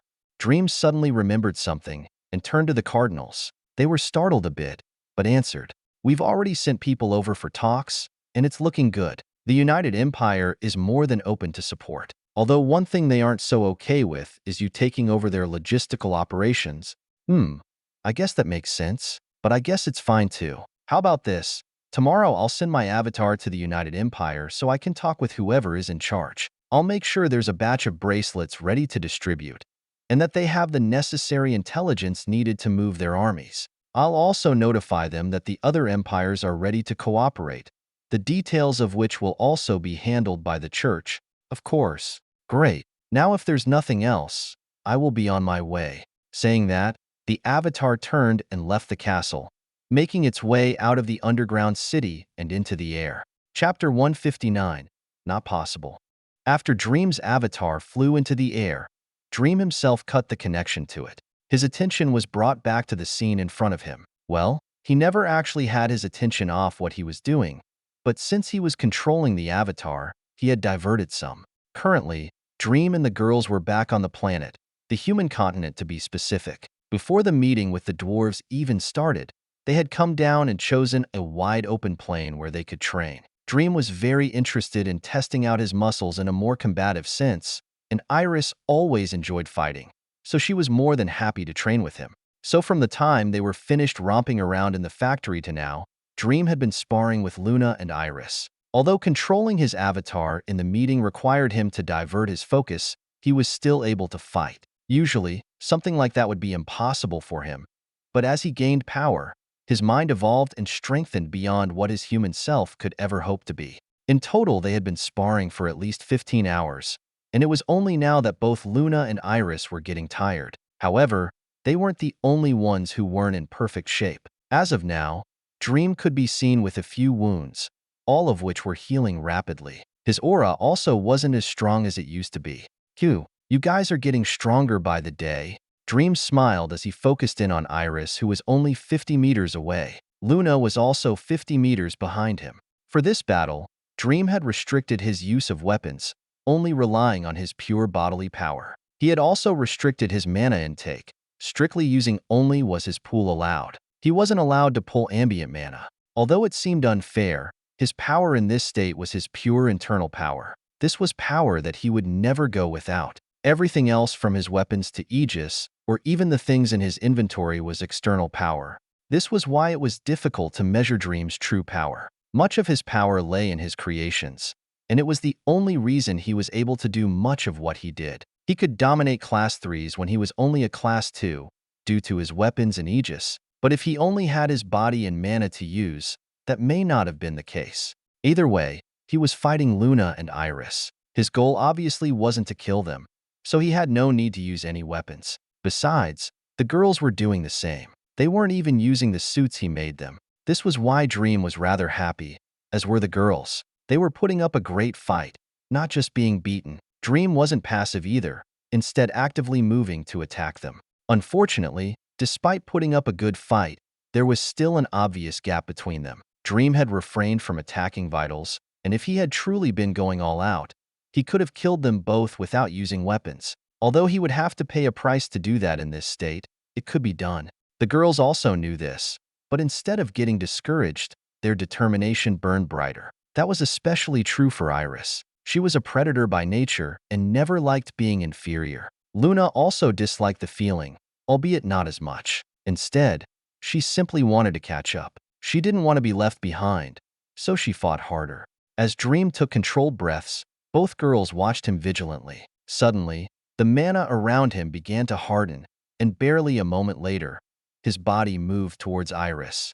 After seeing the mana fluctuations, Iris had already prepared, and after Dream suddenly appeared in front of her as if teleporting, she snarled and shot out a rod of bloody flame. Both she and Luna could barely keep up with his speed visually, so they had to watch out for the preemptive warnings in order to be able to react physically as well. Although it was stressful on the mind to be so on guard, this was exactly what training was for. After she launched the rod of fire, Dream diverted it with his palm to the side. However, he had done this several times before, and seeing it again, Iris snickered.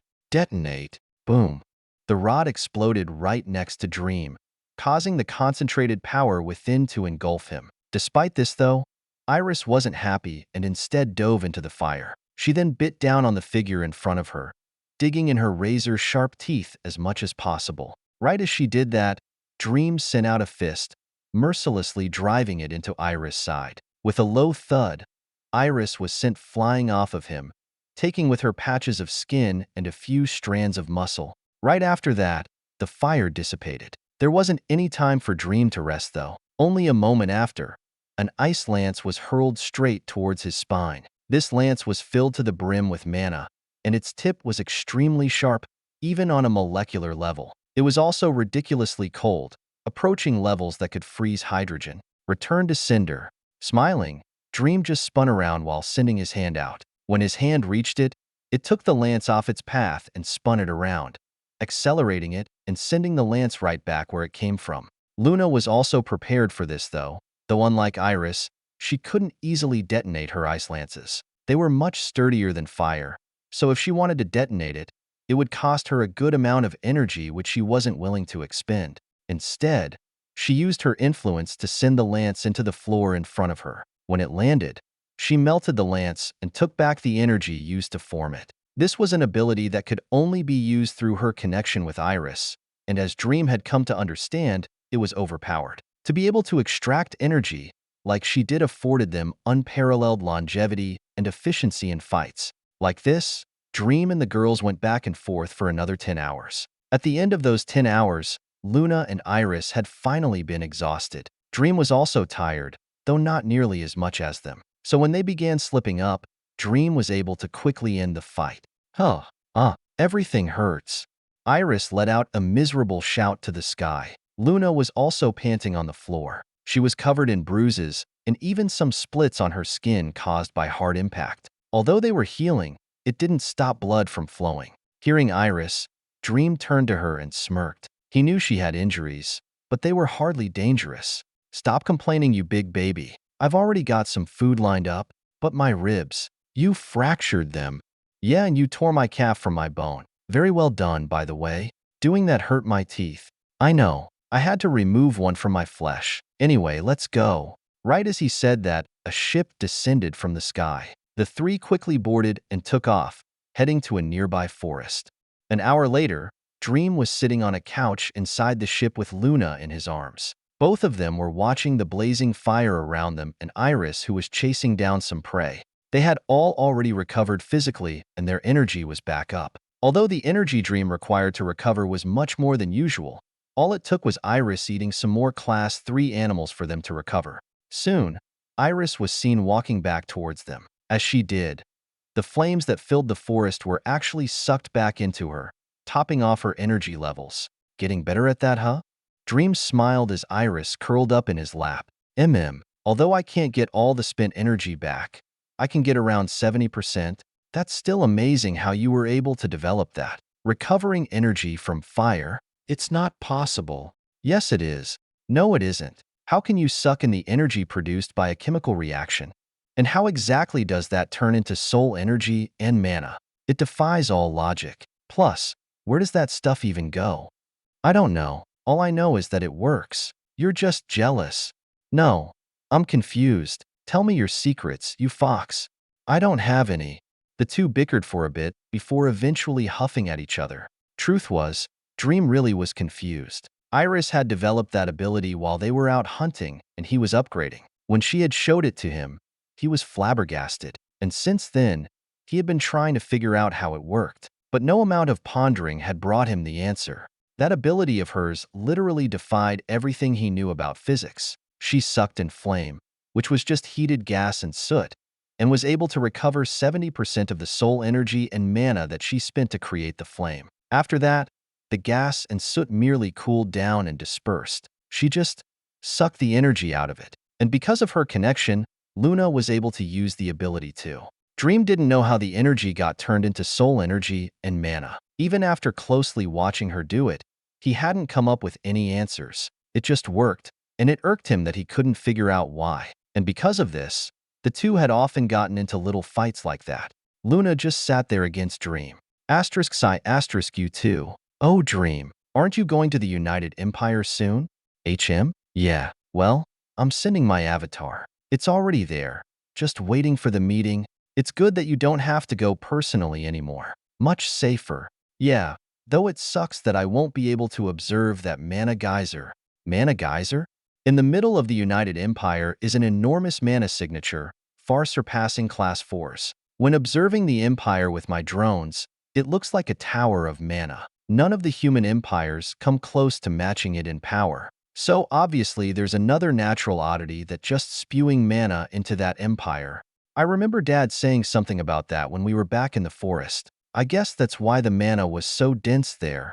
Unfortunately, they don't know how to properly direct all that mana. Although they have enchantments, they suck. If I was able to harness that mana, though, I could create unbreakable defenses and weapons of untold power.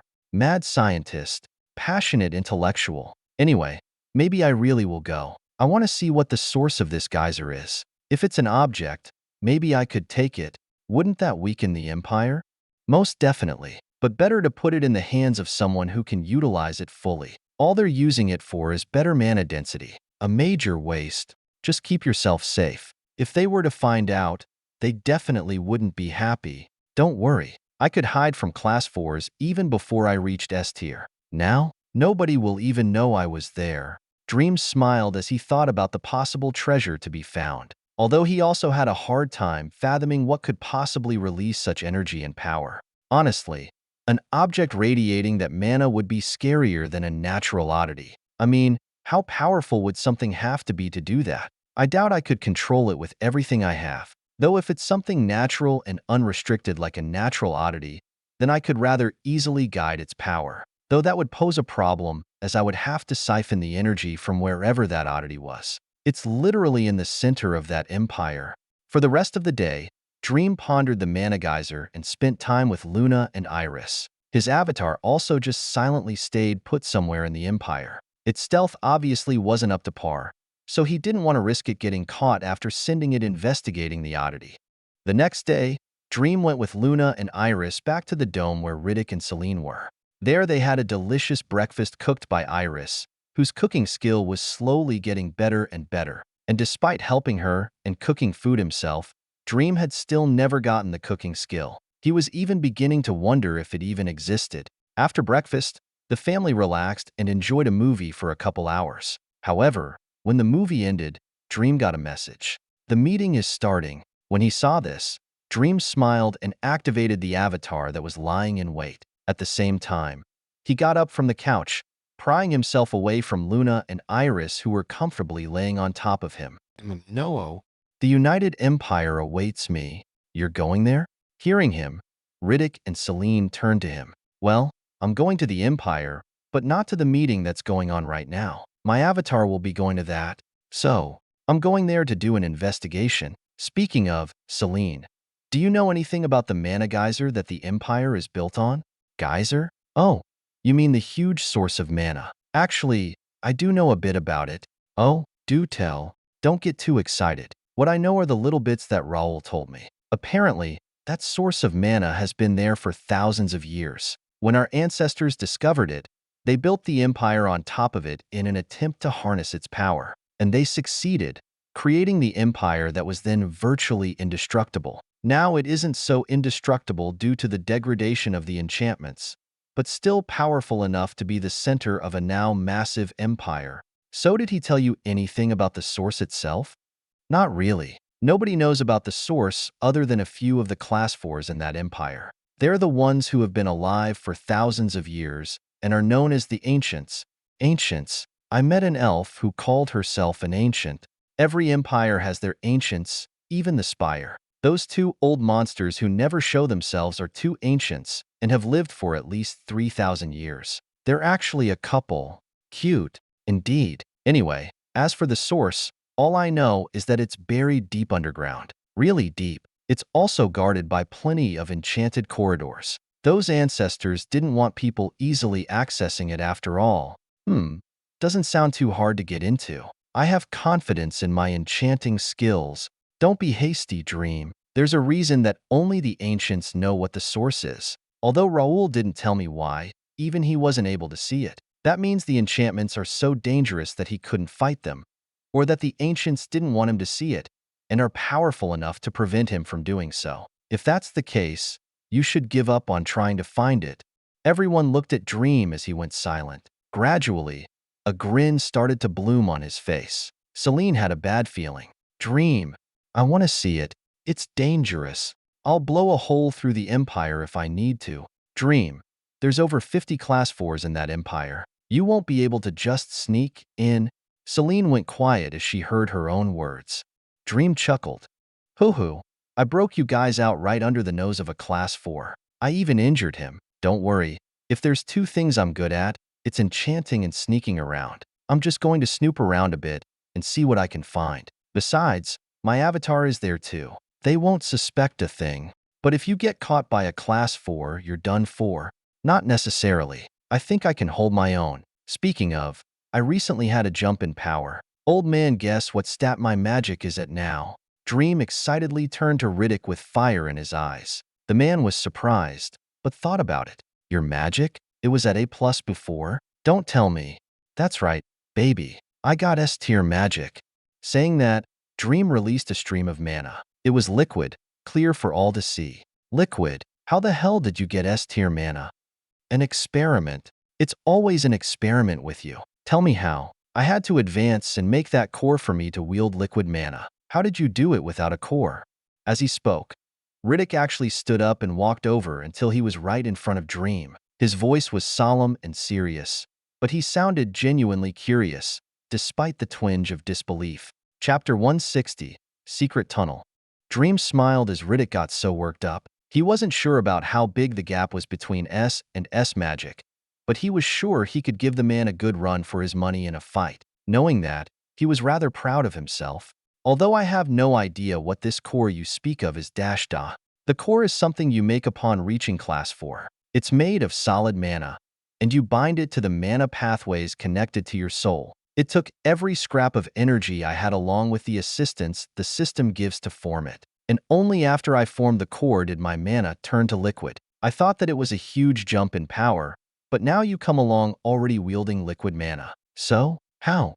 Good info. Anyway, I had actually come across solid mana. It was after doing some experiments with it that my soul was stressed, and because of that, I made a breakthrough and was able to form the liquid mana with just my soul. Luna and Iris were there actually. Yeah, he sucked a bunch of energy out of me. Iris responded and crossed her arms as if hearing about a bad memory. Riddick turned to them, surprised. You knew? Why didn't you tell me? We didn't think it was that big. He does crazy stuff like that all the time. What? You want to hear about everything he does? No, I guess not. But this is different. So that's all you did? Just stress your soul? Well, I doubt that's everything. I mean, I'm not a soul expert. I do that all the time, and as a result, my soul gets stronger. Except this time, I was on the cusp of breaking through, and I did. Even Iris has been getting stronger after I taught her my art. What art is that? The art of pushing your limits. You said that stressing your soul is dangerous, but I don't really see that. Like a muscle, you have to break it down to get stronger. Though you can't push it too far, obviously, but you'll know when you hit your limits. Pain does a really good job of reminding you. So that's really it? Well, it also probably has something to do with my skills. They're really powerful, so leveling them boosts my power really well. How many skills do you have? 5. That's it? Yeah. How many do you have? 16. That seems like a lot. They're all the magical techniques that I've developed over the years. All of them are pretty powerful except for a few that I've outgrown. I think that's where your problem is. Like I keep saying, skills are your source of strength. Work on them, and you'll increase your strength. Anyway, I'm gonna get going. Treasure isn't gonna dig itself up. Kiss kiss. Seeing him prepare to leave, Iris stood and went over for a kiss. After they smooched, Dream turned to Luna, who was looking at him worriedly. No sugar for daddy? Be careful. Of course. Standing, Luna also went over for a kiss. When they separated, Dream was given a hug as well as more warnings by Celine. After that, he left the cabin, leaving the contemplating old man behind and taking to the skies. As Dream flew, the Avatar was in the meeting with the Cardinals and Class 4s of the Empire. These Class 4s were the ones who ran their own kingdoms that were divided by species. They were called kings, and in this meeting, there were 27 of these kings. Of the 27 kings, there were 11 different species. These 11 different species represented all the Class 4 species, so every Class 4 in the United Empire came from one of these species. They were as follows: a bear, lion, tiger, cat, fox, wolf, eagle, lizard, snake, badger, and a Tasmanian devil-looking rodent. Each of these species apparently has at least 4 Class 4s. Some, like the wolf, have 8 Class 4s. But for the most part, no single species is able to absolutely overpower the others. However, there's one species that's by far the weakest, the fox. Turns out, Raoul, the father of Celine, is the only Class 4 fox. He had apparently only just risen to prominence in the last few hundred years. This was all quick information Dream learned from one of the cardinals of the animal church after some inquiries before the meeting. He had never known any of this and wanted a general overview of the power dynamic here in the Empire. During the meeting, Dream and the cardinals went on to discuss the details of the alliance with these 27 kings. Dream brought up the fact that all the other empires were willing to support, how he was going to provide them with communication devices, and the fact that he was going to give them valuable intelligence. After hearing all this, the kings were a bit skeptical of these devices of his, but when he showed them how they worked by communicating with the Elven Ancient, they were ecstatic. Everyone agreed that such a tool was invaluable in warfare. This was the same for the intelligence. All the kings, even Raoul, were astonished by not only the capability of the bracelets, but by the accuracy of the intelligence. However, there was one point that they still didn't want to bend toward, and that was Dream taking over the logistical management of the armies. However, Dream was fine with that. He really didn't care about how they wanted to run their armies. He didn't even really have any idea as to how they would be run. These were animals, not humans. Their militaristic system would be vastly different, so he didn't want to try and step in and ruin things. But despite being able to bend on this point, there was one thing he wouldn't bend on, and that was the Empire's stance on the war. Dream wanted to make absolutely sure that the Empire was going to attack, not just defend. The Church also heavily emphasized this point. Luckily, that's what their plan was. The Empire had already discovered how ruthless and relentless the demons were and had no intention of letting them live. They were already going to push back all the way to the demon continent and attempt to wipe them out. Not only would this expand their territory, but it was going to provide them with plenty of food in the form of demon corpses. With that, Dream was satisfied. All he had to do was give them a massive amount of bracelets, and they would take care of everything else. Another thing Dream did was tell them about how the human empires were also going to be attacking. He laid out the intelligence and showed them the demons' movements. After going over it, they were shocked by the combat power of the demons. Afterward, though, they were relieved that the human empires were also fighting. It would take a huge amount of pressure of them, and so, for the rest of the day, Dream's avatar went over more details with the cardinals and the kings. They also brought the dwarves and elves into the conversation. Meanwhile, as the meeting had started, Dream made his way over to the Empire, though not before making certain preparations.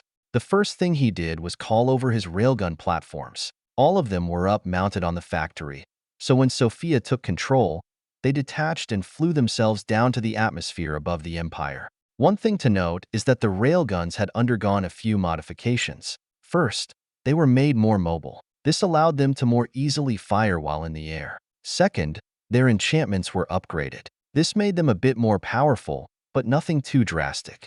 Other than the railguns, all the aircraft Dream had were activated and moved over. These escorted the railguns and stayed with them in the atmosphere. Last but not least, Dream had a few contingency weapons that he never used against Raoul while breaking out the girls. He had used one that was made with Riddick's mana, which disrupted the mana of the enemy, but he still had two more that were free to use. In fact, he performed upgrades on them, making them much more powerful than before. With that, he was good to go. Most of his power was always on his person and almost entirely consisted of Aegis, who was by far his strongest attack and defense. Dream never removed him, ever. He was ever present and always guarding his master, never relaxing his vigilance. So, this thing is underground, but I have no idea where. I think the best place to start is from within the city. It's risky, but definitely more effective. If we can find an enchantment that's attached to the source, we should be able to trace it back. Our only other option would be to dig around. But that's working harder, not smarter. Let's enter the city. Saying that, Dream flew over from outside the city walls. He quickly entered the capital, and not stopping, he moved straight to the massive castle in the center. This castle was where Luna, Iris, and Celine were held. He had already broken into it once, and he could easily do it again.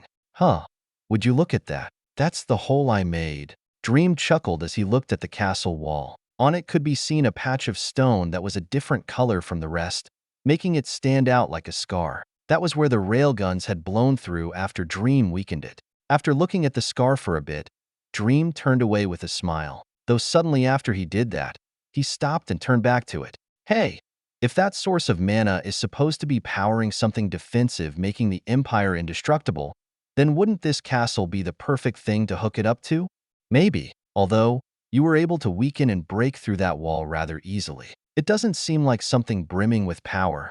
Celine said that the enchantments have degraded though. Maybe it's really just that weak. Won't know unless we try. Go look. Nodding, Dream flew over to the wall, steering clear of the scar. Its enchantments were already broken and wouldn't help him. After getting close, he placed his hand on the stone. When he did, mana surged from within him. Sophia instantly began rewriting the enchantments and placing in her own. After only a few moments, a mana string was sent out that began to flow through the wall's enchantments like a fish through water. The string also split into thousands of pieces, spreading out much like they did while searching the elven tree. Soon, the strings began reaching the bottom of the wall, though they didn't stop and quickly headed underground. They got many more buildings down there. A lot of them have class 3s inside. Bunch of different species. Where's your power source? After only a minute or so, Dream's mana had spread through most of the wall, surrounding the entire castle. He had the entire castle and all its enchantments under his control. And along with control of the wall, he was able to quickly identify the source of power of the wall. A core of some kind, though definitely not the source. Too weak. Is it attached to something? Overriding. Nope. The core is independent, occasionally fueled by someone, but independent. I don't really know where else they would have attached the source to. If a wall isn't a good defensive spot, then I don't know what is. What about the outer wall? Maybe. Can't hurt to try. Saying that, Dream removed his hand. The strings that were attached were formed into an enchantment, and he even left behind a core of his own with a computer inside, allowing him to control the entire castle from anywhere in the world. After planting the core stealthily into the wall, Dream moved back to the outer wall. The outer wall encompassed the entire city. Seeing how the city expanded beyond the horizon, one could easily say that the wall was big. It was a whole 200 meters tall and 60 meters thick. Although, I still can't figure out why these empires would build walls. I mean, anybody worth worrying about can easily fly over. Monsters? Probably. I guess it also serves to easily establish boundaries. Walls are pretty universal in that sense. Though the spire also had that mana dome, you would think that this wall would also have it. The spire is much smaller. Anyway, let's check this out. Dream cruised up to the wall, which he quickly put his hand on. Soon, mana burst out, overriding the enchantments and scouring for clues. It's like medieval hacking. I feel like an assassin. I'm finding something. Yay. What is it? Weak enchantments. Really weak. I'm also finding mithril circuits strewn throughout the wall. The circuits are stable, but not nearly strong enough to sustain what I think these enchantments were calling for. So they stressed the mithril too much, weakening it over time where it gradually stabilized into a weaker form. The enchantments on the mithril are a mess too. Although I've pieced some of them together, they were calling for a dome, just like in the spire. Though again, the enchantments weren't strong enough to be maintained over time. However, it wasn't really to the fault of the enchanters. These guys were smart, at least compared to today's enchanting. I think that means we found exactly what we're looking for. Have you found the source? No, but I found several auxiliary cores. As I expected, their enchantments are out of whack. We should take a look. They're underground in some tunnels that haven't been touched in ages. There's a passageway on the inside of the wall. Fix the enchantment and I can open the door. Okay. Dream nodded and flew down the inside of the wall. He went to the blip in his vision that was placed on top of a section in the wall. It looked like nothing special, just part of the wall. However, the mana told him a different story. Broken circuits everywhere. Well, even without fixing the enchantments, this is easy to get into. Saying that, Dream placed his hand on the wall, not before hiding his presence, of course. Soon, the cracks glowed a bit, and the section in the wall began to open up. Dream stared at the entrance for a bit. It led into a large dark tunnel, and as Sophia said, it definitely hadn't been touched in ages. He broke out into a smile. Secret tunnel, through the mountains. It's a wall. Secret, secret, secret, secret tunnel. Bang. Door closing behind him. Dream danced his way into the wall.